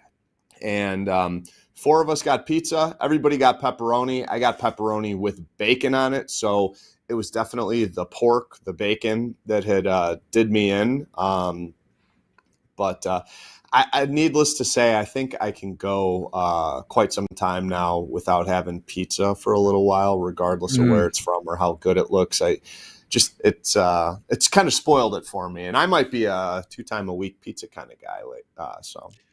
Well, I'm sorry. I'll have to hear find that, another Mick. staple. I hope you Thank get you. back on the horse. So maybe, Mick, before we get to the cards today, we can do a run around and see which of our traders ate the pizza and which are doing okay. Yeah, we have a lot of Chicago traders here. So was anybody else there and got pizza from that first vendor on the left side? I wasn't even sure we were going to be able to get regular food when we walked in the door. All the food stands were like donuts and funnel cakes and stuff like that, which in hindsight, should have just gotten myself a couple funnel cakes and stuff. But hopefully nobody else got sick. All right. Well, how are our funded traders doing today? There's some red on the board today. We got a couple people that are doing well in the XFAs, but we don't have anything really to shout out in regards to the live account trading. I mean, we've had relatively narrow range and, not much going on in equities. And, as you know, Jack, most of our traders are trading equities. So kind of a quiet day there. But, so nothing really shout out ish to share. I think we could kind of jump into the trading cards if we wanted to do so. Let's do it. Let's dive into these bad boys. All right. So I want to start out with our number one guy. Everybody's familiar with him, Rafa out of Israel. He's our number one on the leaderboard. And Rafa, I wanted to talk about him. I know we've kind of talked about him here and there a few times and throughout the production, but he had a $37,000 winning week last week. So I figured it was worthy to share a card, talk a little bit about his trading, and walk through that. Now, Rafa's down $3,400 today, hit his daily loss limit, but overall, he's doing pretty hot. And one thing I want to highlight or kind of summarize before going, I don't know if we go into the metrics or I kind of give my summary here, Jack, but I think Rafa, if you're looking at these metrics, 37% winning days, 36% winning trades, he's a really good example of how your metrics don't need to be super stellar to be wildly profitable or number one on the leaderboard at a prop firm as well known as Topstep here. So, wildly profitable, average daily P&L, $4,800. And, he's been in this live account for 41 days too. So this is On average of these 41 trading days, he's taken out $4,800, and that's the sum of, the wins and losses and everything like that. So this is really good stuff. Some of the juicy metrics we have here to talk about from his trading in the S&Ps and the NASDAQ is his best day is $52,000. Worst day, $7,800. And he doesn't even have an expanded loss limit. That was just slippage on large size.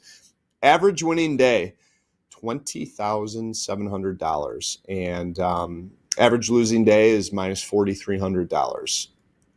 Again, there's slippage on the large size. So for the winning trades, which is probably a combination of per contract and per trade, average winning trade, $4,400. Average losing trade, minus $2,300. So the per trade risk reward is pretty good there. It's not exactly 2-to-1, but it's pretty damn close to it. You could call it 2-to-1 if you want, considering we're only a couple $100 off from a true 2-to-1. Some stuff that I really like here, and I have talked about it before, but just to reiterate, Jack, and I know it's stuff that you like, his average trades per day, he's only doing 3.5 trades per day. So this is someone who's got a strategy that they're very selective with what they're looking to take in these markets. They're not trading on a short time frame. Anybody looking at a short time frame, their 5-minute charts, that kind of thing, 1-minute charts, basing trades off the short time frame is normally going to have a high number of trades per day. Rafa does not. He's very selective, basically 3 rounds in the chamber, 3.5 rounds in the chamber kind of thing. And, the hold times correspond with those selective trades that are taken per day. Average winning trade duration, 5.5 hours. Average losing trade duration is sub 2 hours. So, seeing this, it tells me not only, not only are they selective, but they're looking to catch the trend for the day. I say most successful day traders catch a piece of the trend for the day, whether it's, 10% or 60% of the trend. Rafa is looking to catch the whole damn thing, as they say. And, it really goes to show that he is on those winning days catching the whole trend for the day. He's someone that we have that the risk team has conversations with. It's like, hey, you're up 20 grand. Let's make sure we lock something in. Hey, you're up 40 grand, 50 grand. Let's make sure that we're locking in X percentage. What are your plans if this trade starts to go against you? Where are you going to call it quits on the day? Where are you going to cut the next trade if you take it? Where are you going to cut the trade that you're currently in? And I'm happy I'm mentioning this right now, because if this is not something that some of our traders or our viewers that are watching right now are considering, take it from the number one guy on the leaderboard. It's something that you've got to be considering, especially if you're finding yourself, if you're up $10,000 in a day on a trade and you've never been in that position before, you have to be thinking ahead and saying, what am I going to do with this? If I'm up 10 grand, and I continue trading, or I keep this 15 lot on, or this big position on, where am I stopping? Am I, going to stop if I give back half of it? Am I going to stop if it, it goes 2,000 against me from where I'm at right now and end the day up 8,000? Because, if you don't have a plan, chances are, if things start to go awry or sideways or against you, you're not going to know what you're doing. Obviously, if you don't have a plan, you're not going to know what you're doing. And then you can find yourself in a position where, potentially your best day could turn into a losing day. Someone who's up 10,000 in the example I used, turning a $10,000 day into a $3,000 losing day, or a $13,000 swing. That's not who you want to be. That's not where you want to be. That's not money management. That's not planning ahead. So we all have to be planning ahead, thinking about what we're going to do if, the scenario or the market flips on us or things change. Yeah. First off, hot across the wire, apparently Rafa has got an $84,000 payout that was approved today. So way to take some money out there, my man. He's got other payouts of 60,000, 80,000. He's taking a lot of money out. One thing that's awesome about this card, Mick, and I think you alluded to it a little bit, there's two things that really stand out. This is an example of, yeah, if he's losing, he's usually hitting his daily loss limit, but you can see from that average winning day to losing day that he is entitled to lose that much money if he can make that much on a winning day. And you talk about the patience, the hold times on these long winning days. For instance, the day he made $52,000, if I can find it here, yeah, his average winning trade was held for 9 hours and 30 minutes. Yeah. And you see the same pattern on a lot of these big days, 6, 7, 8 hour hold times. But the thing that really stands out to me is looking at this list, I don't see, and we won't name the trader because we've talked about it enough, but I don't see any massive swings the other way once Rafa is flat, right? I see a day where his high flat mark was he was up $18,000 and then finished the day up $14,000. Right. I see a day, probably the biggest from flat drawdown he took is there was a day where he was up $7,000 and finished at plus 500. Is that great? No, but I feel so off. Oh, I lost Jack.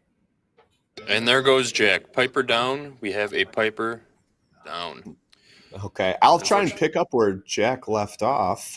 Yeah, I'm Jack. It was really nice that he was commenting on, the equity high watermarks on the day. Oh, looks like Jack's back.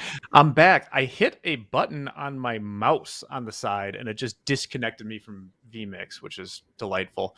What I was going to say is, for that day he was up 6K flat and went back to his loss limit, most of the time I feel like we see people then take that to the loss limit, right?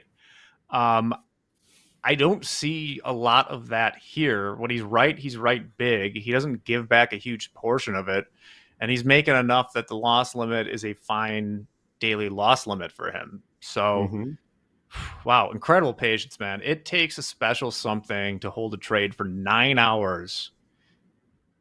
If you're up 52K, that means at some point you were holding a trade for 4 or 5 hours and you were up 30K or something. I'd love to talk to him more. I know he's not ready to come on TV yet. We have been talking to him about levels and such. I would love to know more about, on some of these huge days, what he is looking at to finally throw in the towel. I don't know if he's trailing something or just waiting for a signal the other way, but it would be super interesting to hear. I know the audience would be very, very, very happy to hear that. So great job, Rafa. Yeah, all good stuff. Jack, I'm happy we're bringing up, where they were ending the day on their watermarks. In most cases, locking in a very large percentage of the P&L highs for the day. That one day you mentioned where they were up 7K and stopped it at plus 500. Yeah, they gave back a lot, but that was kind of an anomaly there. And, that could have been a day where they had size on and the market moved very quickly. Because if you got 15 on, you could be up or down, 10 grand in very short order. That might have been the case that day. At least they cut it off at a profitable day. The one thing you say is never let a good profitable day, a big profitable day, turn into a losing day. And while you could do better job managing, the money and keeping a larger percent, they didn't turn a big winning day into a losing day at all. So there's nothing to balk at about $500 walking away up $500. Two more sexy day stats here. Also, I don't know if he was busy and had to leave, but yesterday, for instance, just traded Friday. Friday. One trade, 2 lots, lost $500 and was done. And then on August 7th, they made $24,000 that day. At some point, Rafa was flat and down $1,600. And I think what that goes to show is that a lot of the people who kind of run a gun and catch some luck, it's always feast or famine, right? You never know. If you just take a position and run it into your loss limit, you never know what could have been if you decided a trade wasn't good and got out. He decided to get out, down $1,600 for some reason, and then managed to turn the day into a 24K winner. And that's great. Not much to say here. Obviously, he's at the top of the board. He's a darn good trader.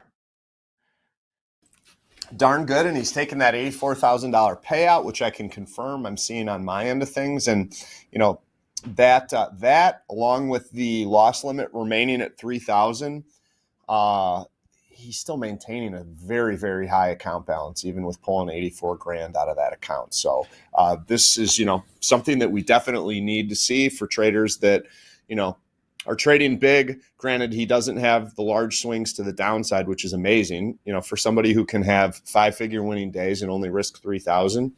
And he doesn't even string together a lot of these daily loss limit days. This is awesome. So I talk, I'll end it here at this, but with the people that have the big days, usually we see there's the potential for losing streaks to the tune of, down 3,000, down 3,000, down 3,000, down 3,000. We don't see that. And they don't always consider maintaining a healthy account balance.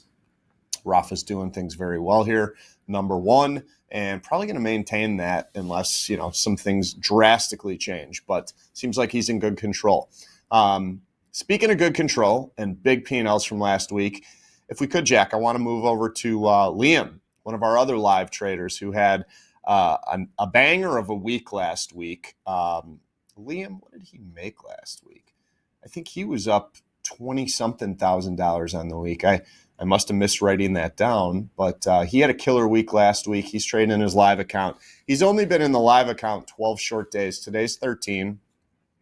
Like Rafa, daily loss limit today, but he's also killing it. That average daily P&L is really, really high for 12 trading days, similar to what we showed on Rafa's, who was about 4,800. Liam's off to a great start. He also doesn't have super high metrics here that are, you would think something that would go along with a trader who's wildly profitable. But with just 25% winning days and 23% winning trades, he's making new balance highs in his live account. And I will attribute those to this is a little. Go ahead, Jack. Is that day on August 1st real? No, it's not. That was a typo, so I'm going to correct that a little bit. Good. Jack's looking at the trade report, and I already adjusted the averages and stuff. I had to manually do them in a spreadsheet today because August 1st on the trade report, it's showing $100,000 winning day. We didn't have that. It was a $33,000 winning day, though, Jack. So Liam, since he's been in the live account of all his trading days, which there's not too many so far, only 3 winning days, but those 3 winning days were for $34,000, $32,000, and then that $33,000 winning day. So his average winning day is $32,000 or $33,000, excuse me. Average losing day minus $3,400.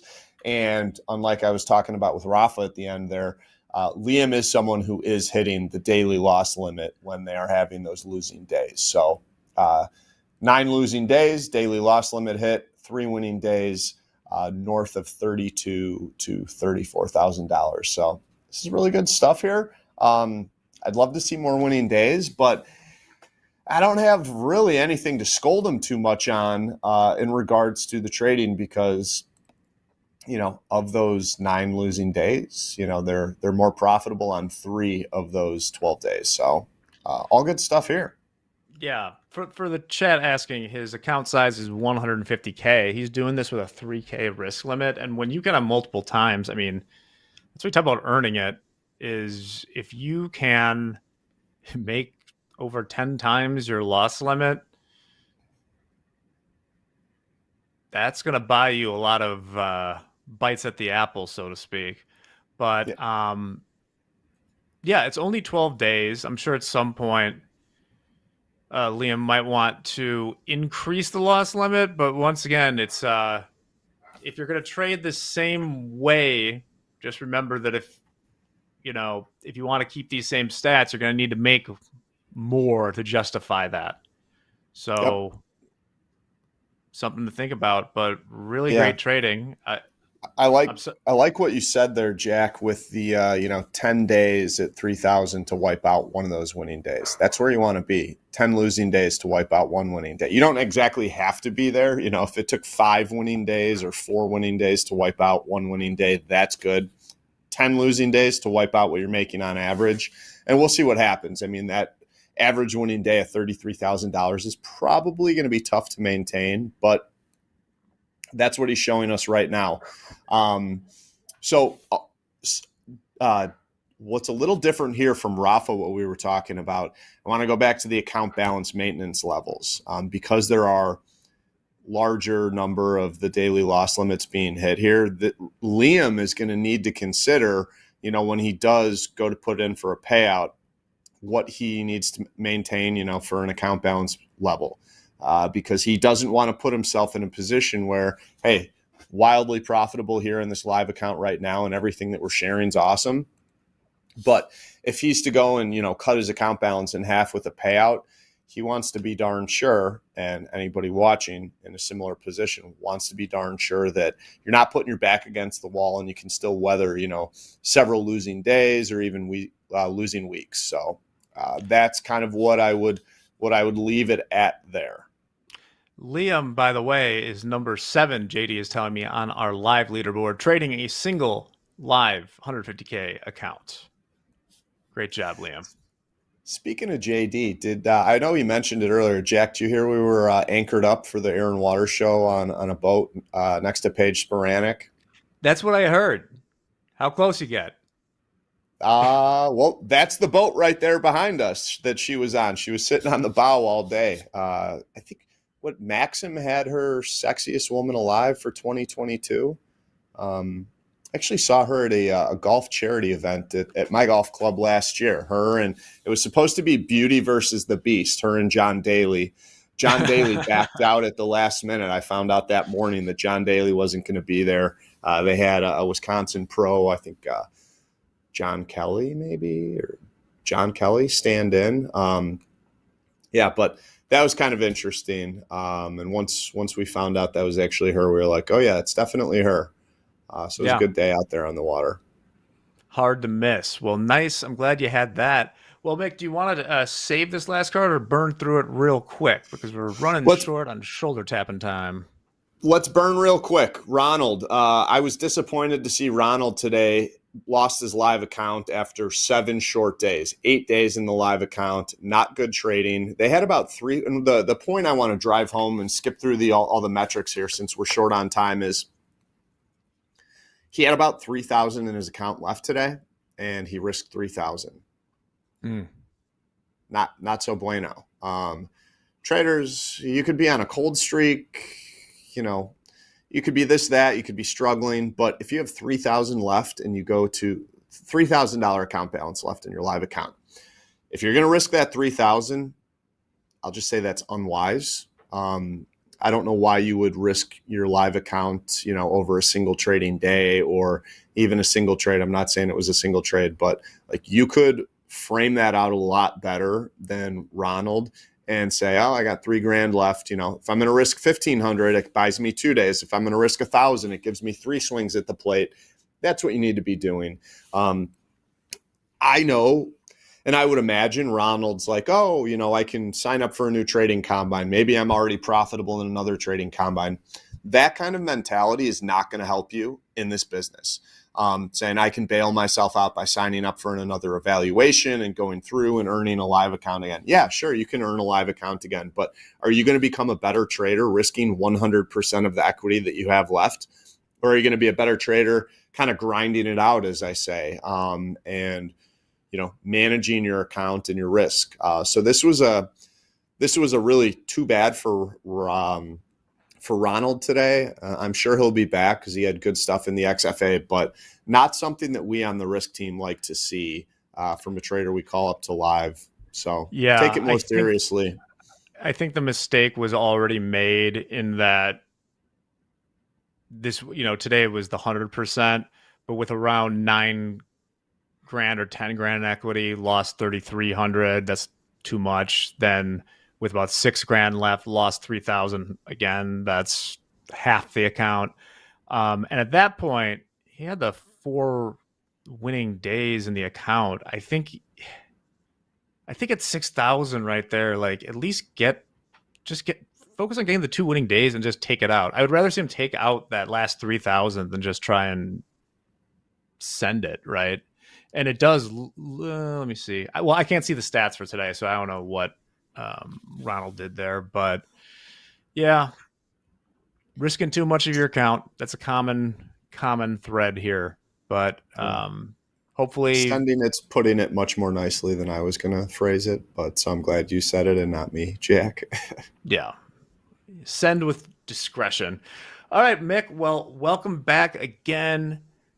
Great to have you here. I'll be seeing you a week from Friday, I believe. Maybe Paige Brannick will be there. Who knows? But thanks for stopping by. Everyone, we got group coaching next with JD and Hoag. You won't want to miss that. The Hoag Master is in the house. Mick, any last words? No. If we're up money early this week, it's Monday. Lock it in, protect the profits that you've got early on, and hopefully we can go forth and profit a little bit more this week. Let's get those tickies, as Andre would say. We're going to take a quick break and be back with JD and Hoag. See you then.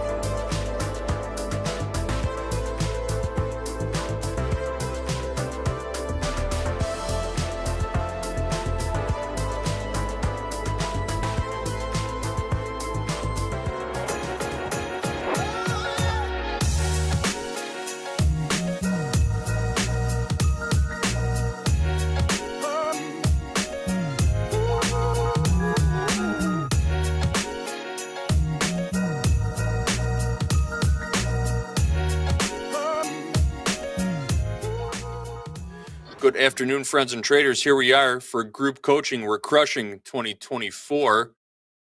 Well, we're trying to, at least. We hope you are. I'm JD. Yeah. I'm JD behind the scenes. You're looking at John the Goat Hoagland. It is the group coaching half hour. We've got your questions. Form is still pinned in the chat right now. If you have one, try and squeeze it in. Maybe we'll get to it. Hoag, what's up today? How are we trading? I am fine. Two trades up a little bit. Just doing my thing.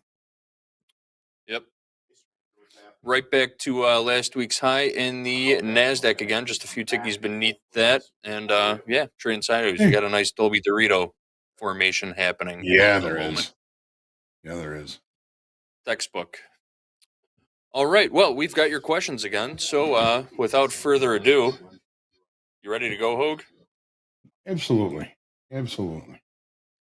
All right. First question comes from Dylan about Topstep X daily levels. Can you explain the new Topstep daily levels, please? Well, they are the Topstep daily levels that we have been sharing on that webpage. They're still on there right now, but we've moved them over to the Topstep X platform. I'm not sure if there's something specific Dylan would like to talk about, but Hoag, what's your take on those Topstep daily levels? Well, and I mean, in essence, most of them are kind of relatively static levels, like last week's high and last week's low. Those are going to repopulate every day on Monday morning. But it's yesterday's high, yesterday's low. Those are extended trading hour levels, I believe, and value area high, value area low, point of control from yesterday's. Those are all going to populate in the morning again, so that they're fresh for every day. It's the weekly kickoff levels that I think most people have questions about, and again, those are levels that we calculate that we believe longer time frame, bigger traders are going to be looking at the market a little bit deeper and possibly moving changing some of their inventories around. So those are also on the Topstep levels. So there's some basic levels that I think a lot of traders kind of put on their charts. You want to know what last week's high, what last week's low, yesterday's high, yesterday's low, value area high, value area low, points of control, and those are pretty much available on anybody's chart. We're just populating them on the chart for you so that you don't have to do that. And you can also, if there's levels on here that you don't want to put on there, if you go to the settings, maybe you don't want yesterday's high and low on there. Well, you can uncheck them and take them off the charts, or you can check them and put them back on the charts. I think it's always good to have settlement on the charts. I populate that myself every morning on the charts, so now I don't have to. I could just use the Topstep levels for that. But it's the weekly high and low and the weekly kickoff high and low that I think are probably the more powerful levels, because they're a little bit longer time frame. And again, the weekly kickoff levels are they're calculated, and they can be pointing out important levels for longer time frame traders, where I'll be looking for the longer time frame traders to adjust inventories. Good question, and I hope that's clear. There are going to be a lot more levels that are going to be available from all the coaches here at Topstep. There's going to be levels of go. But you're going to have the ability to kind of put the ones on your charts that you want on the charts, take the ones off that you don't, and hopefully, there's nothing that is, saying buy or sell at any of these levels. They're just levels that we're pointing out that a lot of folks are going to be looking at, a lot of traders look at. Maybe you're going to find some opportunities there. Hopefully you're going to see some confluence with some of the strategies and some of the tools that you're using, looking at those, and maybe it's just give you a little bit more confidence and a little bit more ability to limit risk. And to me, any level is about being able to limit risk. So hopefully that helps. Yep, we do have a couple of follow-up questions. Terrell wants to know if you can add text or annotations to those daily levels on TopstepX. Not yet, not quite yet. There are a couple workarounds for that, though. You can do it manually. You could draw your own line and annotate it any way you want, or just color code them to something that you'll remember and put a little post-it note on your screen if that helps you out. There's a couple different ways to annotate those. And you can here's the daily levels, and you can go in and if there's a level that you want to make sure that you're pointing out to yourself, like weekly kickoff high, go on and make it a bright color, and then you can thicken the line too, so it sticks out better for you on the screen. So there's that weekly kickoff high. It's nice, bold, and really out there. So your more important levels you can thicken up as well as change the different colors. Good call, JD. Yep. So, easy workarounds until we get those updated. Also, another follow-up is Jonathan wants to know if we can explain what settlement comes from where settlement comes from on our Topstep daily levels. Well, settlement price is set by the exchange at the close of every trading day. Settlement price is different than closing price. Settlement price is where they base margins off for the following trading day. And you have that available right there on your TopstepX platform. We have settlement price for you. Also, Trish in the chat wants to know if the daily levels are only available for live accounts. Nope. Anybody with the TopstepX platform has access to the daily levels right underneath that indicators tab. Type in daily levels and it will populate on your screen. There it is. Hoag is showing you right now. All right. Awesome. Next question comes from Shankar. Shankar says, hey, Coach, can you share your wisdom on how to use average daily range and how to calculate them? Well, there are services out there like Edgeful that will calculate average daily ranges for you. There's a lot of different ways to use average daily ranges based on the time periods you're looking at. Are you looking at 5 days, 10 days, 20 days? It's a very subjective question. But basically, what you're doing is, especially during times of low volatility, gauging what you think the estimated range for the day will be, and you can build a strategy around that. Oh, do you take a look at average daily range? Anything in particular stand out to you? Well, You're I looking think the at that? first person that I heard kind of looking at this, and then its average session range and average daily range, was Deanna, Market Stalker D. She was the one that started, I think, originally the first person I heard about calculating these, and now they're on Topstep's daily levels, and they're certainly levels that I write down, because you take, whatever number of trading ranges and you average that. Maybe it's 10, maybe it's 20 average daily trading ranges, and you come up with an average daily range. And you can, I believe that Deanna also kind of concentrates a lot of the more recent information into her calculation. So there's a lot of different ways to calculate that. But if you are looking at them, they are available for the products that are on Topstep's daily levels, and they are certainly something that I look forward to checking out, because I think, as a matter of fact, say 86 30, 86.75, 86.75. Initially, for the session in the S&Ps, the average session range high that was put in there by actually our coach Ray was 86.75. And for the first 30 minutes, that had really put in the high. So I do like to keep track of those, and I do like to know when price is approaching them, because that's saying that maybe price is a little bit overextended in one direction. But again, there's nothing that works every time, and nothing that never works. But I like to keep an eye on that, because I think it can do a pretty good job of telling you when that rubber band of the market or price action might be a little bit overextended. And I thank my good friend Market Stalker D for telling me about that and showing me that. And I think a lot of folks are now looking at it, and it's definitely something I would be paying attention to. And again, there's no right, there's no wrong. You don't have to. Just sometimes you're going to find that it can be a pretty decent opportunity in and around those levels. Perfect. Thank you, Hoag, and thank you for the questions, everybody. All right, next up, we got a joker. Mehdi says, hello, Hoag. Hello, JD. Nice tan, bro. Thanks, buddy. All right.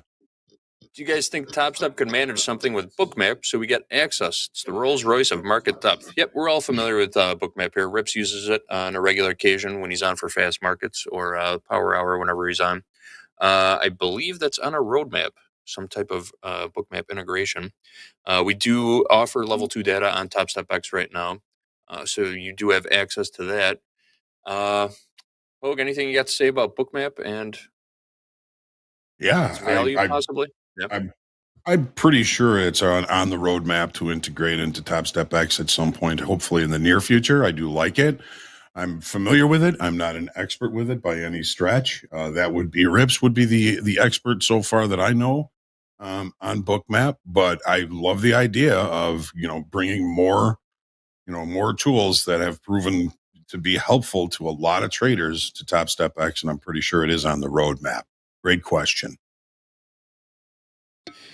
For sure. All right, next up, we got a couple questions that were kind of similar, so I'll read them both off.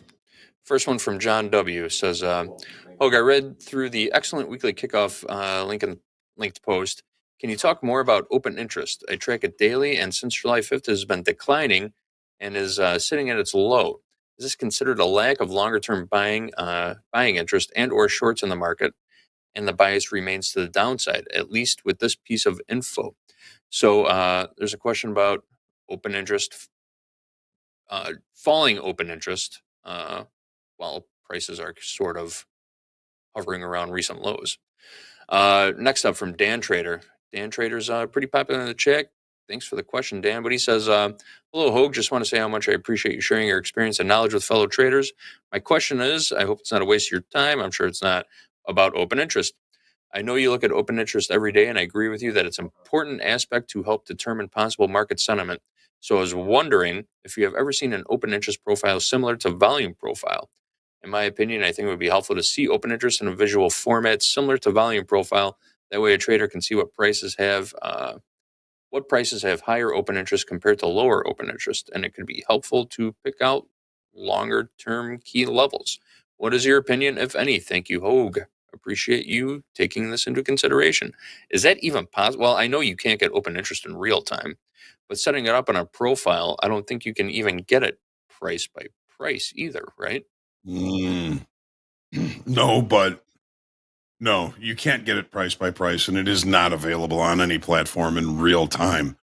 So, all right, John, since open interest has been kind of dropping since July 5th, usually that's an indication, or can be an indication, of a potential change in direction. Now, if you're talking about the S&Ps, so since July 5th,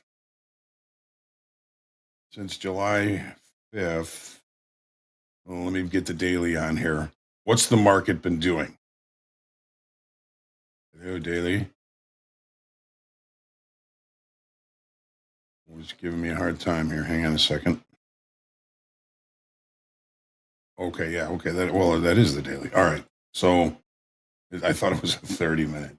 So since July 5th, you're saying open interest has been falling.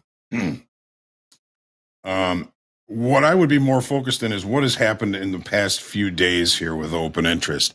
Now, this is a spreadsheet that I put together, and I populate this myself, and I'm going to show everybody a really stark example of how important open interest can be.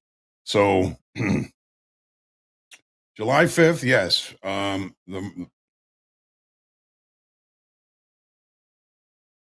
July 5th. Okay, so I put this together like half the year and half the year. So the last half of the year is on another spreadsheet. We've been seeing open interest pretty much falling as price has been continuing to fall.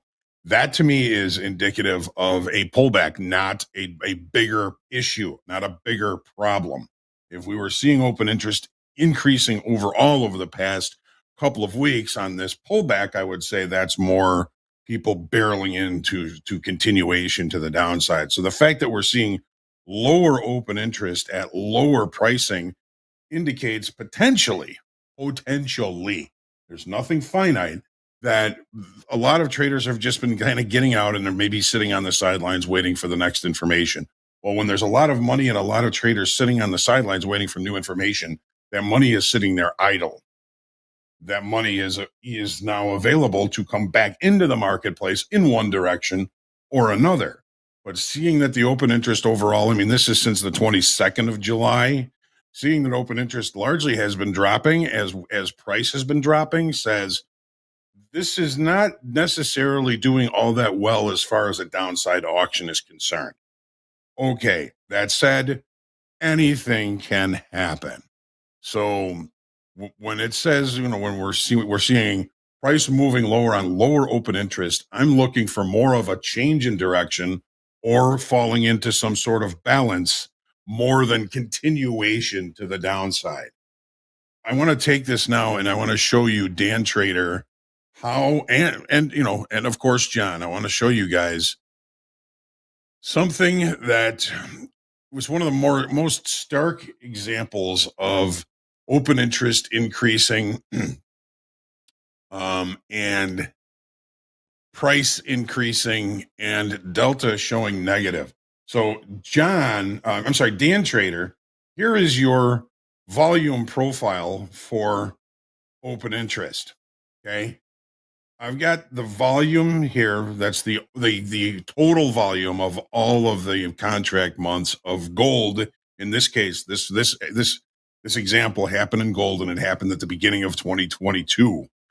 It's one of the more stark examples when you see the price action and how this played out according to the open interest and the delta and all of those things. I'm going to show you the chart afterwards. So, well, I'll show you the chart now. So here's what we're looking at. The period of time that I'm going to show you in this open interest and volume sheet began on the 4th of February 2022. Again, this is a very stark example of how powerful this spreadsheet can be to do one of two things: either keep you out of trouble or get you into a potentially good trade. And of course, there's nothing that is finite. Here's the 4th of February. Price rose, but we had been in a period of time where open interest had been dropping at lower pricing. We went from 55.32, 54.17, 52, 52.25, 51.53, 51.23. And that's basically open interest falling. What about price? 18.29 all the way down to 17.96, hovering around the lower 1800s. On the 4th, we lost open interest, but we saw a boost in price. Okay, so $3.70 price moved higher.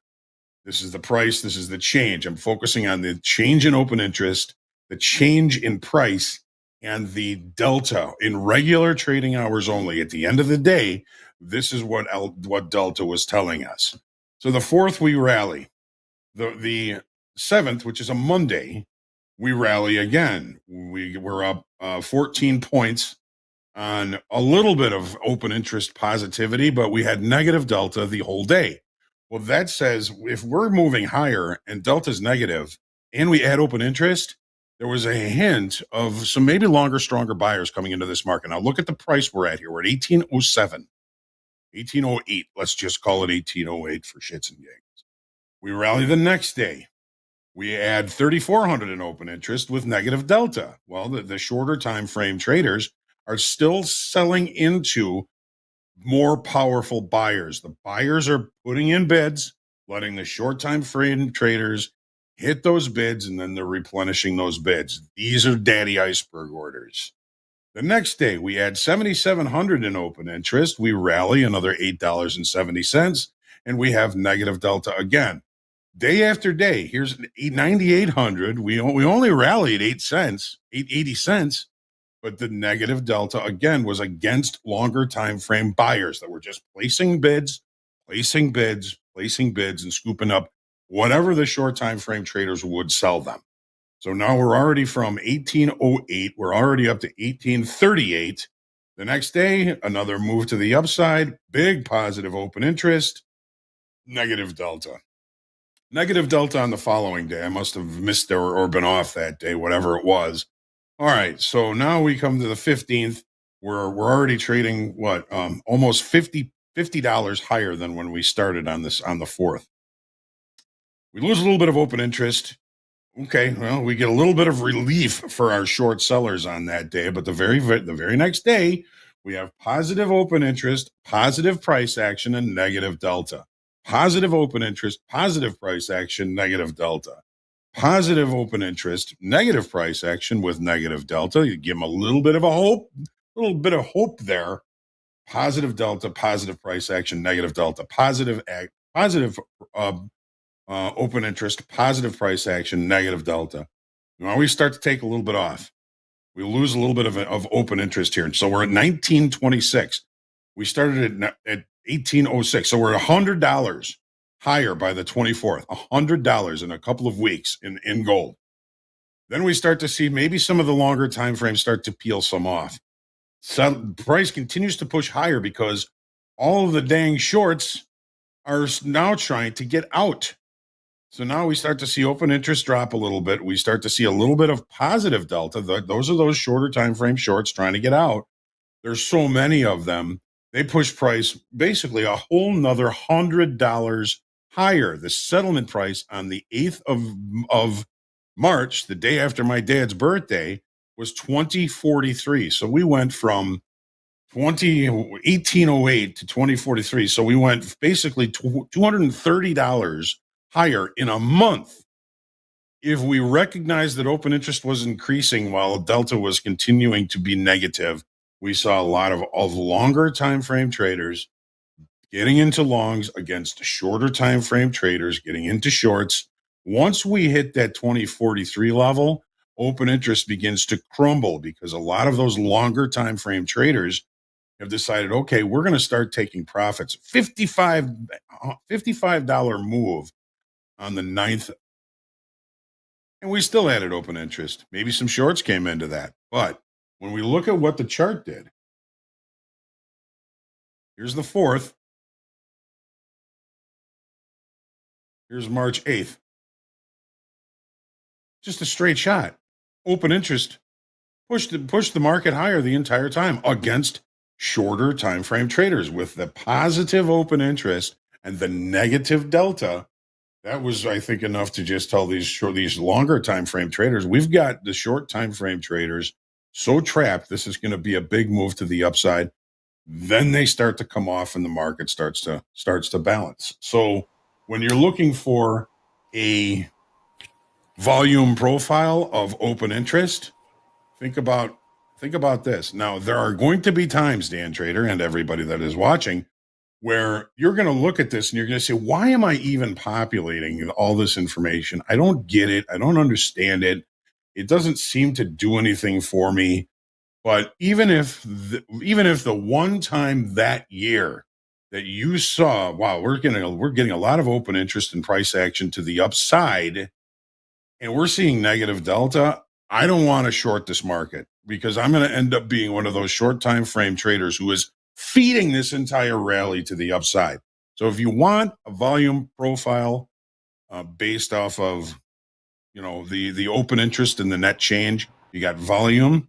Even the volume, I mean, it was checkered all the way up one day to down the next, up one day, down the next, up one day, down the next. The important part of this was that open interest continued to pile in as prices continued to move higher, and delta was negative.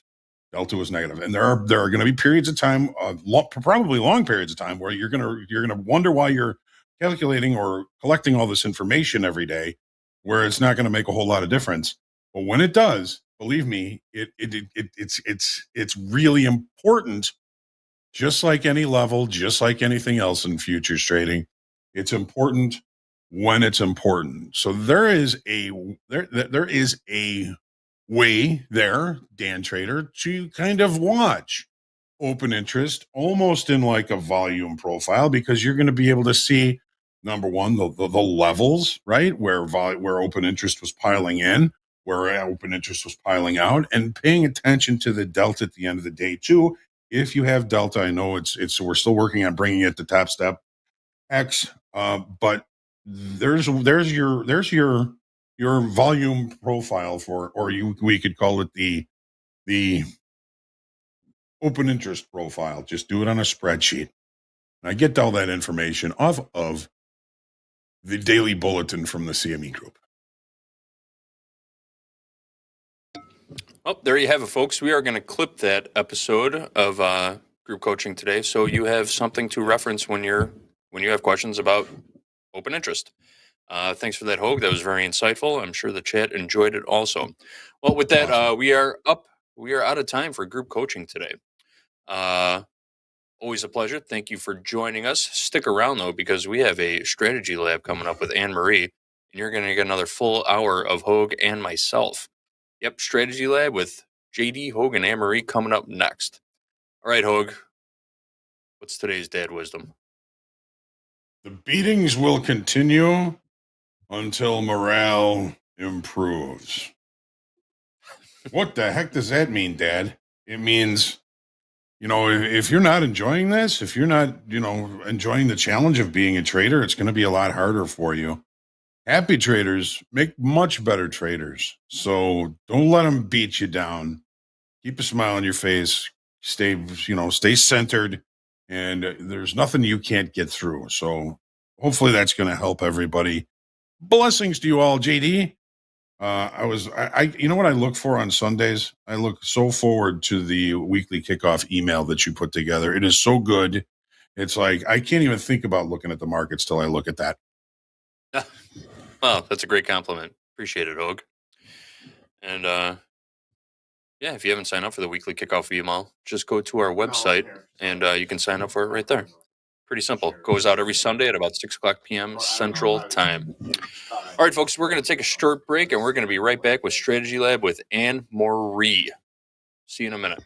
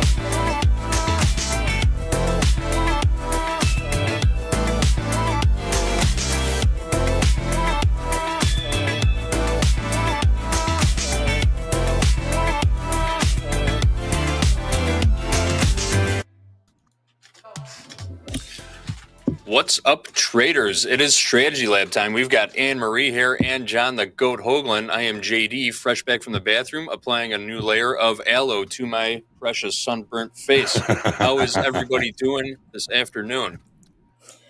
I'm doing great. Anne-Marie, how are things going? Excellent. You put some trades on this morning? How'd it go today? I did. Great morning trade, looking for the bounce. Also looking for a mean reversion, but as I get very excited and sized up, got in too fast, got stopped out. So I've been waiting for that pullback, and I've got a couple of nice trades around this settlement, and I absolutely loved hearing folks ask questions about settlement in group coaching with the two of you guys, which I rarely miss because it's such a treat for me. I love it when the both of you are together. It's great, lots of good questions, and they get answered so well. Sorry, my VPN popped up there. Oh, thanks, Anne-Marie. We do appreciate that. Yeah, and we did get to talk a little bit about settlement price during group coaching today. We didn't take a real deep dive. We just kind of talked about where it came from, who actually comes up with settlement price, how it's not so much how it's calculated, but who makes the official settlement price number, because settlement price is different than closing price, which we did talk about for a moment. Hoag, what's your take on settlement price? Do you use it as a target? Do you use it as a support or resistance level?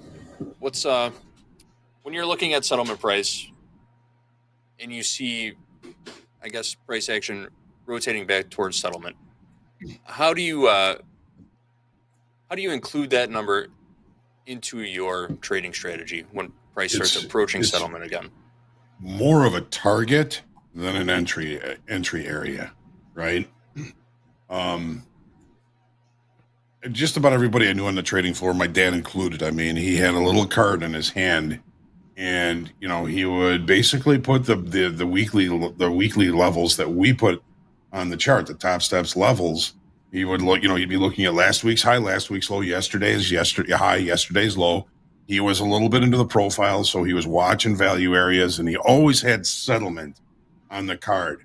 So I remember asking him, and we may have talked about this already. I said, why do you always have settlement on your card? He said, well, watch. And this was before electronic trading, so everything was happening in regular trading hours in the pit only. He said, when you look at a chart, look at how often price returns to settlement if it opens away from it. If it opens away from settlement, look how many times it returns and goes back to just check settlement. Now, it may go through it. It may stop short of it, but there always seems to be at least some sort of effort in the marketplace, unless it's very directional, unless something happened or some news or something like that. He says it is a visual level that everybody knows about, and coming from somewhat of a market profile background, I mean, he actually knew and was acquainted with Pete Stottlemyre, who my dad would go and say, hey, what do you think about this? And Stottlemyre would say, well, we're a little low here, and the market's really kind of trending to the upside, and we're at value low here. So if you're going to be looking for a long, look for it to go back to point of control or maybe settlement or value high in this type of situation. So he was the one that really kind of pointed out settlement and its importance. I know Dan Hodgman, his dad was always like, you better know where settlement is, because it is targeted very often in the day time frame. It's not all the time, but nothing happens all the time. So, when we were talking about settlement last week, and we've got a perfect day today to kind of talk about how centrally located settlement is in the ranges from today in the S&P and in the NASDAQ. And then we talked a little bit about, what the average session range might look like on both sides.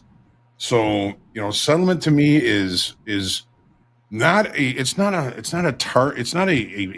execution level. It can be a target level, because price gets too far away from it. Short time frame gets too long. The one thing they're going to do is they're going to push it right back towards settlement. We've seen settlement in 30-minute bars. 1, 2, 3, 4, 5, 6, 7 30-minute bars traded to and through settlement today. So what I want to say is, when I bump into someone and they go, everybody knows that. That's sort of how I felt really over the weekend and really all day today, because of course everybody knows about settlement. I've been trading, 20 something years.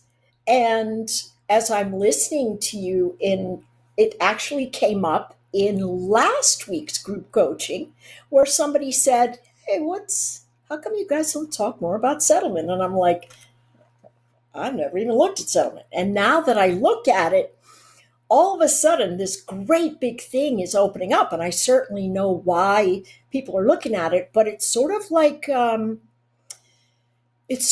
simple line in the sand that a lot of people ignore for whatever reason, right? They ignore it because, it's sexier to look at yesterday's low and nothing else.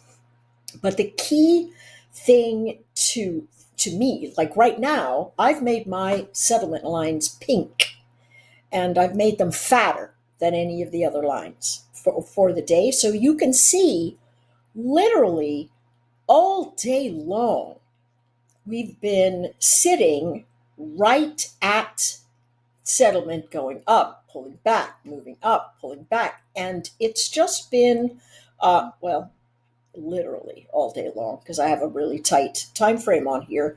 You can see it just operating like a magnet. So the big takeaway, John just said it a little bit ago, you cannot use settlement as a place to initiate a trade unless you're willing to expand a ton of risk. So for instance, if I said, listen, as soon as I get to settlement, I'm going to flip a coin. Heads, I'm going to go long. Tails, I'm going to go short. If you had unlimited risk and you said, I'm just going to go after I get a 10-point move away from this chart, and your ATR has been big on the day, or at least somewhere around that, you could wait, and even if you went down 100 points, you could come back and still get your 10. But the truth of the matter is we all have risk. And so we can't flip a coin and go, okay, heads, I'm going, tails, I'm going. But if you did, this notion of settlement says, don't worry, it's going to come back. It's just what it does if price action is not trending. And so today we've been super fortunate. We have a non-trending market. Now, what I have never plotted is settlement day after day after day. So would it be true to estimate that the close of the prior day in general would be within settlement for a few points? Is that a fair thing, or sometimes are they vastly different? It really depends on the market you're trading. So a market such as gold, I know Hoag can articulate this a lot better than I can, but gold settles at 12:30 p.m. Central Time, but then goes on to continue trading until 4 o'clock Central Time. Settlement is could be very far. Closing price are very far off in that particular market. But Hoag, I'll let you talk a little bit more to that, since you're more seasoned than I am at explaining settlement. Well, I have an example of that. Yeah. I have an example of that in gold. So, this was regular trading hours. This is 7:30. This is the 12 o'clock bar, which closes at 12:30, and settlement was basically right there. We can call settlement on that day 24:32:30. Wow. The market stays open and continues to break all the way until we get to, here's that last bar at the end of the day. So that bar closes basically at 24:22. So we're looking at a $10 difference. Right. Okay. Between so we the would settlement not, price and the so closing definitely price. not do that. Okay. So if we're trading gold or silver, we probably wouldn't do that, right? Yes. And, it's that way for like the treasuries, which close at noon. If something happens in crude oil, which closes at 130. I mean, the closing, the settlement price and the closing price of the day can be vastly different. What's most important to think about is the exchange is marking positions to the settlement price, not the closing price. So you may have a position that you may not have to margin at the closing price, but because the market finished the day away from margin or from settlement, you may have a margin call because the market closed so far away. You know what I'm saying? Yes, absolutely. There's always the idea that if there's a lot of traders that are underwater at a settlement price, that's where they're going to be marking that level to, and that's what you're going to have to be, doing your maintenance margin on. So that, and margins sometimes can affect price action when a lot of people are underwater and have to liquidate because they don't have the margin money. For sure. Very interesting what's happening with gold today. Side note. I wonder, just out of curiosity, in your opinions, do you think they'll ever adjust those settlement times for gold since the trading pits are closed? I mean, that's how they initially marked those settlement prices, based off of the old trading pit hours. But now that those are completely obsolete, what would be the case for not updating settlement In my times? opinion, I think they should, because you got gold that closes at 12:30 and settles there.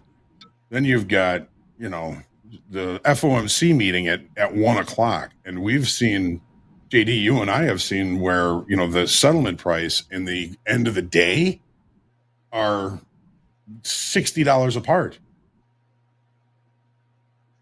Yeah, very true. Which is crazy. You think about, if I'm short and they're marking my margin to settlement, and there's a $50 or $60 move after settlement, I'm getting away with something because I may not have to margin it because they've attached it to settlement instead of the closing price. I may be underwater in that trade by that point. So is it more about the banking back end that is making them do that versus, what's going on with the traders per se? When we were tanking on Monday, a lot of the clearing firms, they increased their margins. Yep. So when they increase margins like that, a lot of people are going to get knocked out. They're going to get liquidated because they don't have or haven't put in the margin to trade on that day, which I think exacerbated some of that move to the downside. Yeah. So do we think that settlement in these commodity style markets that change at that close at different times do they have that same magnet behavior that the equities have? Yes. To settlement? Yes. Yes. Interesting. Yeah. I mean, at least in the day, and I saw a couple of comments in here, does this affect like tangible commodities more, or, things that are settled in cash? Well, it can affect both of them, but I mean, depends on whether it's trending or not. Right.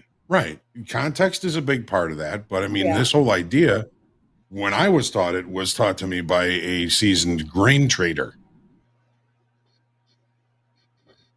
So that leads me to believe that this has been, something that has been important when it's important for a very long time. Very long time. Yeah. I mean, you're looking at gold, the gold opened with a gap from Friday's high.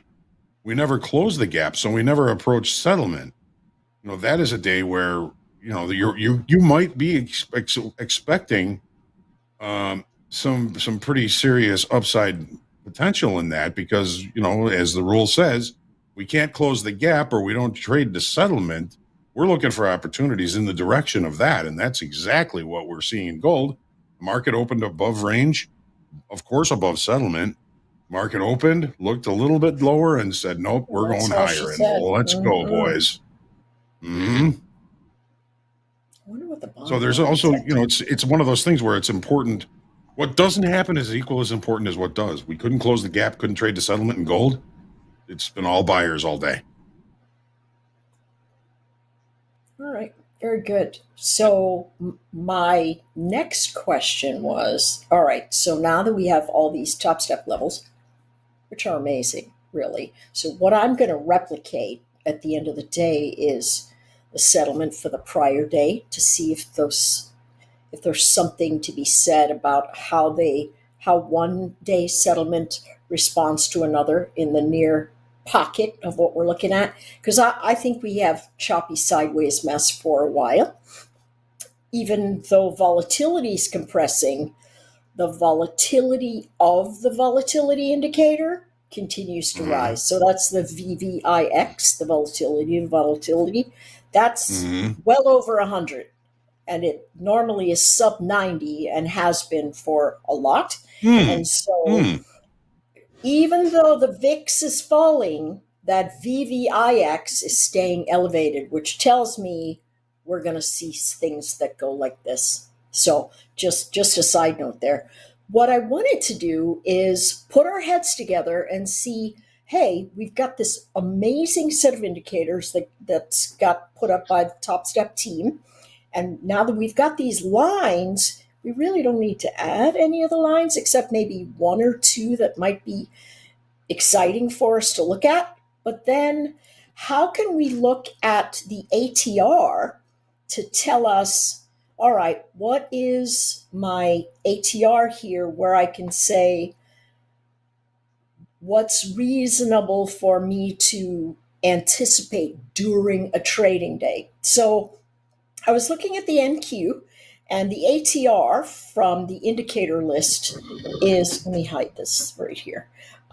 It's 492 points in the NQ. The average ATR per day over the last 14 days has been 492. So, yeah, that's bananas. And so if we look at our current ATR, which is 18,619, it's the ATR for the day isn't really giving us something that we can look at except a really expanded notion. If we just add that to the top and subtract it, we get 18,200 and something. If we move it to the downside, and then 19,000 and a scotch if we move it to the upside. And so that number didn't really feel, I felt like, well, that because we've got volatility compression, that's not going to be a good one. But if I looked at the 4-hour one, it turned into 200 points, right? And so from the early part of the morning, from that 18,600 to the pre-market low from a couple of days ago, that would have given me that 18,500 and some change. So looks like about maybe a 1/2 of an ATR tells me look for something that shows that buyers are maybe showing up, and then I can take it in to that ATR. Because we've had these gigantic moving candles over here, the ATR has been skewed dramatically. Yes. Can't use it, right? Unless we go, to something even smaller, like a 1-hour time frame, and then that might have helped us a bit. It isn't normally like that. We just moved out from a range where it was shooting the moon, and now that we're coming back to more regular things, it's skewed because we're looking at it, so small. But what is your thought about potentially looking at where settlement is and then saying, all right, let's say we look at a 1-hour average, 1 hour, and it's 100 points, right? Let's round up for the ATR. We can look at that settlement event at 18,500 617, and we can go, all right, what if we look at 18,517 and see if maybe that gives us some kind of approximate floor for expansion. The thing is, you don't want to trade at it. You just want to think about it relative to, wait a second, I'm looking at my 1 hour chart. The average ATR is about 100 points, and I just fell 100 points. Do I need to cover my shorts? Do I need to trim my shorts? Do I need to look at the market overall and start watching for potential change? Now, I'm just literally spitballing here because I love those eyes that you just gave me, John. I'm spitballing because this notion of settlement is very exciting to me, because on non-trending days, I absolutely see it making its move and saying, hey, listen, you move up, you move down, you move up, you move down. And then when it's stalling at this ledge, then, you sit on your hands and you literally don't initiate a trade because it's the point of highest risk. And that also is a takeaway, I think. Yeah. In terms of executing. So we got settlement in the NASDAQ. What was it? 816. 16, yeah.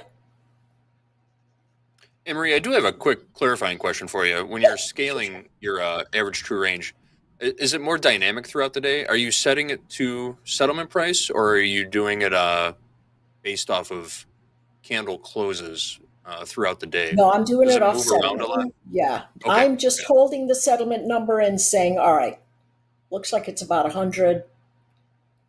Let's see what's going on. And everything's sort of squishy, because I think the harder lines, so this was yesterday's, I'll look at the settings here.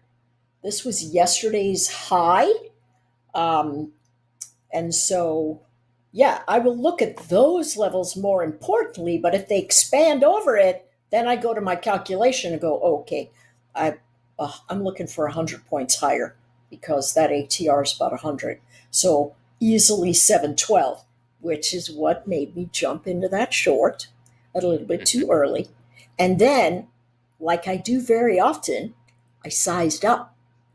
And although it's great in my regular accounts where there's not something going, hey, you're gonna fall into you're done for the day.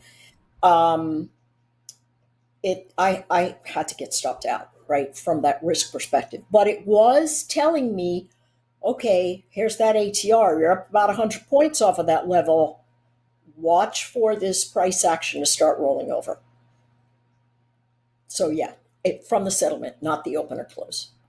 And so okay, we have settlement in the NASDAQ 616. Yeah. We have VWAP 646 off the overnight. Settlement is 620. So as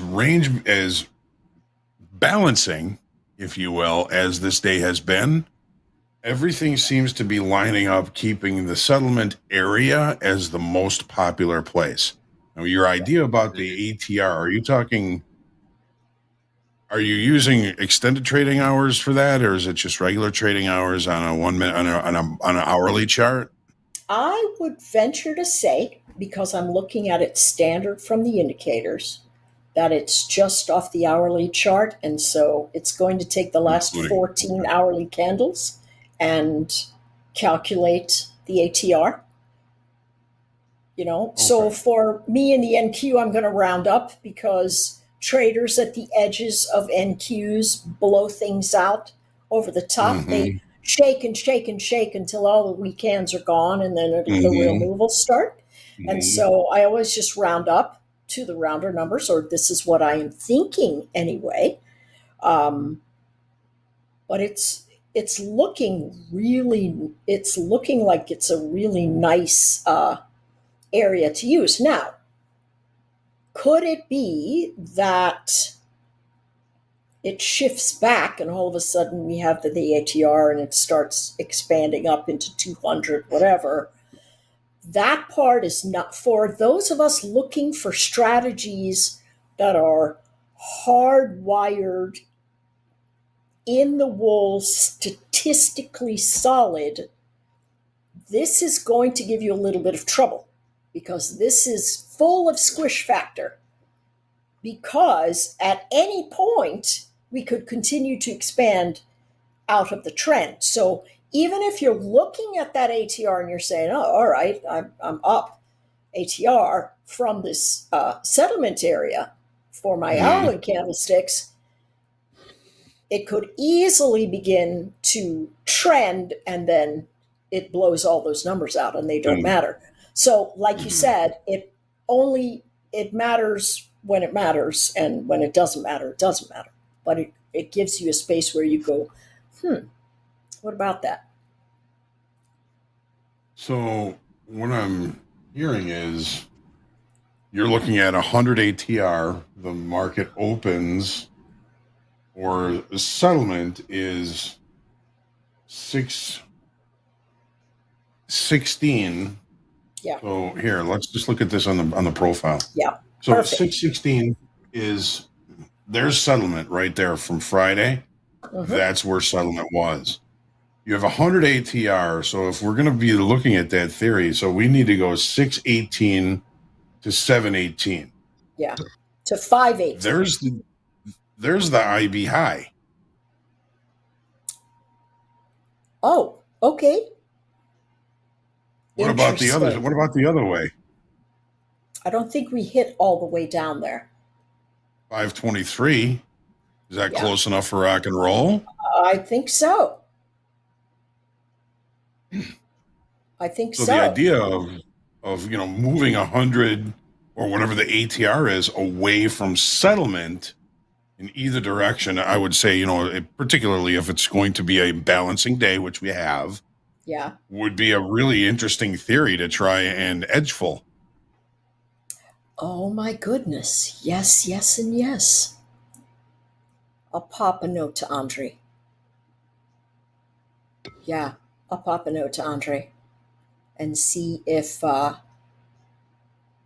what the statistics are that it holds that It holds that ATR on both sides of settlement. Yeah. Or how many times it does that before it breaks away or whatever. Yeah. I like it. Yeah, that's a real interesting question. I like that too. I'm actually looking at Edgeful right now.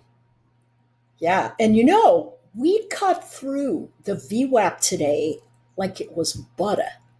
Yeah, it was nothing. We just had no regard for it today. No. Zero. And I wonder if it's because settlement was so close, or maybe it tells us that in the grand scheme, VWAP's okay, but settlement is better if it's nearby. Well, because literally we have no respect for it at all. And very little respect for settlement too. Well, that's true. If you're saying that's true, maybe it's because we are in a balancing day that we're seeing this behavior. That seems reasonable, that we would have no respect for the VWAP in terms of bouncing and staying above it or bouncing and staying below it if we don't have trend. That's sort of circular arguing, but true nevertheless. So yeah, we have saying today's more. Go ahead, JD. I'm just a question. You're thinking today's more of an anomaly than anything because we've been bouncing around settlement. I think we go sideways so many times. This is just a balancing day, and I think within balancing days we're going to see this kind of behavior. Not so much as it's an anomaly, but in non-trending days,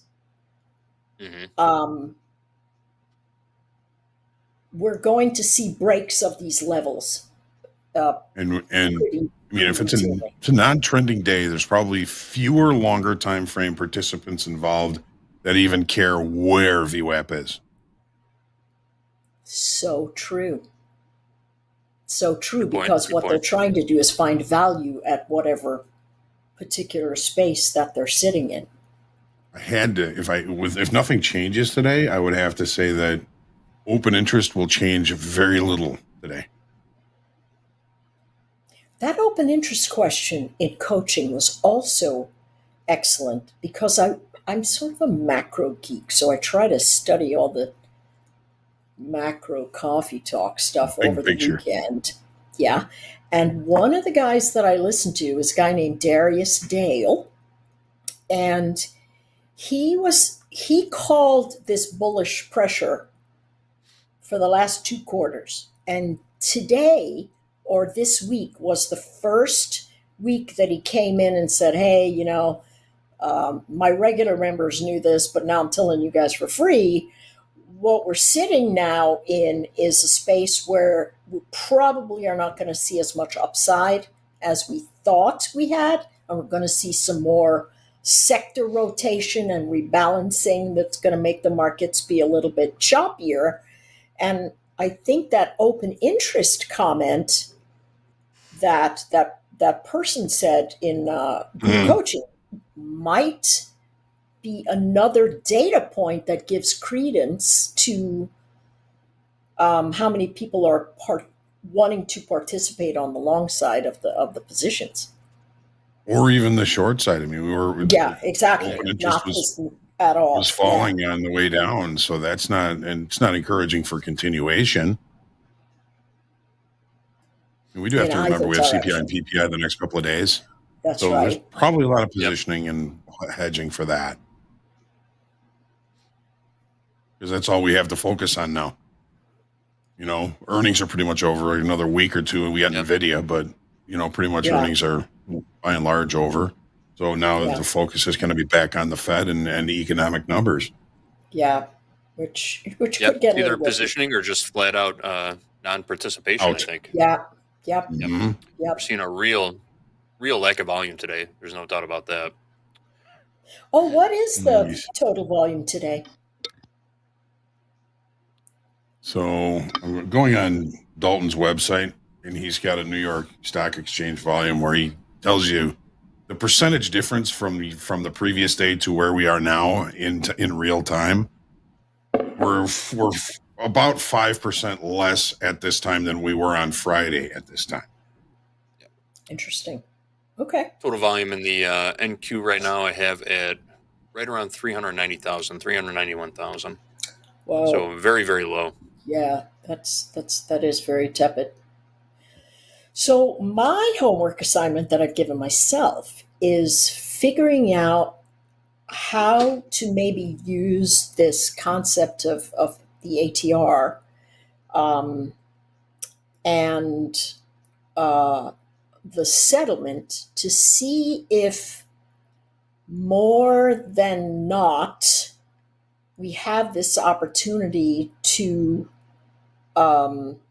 participate away from it. So let's say we see, what was the number that you gave us? This number when we were in Fast Markets this morning. There was a number. It was around, I don't remember the number, John. It was in the low 500s.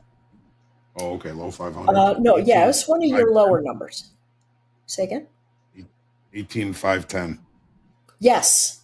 And so when that number held, right? What was that? Yes, Friday's low. Is that Friday's low? Maybe. Mm-hmm. No, Sunday night's low. Last night's low. Yes. Yeah. Oh, the overnight low. Yeah. Yeah. Yeah. Yes. So once that held, that was the space where, see, I was just using my moving average. I was saying, hey, listen, It's super choppy. I've got a 50 SMA here. If it comes into that 50, I'm going to start stalking along, and I'm going to buy small enough so that if it falls down to that ATR in that 516 into the low of the prior day, I'm going to be okay, and I'll be able to withstand the shakeout. And so it bounced from there. So my thought is now pretend I have no moving averages and I'm just looking at these levels. Can I build a strategy that says, okay, using that ATR, here's the approximate trade to space, and here's where your risk is relative to our Topstep levels. So today, it was great, both on the upside and on the downside. And the really. downside. I just had poor execution on the upside, or it would have been just as fantastic, just relatively speaking. The next question is, I used the settlement to get out of my trade, right? Mhm. And so getting out of the trade should trend then tell me, hey, wait a second, if you're thinking by the dip, maybe you get out of half and you use the opening range low as your stop eventually, or something like that could build a nice clean strategy just based on the numbers. Because one day it would be super cool for us to have opportunities to upload strategies into TopstepX, just like we do on TradingView, right? Yeah. Where someone can just design a strategy, and then I don't know what the API is for TradingView. It's on the roadmap. Yeah, and so I'm thinking about these simple but solid idea structures, and then we just have to figure out what where the potholes sit, or where the wind shear sits, if we're building the plane in the air, where the wind shear sits for us to take that trade and really build on it. But honestly, I look at new, because I build strategies for other companies, and I have in times past, so I'm always looking at new strategies, and this one is really exciting to me. I think it's got legs. I do. I think it's got legs, more definitive than my volatility bands, because the prices aren't moving per se. And the What about strategy setup. confluence between them? Yes, exactly. So more to follow. I'll maybe be using Friday's strategy lab to flesh out a little bit more of what went on for the week in terms of using those averages, and maybe I try to recalculate the ATR in a different way, and backtest from that space and see what comes out. Right? Well, I'm that'll such a nerd. be cool, because we have the same crew on Friday for Strategy Lab. Nice. Oh, do we? Nice. Excellent. Yeah. I didn't look that far ahead on the schedule. Nice call, Hoag. Yeah, you know what? I never look ahead. Maybe it's because I always want to be wanted surprised. to make sure I was here. Yeah. Yeah, that's probably a pretty good idea. Yeah. So. Yeah, that'll be a great follow-up for Friday. Yeah. Looking forward to that now. Yeah, For sure. I think so. Just checking in, looking at the tilt. Nothing happening really. We got 55% long in the ES, 57 long in the NASDAQ. People are 68% just long like, in crude. I don't want to trade, is what people are saying. It's just, and it's Crude's just getting a sitting little. around. Crude's getting a little tilty to the long side. 68% now, and 56% in gold. But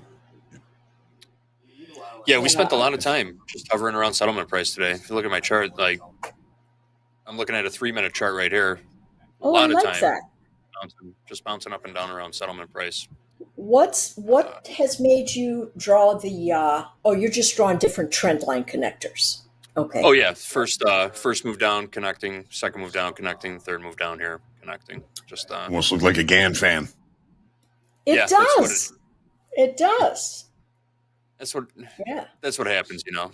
It's something I used to look at a while back. The flatter these lines got, the less reliable the bases Yeah. become. So Yeah, that's absolutely true. So this would lead me to look for maybe some extension to the downside, but since we are so flat and volumes kind of a nothing burger today, I'm really not expecting too big of a move going into the close. Well, lining up to be a whiz bang power hour. Oh, I know, Oh, yeah. right? That would be very exciting. All right, where are we? So Gold continues to push to the upside after the close. Let's see. You put that on your June. We're going to be. Groceries, set it up as a recurring. Oh, that's not gold. This is. Yeah. So, Anybody know what the bond auctions did today? Do we think that might bond have auctions something we to have? do? Monday's usually just a 3-month and a 6-month auction, right? Those are usually non-events. They don't really move markets. It's the big bond auctions that are the really market-moving events. The 5-year, the 10-year, the 30-year. Sometimes the 2-year can be a big market mover too. But yeah, I really don't find on Mondays that those 3 and 6-month auctions contribute to a significant amount of volatility in the market. Yeah, we've got. You notice anything different? We've got something going on in the currency markets for gold to be running like this. We're going to find out later, whatever it is. But there's something going on. We'll find out on the back end. Mm-hmm. Sounds like a Marvin Gaye song. What's going on? What's going on? Oh, wait, how was Hootie and the Blowfish? Oh, it was fun. It was a good time. Did you buy a I was t-shirt? really excited. I did not. I wanted to buy the coffee cup, but the coffee cup was sold out. But they had a great backup band. Collective Soul was the backup band. They're great. I was like, really? This is awesome. Yeah. I haven't heard that name in almost 30 years. Collective Soul. I know. Listen, right? I bumped into a friend this weekend that said, "Hey, you remember how much you used to love Richie Blackmore and Rainbow?"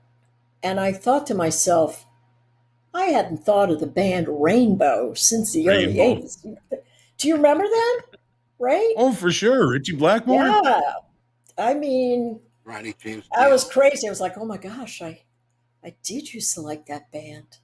So, yeah, I was just wondering if you had a good time there. So Oh yeah, I had a good time. I mean, back in the early '90s, I was still in a band. I was playing drums. I mean, half the songs that were there between Collective Soul and Hootie and the Blowfish were songs we actually did in the band. Okay, that's awesome. It was a lot of fun. And even my wife was like, "Hey, you guys used to play this. Hey, you guys used to play this. Hey, you guys used to play this." Hey, she remembered. All right. Hey, John. Yes. John? That's why they Yes, were sir. selling coffee mugs. Yeah. I would have been like, "Oh, okay, thanks. I'll take a coffee mug." Eddie dropping truth bombs on us. Yeah. That one went straight over my head. I mean, I still have my The Who coffee cup. I bought at a Who concert 20-some years ago. I wanted to get the Hootie one, but they were sold out. And it was funny because, most of the crowd was, let's face it, my age, our age, whatever. And there were a whole bunch of kids that were kind of running, like teenagers, maybe even early 20s. And they were hanging around. The one song that they wanted to hear was Wagon Wheel, which is Darius Rucker, right? He did Wagon Wheel, country singer now. And as soon as the song was over, they all left. Oh, the disrespect. They didn't know any of the other songs. Who are these guys? Well, at least there's they the showed up. song. Yeah, I just saw like 2 weeks ago, Aerosmith decided they were going to stop touring. I'm like, but I said something like, holy cow, those guys are really old to be working. And then the person that I was talking to said to me, aren't you going to be trading when you're that age? Don't give them grief for doing something they love. So he put me in my place. But I guess Steven Tyler's got one of his vocal cords is irreparably damaged now. Yeah, I read about that over the weekend also. Collective Soul, when they first started making it, Aerosmith invited them to go out on tour as their backup band. So the leader, the lead singer of Collective Soul, they did like a whole menagerie of Aerosmith songs in honor of their friends at Aerosmith. That? Yeah, that's very cool. That does sound like it was a good time. Yeah, it's all coming to full circle. I know it. Yeah. Right now, we want to call somebody. Yeah, I was like, oh my God, Collective Soul's here. I'm like, I'm here to see Hootie, but hey, let's watch Collective Soul. Yeah, exactly. Does this possibly mean that Aerosmith could still be touring with a new lead singer? Yeah, they might be. Are they signing up for that? Think about how many. I don't know, man. Journey did it. That was like Journey. Stephen Perry. Yeah. I mean, he had his voice went. Yeah. He had a great voice. Oh my gosh, didn't he? Easily, next to Rob Halford, easily one of the greatest singers with the most incredible range in that genre overall. Rob Halford, of course, being the lead singer for Judas Priest. He used to be an opera singer. Did you know that? Opera. Yeah, he used to be an opera singer. JD's amazed that I know Rob Halford. Bent for leather. A little bit. Anne-Marie never ceases to amaze me, ever. No. Every day we get a new nugget from Anne-Marie about my life has been wide and varied. What I love about you. One of the many things I love about you. Thank you. Always more to learn. All right, folks, we've got about 1 minute left. Any closing remarks? Anything you want to add to today? Been pretty quiet in the market since we started. Yeah, for sure. This I don't know. Fingers crossed for a good power hour. Yeah, we could use it. Not a whole lot of action at all. Really, everything. Well, the equities at least just have gone flat. Volume died. Price action died. Volatility is dried up for the day.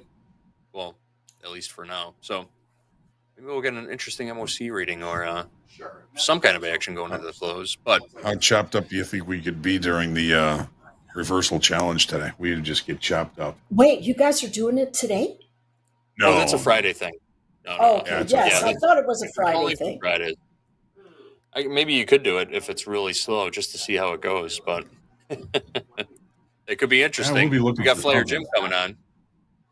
Flyer Jim's coming in for Power Hour. Maybe he'll be interested in doing it. Also, we've got Andre leading the show for Power Hour. He's going to be joined by Gabe Hoag. Hoag is on for another hour. Man, Hoag is putting in the time today. Holy right? Smokes. Hoag, Gabe, Flyer the Jim, iceberg. and Andre. But that is coming up next. It's 1:56. We're going to take a short break. We will be right back, though, for Power Hour. We're going to see you guys in a few minutes. Thank you so much, Anne-Marie. Always great having you on. Always love sharing some time with you. And Hoag, my man. Same. You guys, just a wealth of knowledge, and thank you for sharing it with all of us. We're going to take a short break. We will be right back with Power Hour.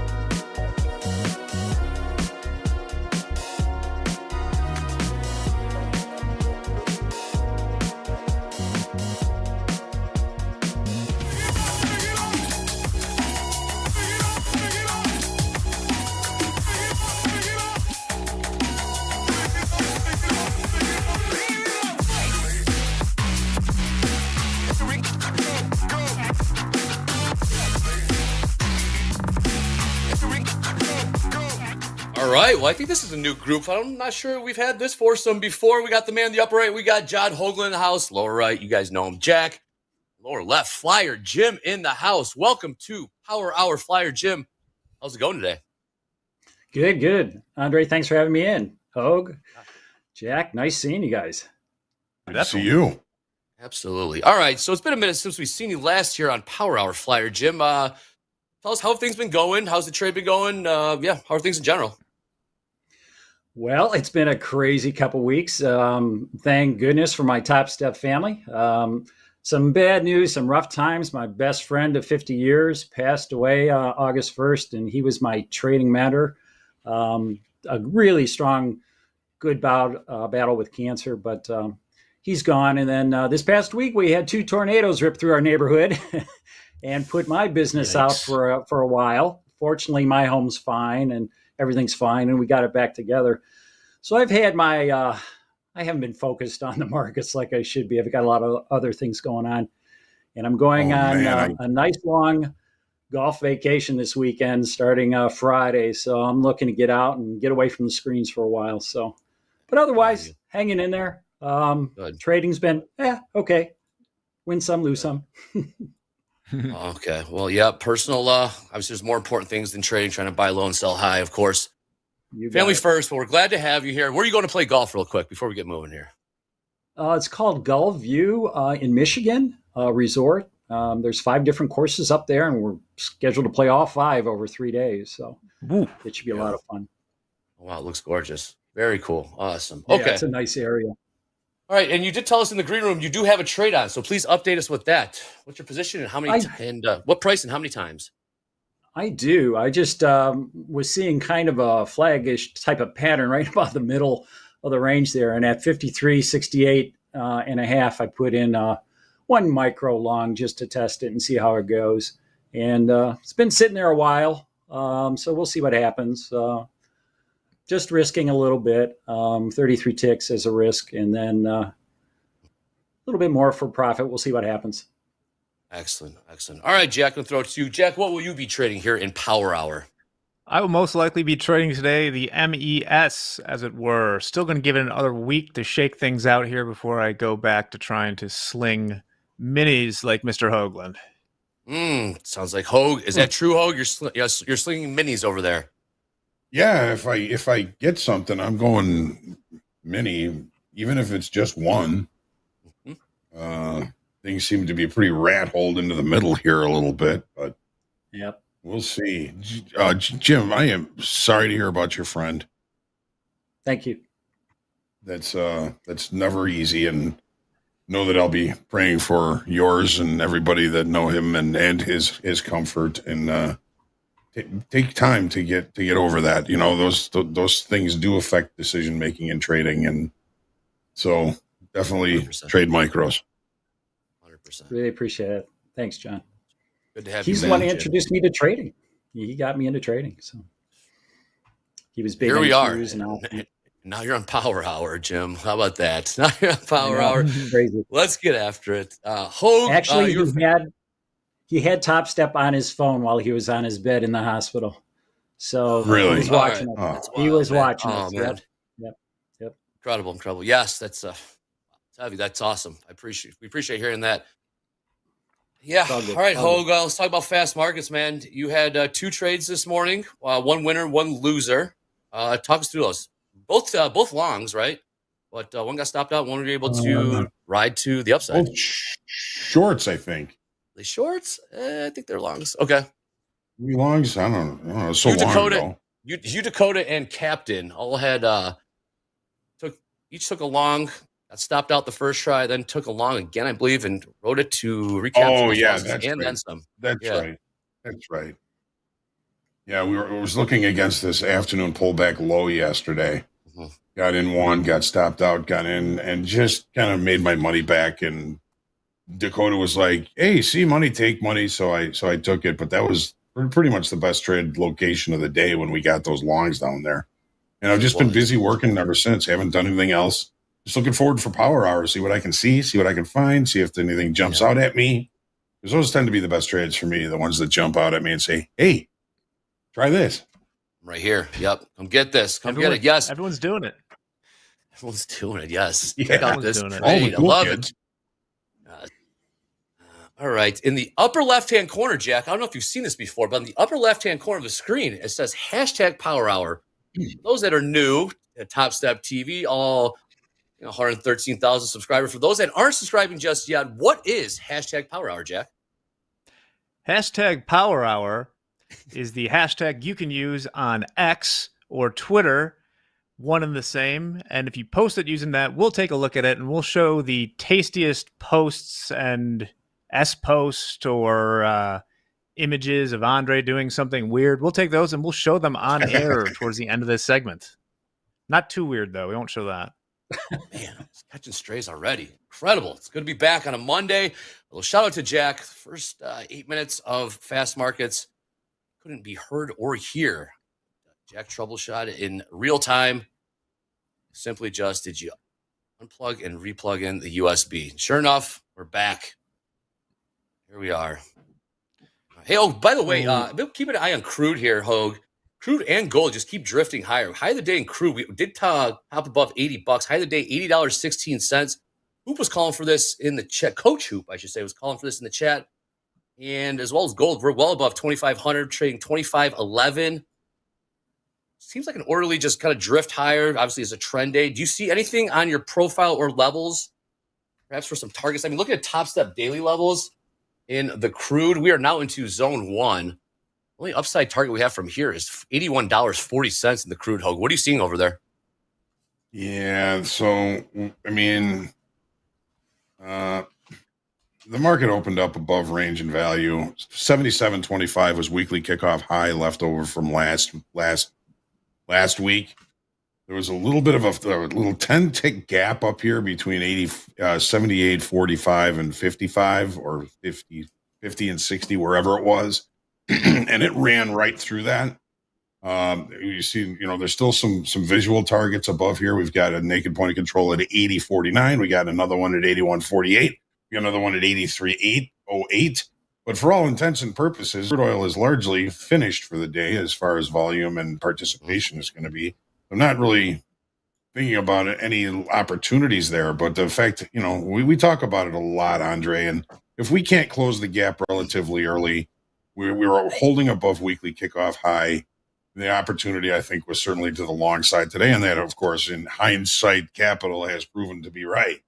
As far as gold is concerned, Flyer Jim said he had a good trade in gold today. I'm really interested in hearing about that, Flyer Jim. What do you want to tell us about what your trade was in gold today? Oh, if I could find it. I scalped a couple of things early this morning. And actually locked out that combine. Let me see if I can find it. Manual lockout. My newbie. I'm not sure where it's at.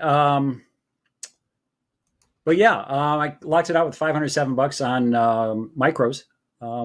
So I didn't write down. I usually go over everything at the end of the day and write things down. With the new trading journal, it's awesome to be able to just go in while we go. But I've had a little bit of a kerfuffle on this side trying to get things to go and get things going. And so I just made a couple of nice trades this morning. It worked out well. I closed that combine. Micros. Yep, micros. I locked out that combine. And then I opened another one and proceeded to go to my personal daily loss limit of $250. So I'm a net 250 today, which is that's fun. good. Yeah, that's good. Good. And as you see, I'm up on this one right now a little bit too. So although it's dropping out, this MES is dropping on me here. So we'll see what happens. Jim has coined a new industry term today, and we'll talk about that later. Which one was that? Hold on. Did I catch it? All right. Did see someone put on another position. Jack, what have you done over there? Yeah. Long 2 MES to start from, I slacked it over there, but 53.65. 365. And Plus we'll let 2 that MES. roll for now. Let's trade 65. That's where I was first looking, Jack. Good job. Hopefully get a push right here, right now. I love these micros. push to the upside here. Yes, starting to see more and more people getting into the micros, given the market volatility, market conditions. Very, very smart, wise.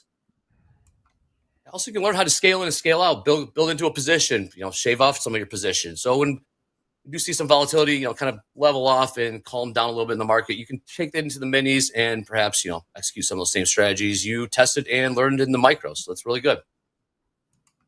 We are seeing some selling here in the ES. All good there.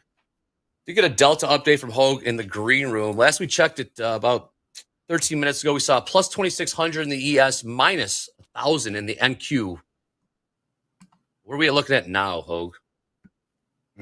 Plus 6,400, 6,500 in the S&Ps and plus 700 in the NASDAQ. Okay, plus 6,500 in the ES. Okay. Yeah, it's making me a little bit nervous for longs. Because we are relatively close to value low. Seems to be having trouble holding rallies. Maybe a little bit of a downside squeeze coming here, but it's nothing that I'm ready to take a position based on. I mean, the market's been pretty much moving lower all day with positive delta, but it's not that deep, so it doesn't really concern me that much. But NASDAQ's nothing, positive 700. Yeah. I see people ardently saying short, short, short. Tell me why. Yeah. You are so 100% sure, Backley. And Jack, if you were short, the chat will be piping in and get long, get long, get long. You know how that works. I know. Yeah. Trade your own book. You're not supposed to follow what I do anyway. Andre, I hear you want a little update of the Mag 7 and the 10-year yields. Mag 7, mixed bag. We got Google, Meta, Microsoft, and Tesla all down, with Tesla down the most, just over 1%. Amazon is scratched. Amazon is slightly up. The big winner of the day is NVIDIA, which has been pushing that 110 level, up 4.3% on the day.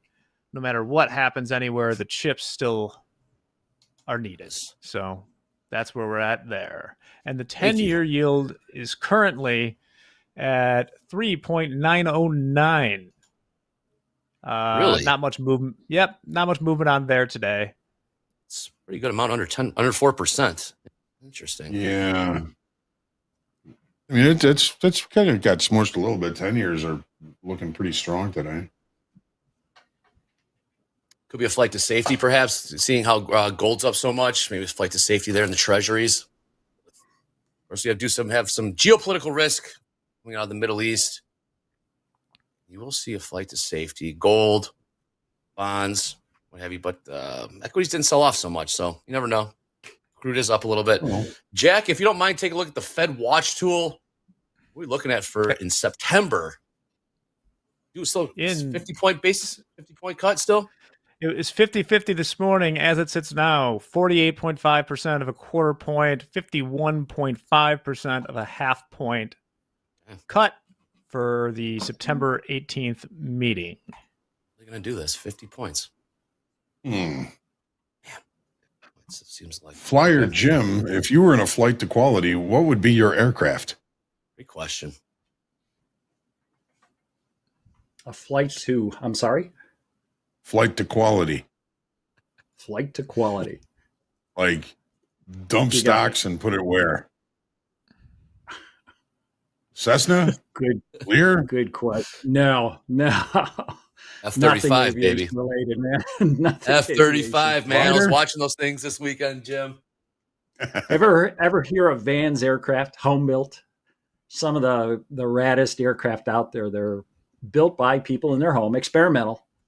It's such a cool aspect of aviation. And I was partner actually with my pal who passed. We were partnered building an airplane in our basements and in his garage. And it's just a great way to get into aviation. It's a good place to park some cash if you want to. If you've got a few extra dollars to spend. You got a few extra bucks.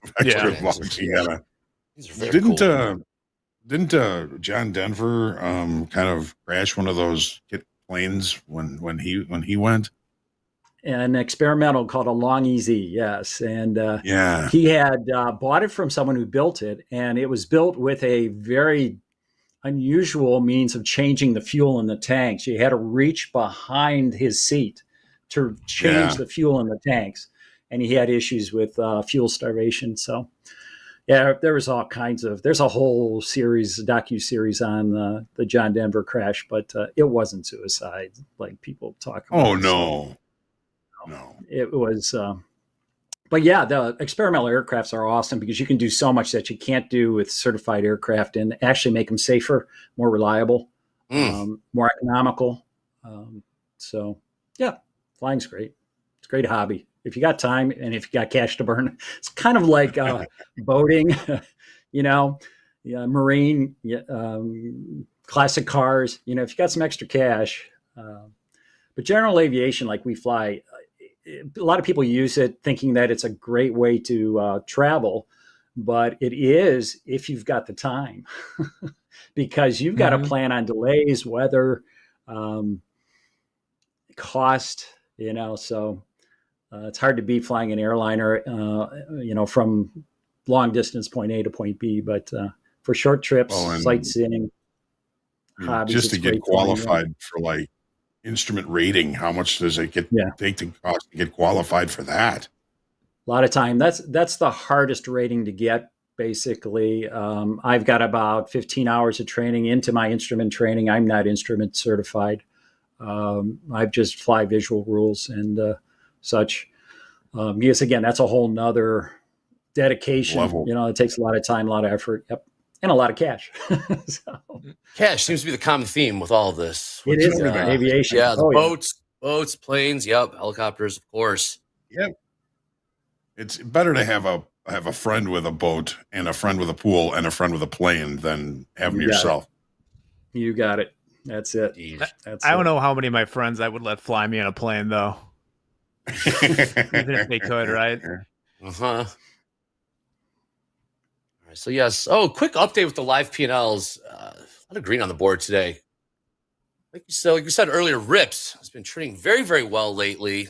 So he went back to the sim, went back to the XFAs, combines, got his bearings back, and now he's up $5,400 in the green. We got Karina up $2,500. Dylon, Jack up about $1,200.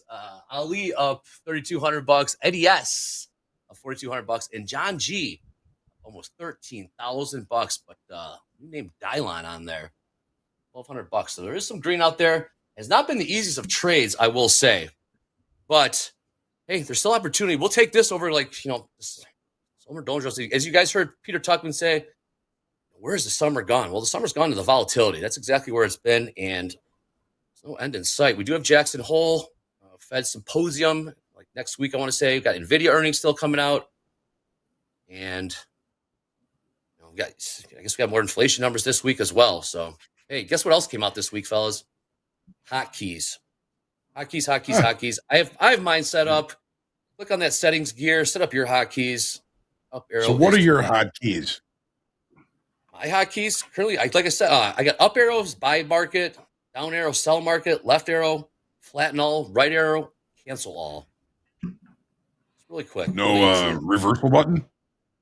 Not yet. I will by Friday, Hoag. I don't want that activated unless I need to. Yes. Dangerous stuff there. Yeah. It's can't always be. Yes, that's for Friday afternoons only. Of course. All right. So last trade in the ES 53.67. Jim Long from 68. Jack Long from 65. Let's see if we can push this sucker higher. In the middle of a range a little bit. We'll see. Man, not a lot of decision here. The tilt is 50-50 in the ES, the NASDAQ, crude oil 44.56, gold 46.54. A lot of indecision out there.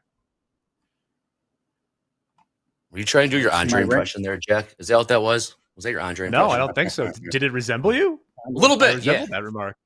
50-50. Yes. Indeed. All right. Kind of just ranges are getting more narrow and more narrow as we've gone on in the day. That's okay. I'll throw these back. It's not like last Monday. Last Monday was a doozy. Yeah. All right, Jim. So where do you got your stop? If Where do you got your risk in on these 68s that you're long from? Got 33 ticks there, so that would be what, 53.60. But I've got my Renko. If I see one more brick, I might do a moron trade, add another contract. So looks like I don't know if you've used Renkos much, but I kind of like them because it dumbs down some of the noise, you know, since it's just volume and not time. So what setting? It's pretty simple, traditional with a 2-point setting. So it's pretty reactive, but it still takes away some of the noise. You don't see all the wicks and such of the candles. Right. And it's just about ready there. I see a white one. When I get 2 white bricks there, it's usually for me a good sign to think about going that way. You're adding another one. Yep. We shall see. Shall see. Famous last words? I don't know. Well, here we go. Got a bit of a bid. 53.68 quarter.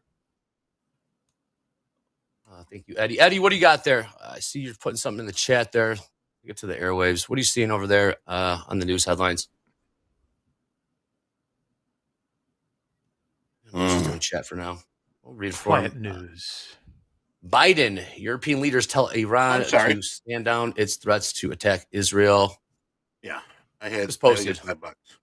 Oh, was that one? Oh, God. I was on mute. I was speaking. Yeah, I know you're on mute. Yeah, that one's okay because you weren't expected. That's why I was kind of trying to do a little bit longer of a lead in, but all good, Eddie. That one's on me. All Yeah, the good. light didn't go on. The green light didn't go on. Not. Got 50. I mean, they should have been doing this way ahead of time, but we'll see. We'll see. I know that. Go ahead. Talking about that, it's nighttime there now, so we got to keep our eyes open. As John says, anything can happen, and we got to be ready for it. So let's just hope that it doesn't happen.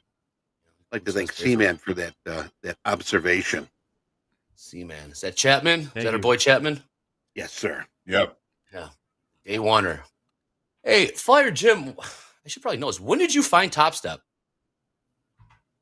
Oh boy, long time ago. Long time ago. When it first came on the scene, I was aware of it. But I think I actually actively have had an account maybe for 5 years now. Okay. On and off. So I've been following in the trenches, and probably since TopstepTV is when I first really got into it full time, full bore. I've tried all the different rules in the past. Were always a handful, just about sneeze on your keyboard and you'd break a rule. So it was a challenge back then. It was. From, it had to be. It had to be. Couldn't just be.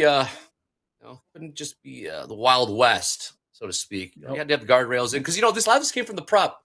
The brick and mortar props. Jack and I came up with in the prop firm. I don't know, Jack, about you, but we had some rules. Max losses, 90% win rate, things like that. I couldn't adhere to it. Oh, there were rules.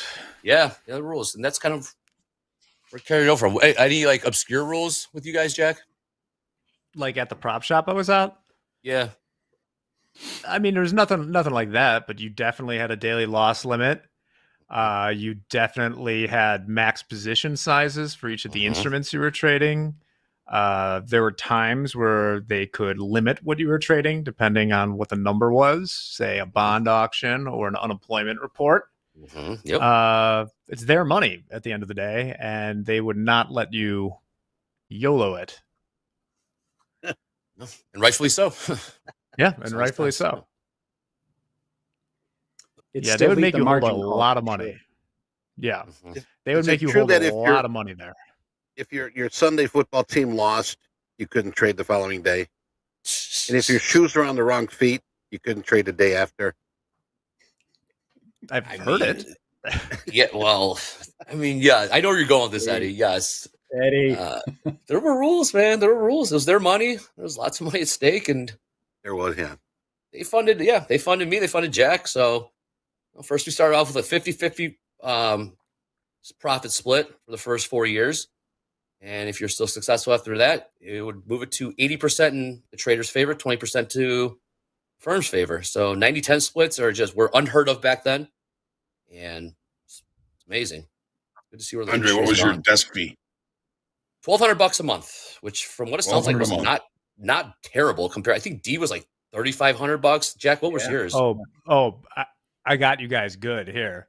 No. Like we were W-2 employees, right? So we got paid a salary, but also out of it as far as like, but I was at a big firm, and I would say our desk fees were about $11,000 or $12,000 a month. And then your take was at the highest end 50, but more like 30, unless you were making over like $1 million a year or something. I think I can say this all because it's been a long time. I don't think there's any NDAs still active or things like that. But and that's not unusual for how it works, because this was back in like the high frequency days where the firm had like 350 people there, and it was probably like 100 and something traders and then 100 and something engineers, and you kind of worked in tandem to build the execution pretty much. Okay. Yeah. Your firm was was obviously bigger. There was about 40, 45 of us in this, I guess call it boutique firm. I know who you worked with, Jack. Yeah. Much bigger. The fact there was 100 engineers does not make me happy. They're the ones that cannibalize this whole thing, Jack. Engineers. It worked great. It worked great for a while. Like if I could relive, 2011 over and over again. Yeah. But that's not the way the industry works. Nope. God bless the algos. Speaking of the algos, I see them. Hoag, they're back in the ES. I was watching the Sunday reopen. Nick for a ticks market kickoff. Algos were not there. Go figure. And Monday they're back. What we're referring to is see the last trade in the ES, 53.66 ish. Look beneath there, 53.63 and above 53.71. You'll see a couple, at least about 500 lots sitting on the offer above, bid beneath. Those are not real. Jack thinks they're just there for hedging purposes. Maybe they are. They're doing the market no good. What, those things? Yeah, those are definitely those legs things. of Exactly. spreads. Those things. They're just moving around. Things. Oh, very squishy. They're very squishy. When do we roll this contract, John? Because it's a September contract, so it's coming up. Like second Tuesday in September. Okay. Mm-hmm. So yeah, second it's coming. Tuesday. Okay. Yeah. For some reason, it changed from Thursdays. Yeah, I did not know. I don't know why. All right, Jack's sitting in. Jack, where's your risk on these 65s? Right now, it's down around 58. Okay. It's kind of ranging here. I prefer it's like the don't short a quiet market thing. On the you go to like a day chart or something, there's still a lot more room to the upside here. In the absence of news, I would rather be long, especially since this isn't like a large position at all. Mm-hmm. Agreed. Oh boy. And depending to the movement too, I might pull that back or add more. I'm still in a very small position. Mm-hmm. I don't want to come on here and have my risk be, $75 or something like that. I'm not pulled porking, but I also will not disrespect the pork. Pulled pork. Who said they want a hotkey? I think it was Nick for a tick. Pulled pork hotkey. Yeah.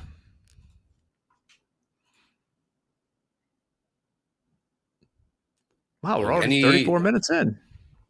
Yeah. Not bad. All right, Hoag, we're at the bottom end of this range, if you will. We're taking a one line micro. I don't know. Anything change with? I was going to ask you. You know how we always talk about there's like a short squeeze. Is the exact opposite indeed just called a long squeeze? You rarely hear yes. That's all it is, right? Dumb question. Yeah. Ask and answer. Long squeeze. It's just trickier. I mean, like in futures, of course, it could still happen because people are leveraged, but like it's easier to scare a short than scare a long. It's true. Limited risk.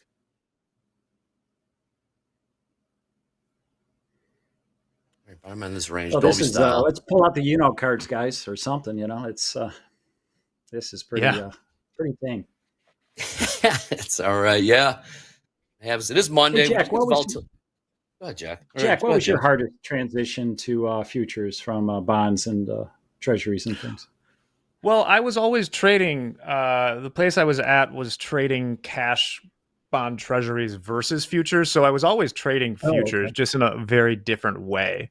So this is all very new to me as far as the actual trading outright futures. So I think I think the hardest part for me has just been getting in that mindset. We used to be kind of adverse to taking what's called outright risk, and you'll still see me take some like curve trades sometimes on here. But I think the micros have been good for that. I like scaling into things. Prefer to be long. So we'll see from there.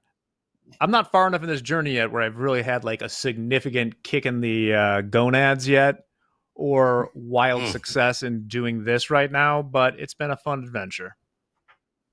All right, we got a little bit of liquidity. Sorry, Jim. 300 lot on the offer in the S&Ps. That was filled. 53.63 quarter on the offer filled. About 300 times. Sorry, Jim. Go ahead. No, that's okay. I take it, Jack, you don't do a lot of scalping or quick turnaround kind of trading.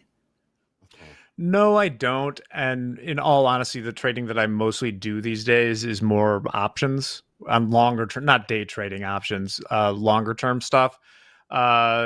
So yeah, I think right when I jumped into doing this for the first time, I've been at Topstep for like 5 years now, is trading these futures. Like, they're great for day trading, but man, they are really tempting to carve yourself up with. I feel like it's hard to get. I feel like they're great for what they are doing, but versus when I'm trading options, I'm never worried about getting cut up by them because you're not, I don't know, not the way I trade them. With this, there's always a trade out there, and it always seems like you should be making it. So I'm trying to keep that at bay. What about you, Jim? Are you like long term or short term with most of your trades? Oh gosh, I had started out. Oh, there we go. We're out of that one. I'd start out years ago, just scalp. I mean, I would make 100 turnarounds a day. Just not anymore. I'm trying to understand the markets a little bit better. I had never looked at anything more than a 30-minute chart. So now I look at hourly, weekly, daily, weekly, and get a better top-down view, and trying to really stick to more range and a little bit longer with a little bit higher risk to reward. So trying to change my style. Yeah. But why I watch rips in the morning and follow along with him sometimes I don't know, because I get in that, wow, let's do this now. Bang, bang, bang. But I'm getting better. Awesome. Hoag, looks like we got some sellers stepping in here in equities as gold continues to drift higher. New high in gold, 25.12 and 40 cents. And this is back in my mind, I'm always thinking I'm thinking headline. This feels like headline sometimes. It's the first time we've been able to kind of pierce that 100-session moving average on the 30-minute chart. What price? Ish. 53.60 and a quarter. Okay. But if you look, I mean, the lows have been bouncing right off of that. I was tempted to take a long there.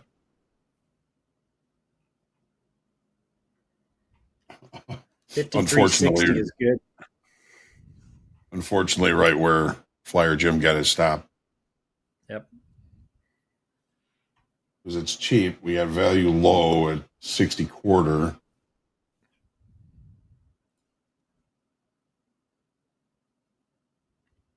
John, do you think that's a situation where I just didn't give it enough room to breathe? Because I was originally looking at that 53.60. It's, I mean, as dead as this market is, all it's doing is hunting small trader stops right now. So when you're looking at a long, think, all right, we're really range bound. Where would I put my stop? And that's where I'm going to get in. and then I can reduce this. And I can reduce my risk even more. And if it does go my way, it improves the the potential profit target on that. But yeah, it's been holding this 100 session moving average all day until it doesn't. Excuse me, guys. Be right back. Okay. Yeah. All right. I believe we have some hashtag Power Hour content ready to go. Jack asked, and you guys came through. So James says, ready That's when y'all right. are. Y'all ready? When y'all are. Indeed. Here we go.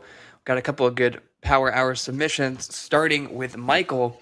Topstep looking sexy with the hotkeys on Power Hour. Hey. Yeah. Yeah, he's looking sexy in that picture. That seems to be a certain man in a hoodie. Hey, baby. Hey, Michael. We also got from Justin, this is his trading setup. I don't see Topstep TV anywhere, so as soon as you get that in there, it'll be A+, but good. Come on, good Justin. Jack, I really liked this one. I think you will too.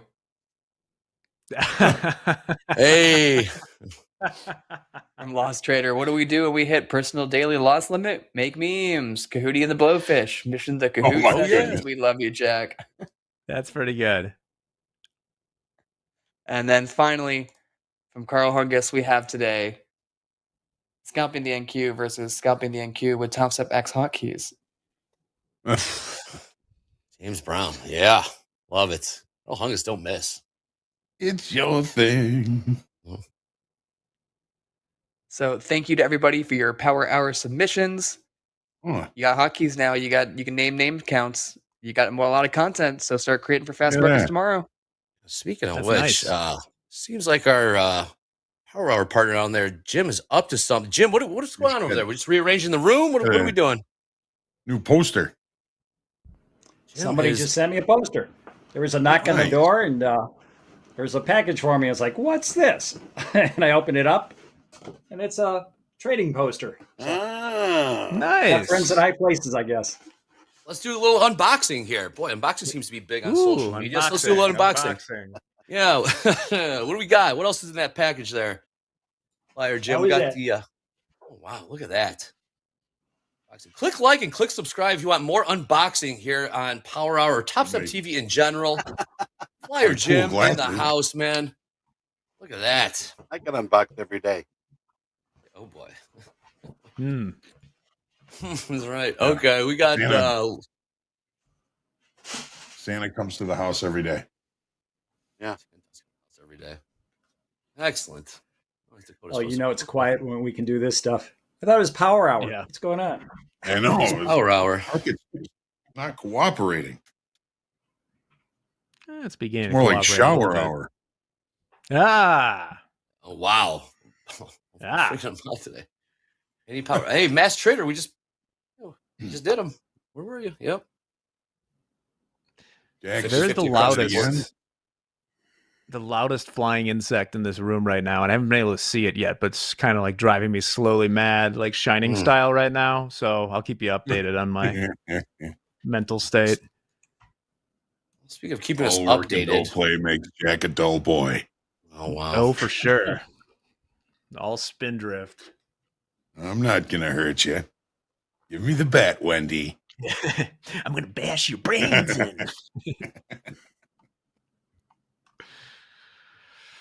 Where's my man Eddie? Speaking of update, Eddie's gonna in about 5 minutes. We'll get the MOCs.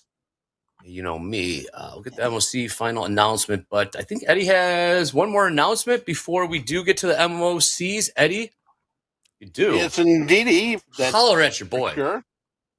I'm on, right? Yes. Okay, good. Trust Pilot. Yes. Now, hey, if you like what we're doing here at Topstep TV, let me say that again. If you like what we're doing here at Topstep TV, please take a moment to leave us a review on Trustpilot. I'm going to be dropping the link into chat. And if you got a couple minutes, let us know how we're doing here on Topstep TV. And that's what I've got for now. I'm going to get set up here for our MOCs and see what we got. Back to you, Andre. Thank you, Eddie. Yeah, Eddie will post that link for Trustpilot here in Z chat. Maybe we put it to the top of the chat, but we got 14 minutes left here in Power Hour. Hey, don't forget, after this, brand new segment. You guys saw market kickoff yesterday on the Globex Open. After buzzer today, we got Coach Jay in the house. Do a little recap.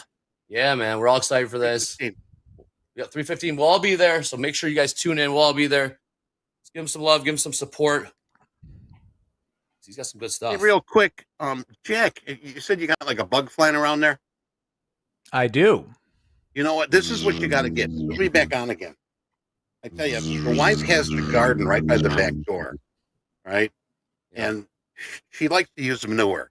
So when she opens the door, I'm always getting flies in here, but this is the deadly weapon. It's a one of those like electric things. Tennis racket, yeah. With this, and I tell you, they fly right into it. You don't just kind of hold it, and it's like barbecued fly. You got to get one of these. Nice. You're not chasing them; they sort of come right to it. So They're chasing you, Eddie. If you're not chasing them, they're chasing love you. me. They love Look, me. you guys go. Is that a paddle tennis racket? It's a pickleball battle. Okay. Like a tennis racket, but it's Yeah. electric. More serious. Yeah. And Eddie, if your grill breaks down, you can cook a burger on that. I could do that. Yeah, as long as I got enough batteries. I'm gonna try that tonight, John. Just don't accidentally. Let us sit know how on it turns Eddie. out. Coach Jay says, "Get the salt gun." You ever see that? Oh yeah. I've got that. You got it, really? Bug assault. I have it. It's awesome. Just sit around and just kill flies with a salt gun. Did that for my grandkids. Shoot my grandkids. There you go. You won't have any flies in the house. They'll love it. I'll bring it up here tomorrow. It's a riot. It's you're like hoping flies come by. All right, come on up here. 3 minutes. MOC. Wow. Gee. Let's see what we got today. Well, 2 minutes. 2 minutes till MOC. Well, Andre, you invited me. Andre, Invited for what? What, this? you invited me for bringing Power Hour or volatility to Power Players last time. You said we got to get you on Power Hour with all that volatility you bring along. And what? I got What happened? nothing. What happened, Jim? Hey, one of my favorite things is when guests come on to Power Hour and there's no volatility and they always like feel like responsible for it, man. I love it. It cracks me up. You guys have nothing to do with it. Obviously, you have nothing to do with it.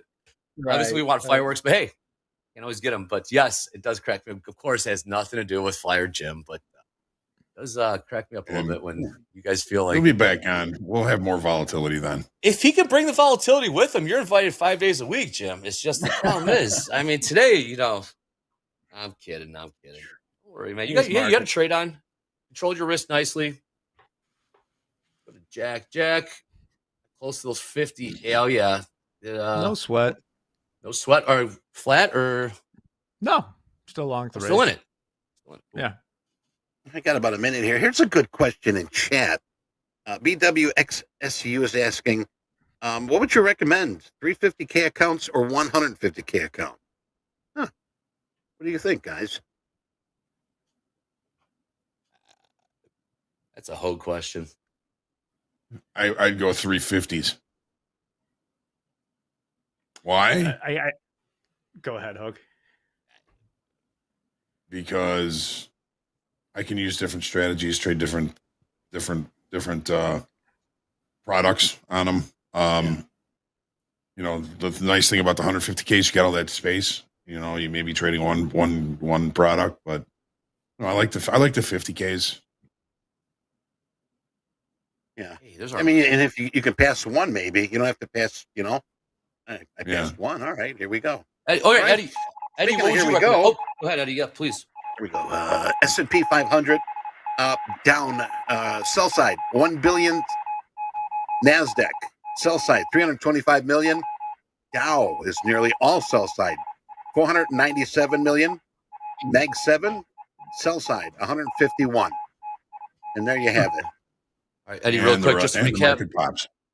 Just to recap, Eddie got minus 1 billion, ES minus 325 mil, NQ minus 479, million YM, correct?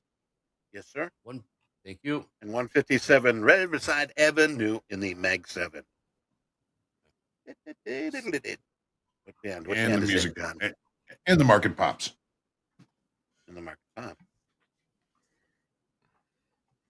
Hey, Nick for a tick in the chat.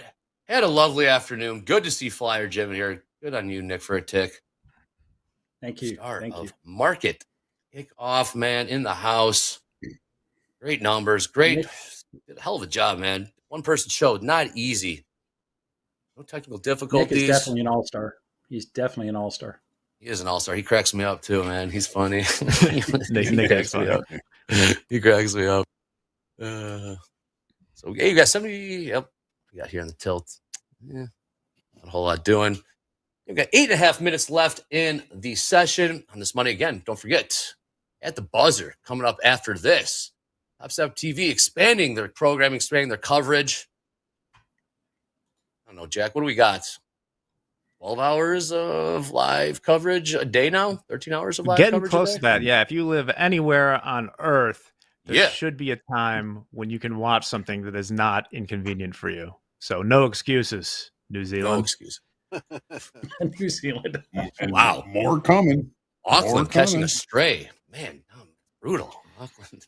Hey, if I can add something here, the question in chat a lot is, well, how do you set up these hotkeys? That's something new we've got here. And if you're just tuning in, this is something we've got. What you can do, now we don't have a tutorial yet, but Coach Robert will get on that as soon as he comes back. Just click on the question mark, all right, on the left. What you're going to do is you're going to click on that, and you're going to go to feature voting. All right. And then what you're looking for is change log. There's a lot of directions in there on how to set up the hotkeys. We just added them yesterday. And if you scroll down, it's got visuals, graphics, shows you what to click on, where to add things, and you can even comment on that. So that should help you. Thank you, Andre. Got it, man. Or click on that gear icon. 1, 2, 3, 4 down. See the tab. Hotkeys. That's what you're going to do it. But the direction instructions are on that. No doubt. Change. Oh yeah, because you have to activate. Yeah, you're right. You're right, Eddie, for sure. Hey, Coach Jay in the chat with the alert lights on, man. Heck yeah. What up, Jay? We'll be tuning in. He's in the green room getting makeup on right now. I can see. Is he? Where is he? I don't see Very it. nice.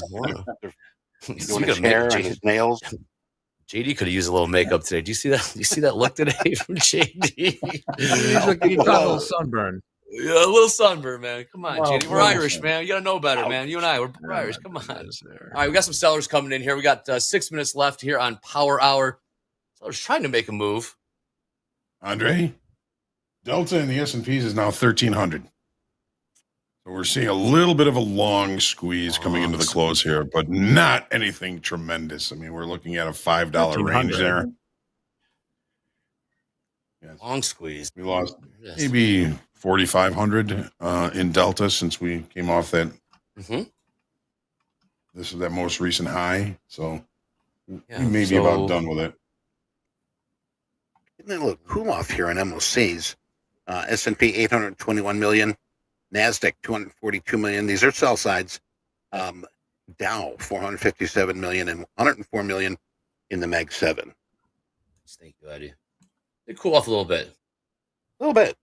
Yeah, got about 1.4 billion sell side. Together. S&P just went 500 million. NASDAQ has gone 53 million to the buy side. Oh, damn. Okay. Uh-oh. Well, there goes that. I added one more there. Still, there's your about pop. Scratched. Flipped. Yeah, We're seeing some buying. 7 million. We're back up to 4,200 positive Delta. Yeah, MOC's flipped. We're seeing some buys coming in here. Here we go. Let's see what happens, huh? Yep. Huh. All right. Flyer Jim, you're flat. We were about done. I didn't know how right I was.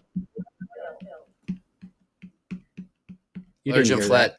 At a 5 minute. Jack, what is your updated position? I'm down money? to 2. I bought one near the bottom there. And now with this little time left, I'll probably trail it pretty closely.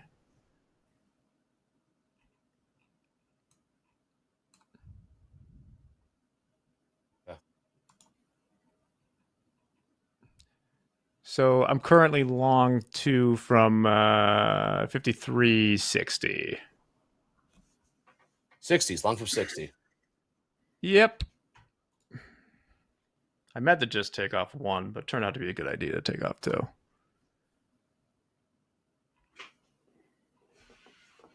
Okay. Anything else we got to cover here? I'm trying to think. No, everything's checked off for the most. Oh, tip of the week. Hey, real quick, tip of the week kind of coincides with hotkeys a little bit, but we got 3 minutes, 30 seconds left. I don't know if this is the time for it because let's see some movement here. We'll go over it. Yeah, we'll go over it later. Tip of the week. Someone's filled. Who got in? I heard something. This is called throwing something up against the wall. See if it sticks, Seeing Jim. if it sticks. Spaghetti's Right. fine. That's Spaghetti. right. Al dente. Indeed. Not my normal modus operandi, but it's TV. It's TV. Little biscotti. Spaghetti. Gave that up 4 years ago. Pasta, really? Carbs? Yep. And no sugar, no flour. It's been 4 years. That means No alcohol. wonder you look so good. What's 100 pounds down since 2000. Wow. Good on you. What I need. And I don't miss it. I'd have to one bit. I have to cut Did off you a hear leg. about Kevin James drinking water for 40 days? Wow. Wow. He's just drinking Probably didn't hurt water. him. Really? I don't know. But he said he lost like 70 pounds or something. He wasn't Hard to eating keep anything. off He was when- just drinking once water. you start eating. He said his daughter made a comment, sort of hit him. It hit home, and he was serious with the interview. I was watching the interview. 40 days drinking water. Well, you probably find it on YouTube. It had to You be can something find us else. It had to be some other Hell. supplement. Hell, Eddie, you can find us on YouTube these days. If you want to see more of us on YouTube, click like, click subscribe. Let's get to 114,000 subscribers. Let's see if we get to 115,000 subscribers by end of week. Great Do it. transition. There you go. What are you gonna do, man? What are you gonna do? Did you say 150,000? Hoag, how many? All right, Hoag, how many subscribers do we have right now? Pop quiz. I thought you said 150,000. How many subscribers do we have right now, Hoag? Miss? We're looking. We're pulling it up right now, Hoag. 113? Yeah, 113? nice guess. Nice guess, Hoag. No, I got it up here. Yeah, 2,856 watching, 113 subscribers. Pretty good, right? Yeah, let's get to 150,000 by Friday. Thank you, Hoag. Your kids think you're cool, Hoag, because you're a YouTuber. Hoag, yeah, Hoag. Cars. Hoag, yeah. Your kids think you're cool because you're a YouTuber now? No. Fair enough. Guys, No. last 40 seconds. Big Daddy Jack is out. Up an astounding $3. Nice. I'm up Glad. $25, still running. All right. Well done. Nice. All All right. right. My man Eddie's going to take us out again. Don't forget, gotcha. we ain't going anywhere. We ain't done. We're going to be tuning in for Coach Jay in the house. Jay. He's in My hair and kids makeup right think now. I'm Yeah, he's cool in hair and 'cause I'm makeup a right now. YouTuber. I saw him. He's in hair and makeup, getting ready. He looks so pretty. Yeah, signing autographs. Got the shades on Kissing inside. babies. Yep. Yeah, shades on indoors, man. Keeping the entourage around. Yeah, I mean, yeah, we got to start. Here we go. 2 seconds. Punch One. settlement. Eddie. Oh, and they're off. That was a good pop. All right, Eddie. Shout out to all the Bell to Bellers. Great Monday today. Good trading all around. Positive, positive, positive. Thank you, Flyer Jim. Right now, I'm going to throw it to my man, Eddie. Eddie, take it Oh, away. yeah. Oh, yeah. All right, my friends. I hope you had a good day today. I know that the afternoon was a little bit slow, but I tell you, with all the clowns that we've got here at Topstep, I found it quite entertaining, quite educational, and I think Flyer Jim made it that much better. Thanks, Flyer Jim, for being here for the last hour of the day. Let's take a look what we've got cooking tomorrow. Tomorrow's going to be already the 12th. We're almost 2 weeks into the month, and I don't even remember August starting. So I guess when you get old, things just sort of fly by and you miss everything. Tomorrow, 7:30, we do got the PPI. All right, that was in question. I think Great was asking about. They think the PPI is keeping these markets this way. Possibility. I know that today we were trying to figure out what the hell's going on here and why these markets are doing what they were doing. But we'll get that PPI out tomorrow, 7:30. There's some other things. 7:55. We're going to send. We're going to send out the red book. We're going to have that delivered. All right. So Andre doesn't have to go get it. We're going to have that delivered. We'll get you the number on that. Also, 12:15 tomorrow. Bostic. Tough name. We'll be speaking a little later on in the afternoon, API crude stock. I think we got some other Fed speakers later in the week, but that's what we've got for tomorrow. As far as what we're going to be hosting tomorrow, be with us here. Don't forget, 8 o'clock Central Time. We're going to open up the show opening call here. Hoag and myself, we're going to fire up the machine. Rips is going to join us. Rips also is going to stick around for Fast Markets. We got Andre MP, Coach Dakota, Rips, and Hoag. Power players, Zach's going to join us. Dolby and Andre. JD and Hoag for group coaching. Jack and Nick for shoulder tap. Mohammed, our good friend Mohammed, with Andre and Jack for Back to the Futures with Mohammed. And to end the day, Austin Silva, Hoag, Dolby, and Andre. Yes, the dynamic duo is back together again tomorrow, Andre and Dolby. Now, don't forget, right now, coming up here on our YouTube channel, we got Coach Jay at the buzzer. All right, a little later on, we also do have Coach Ray in the Discord channel, volume profile, supply demand class, Coach Vince in the Discord channel, tech analysis, candle charts, and so forth.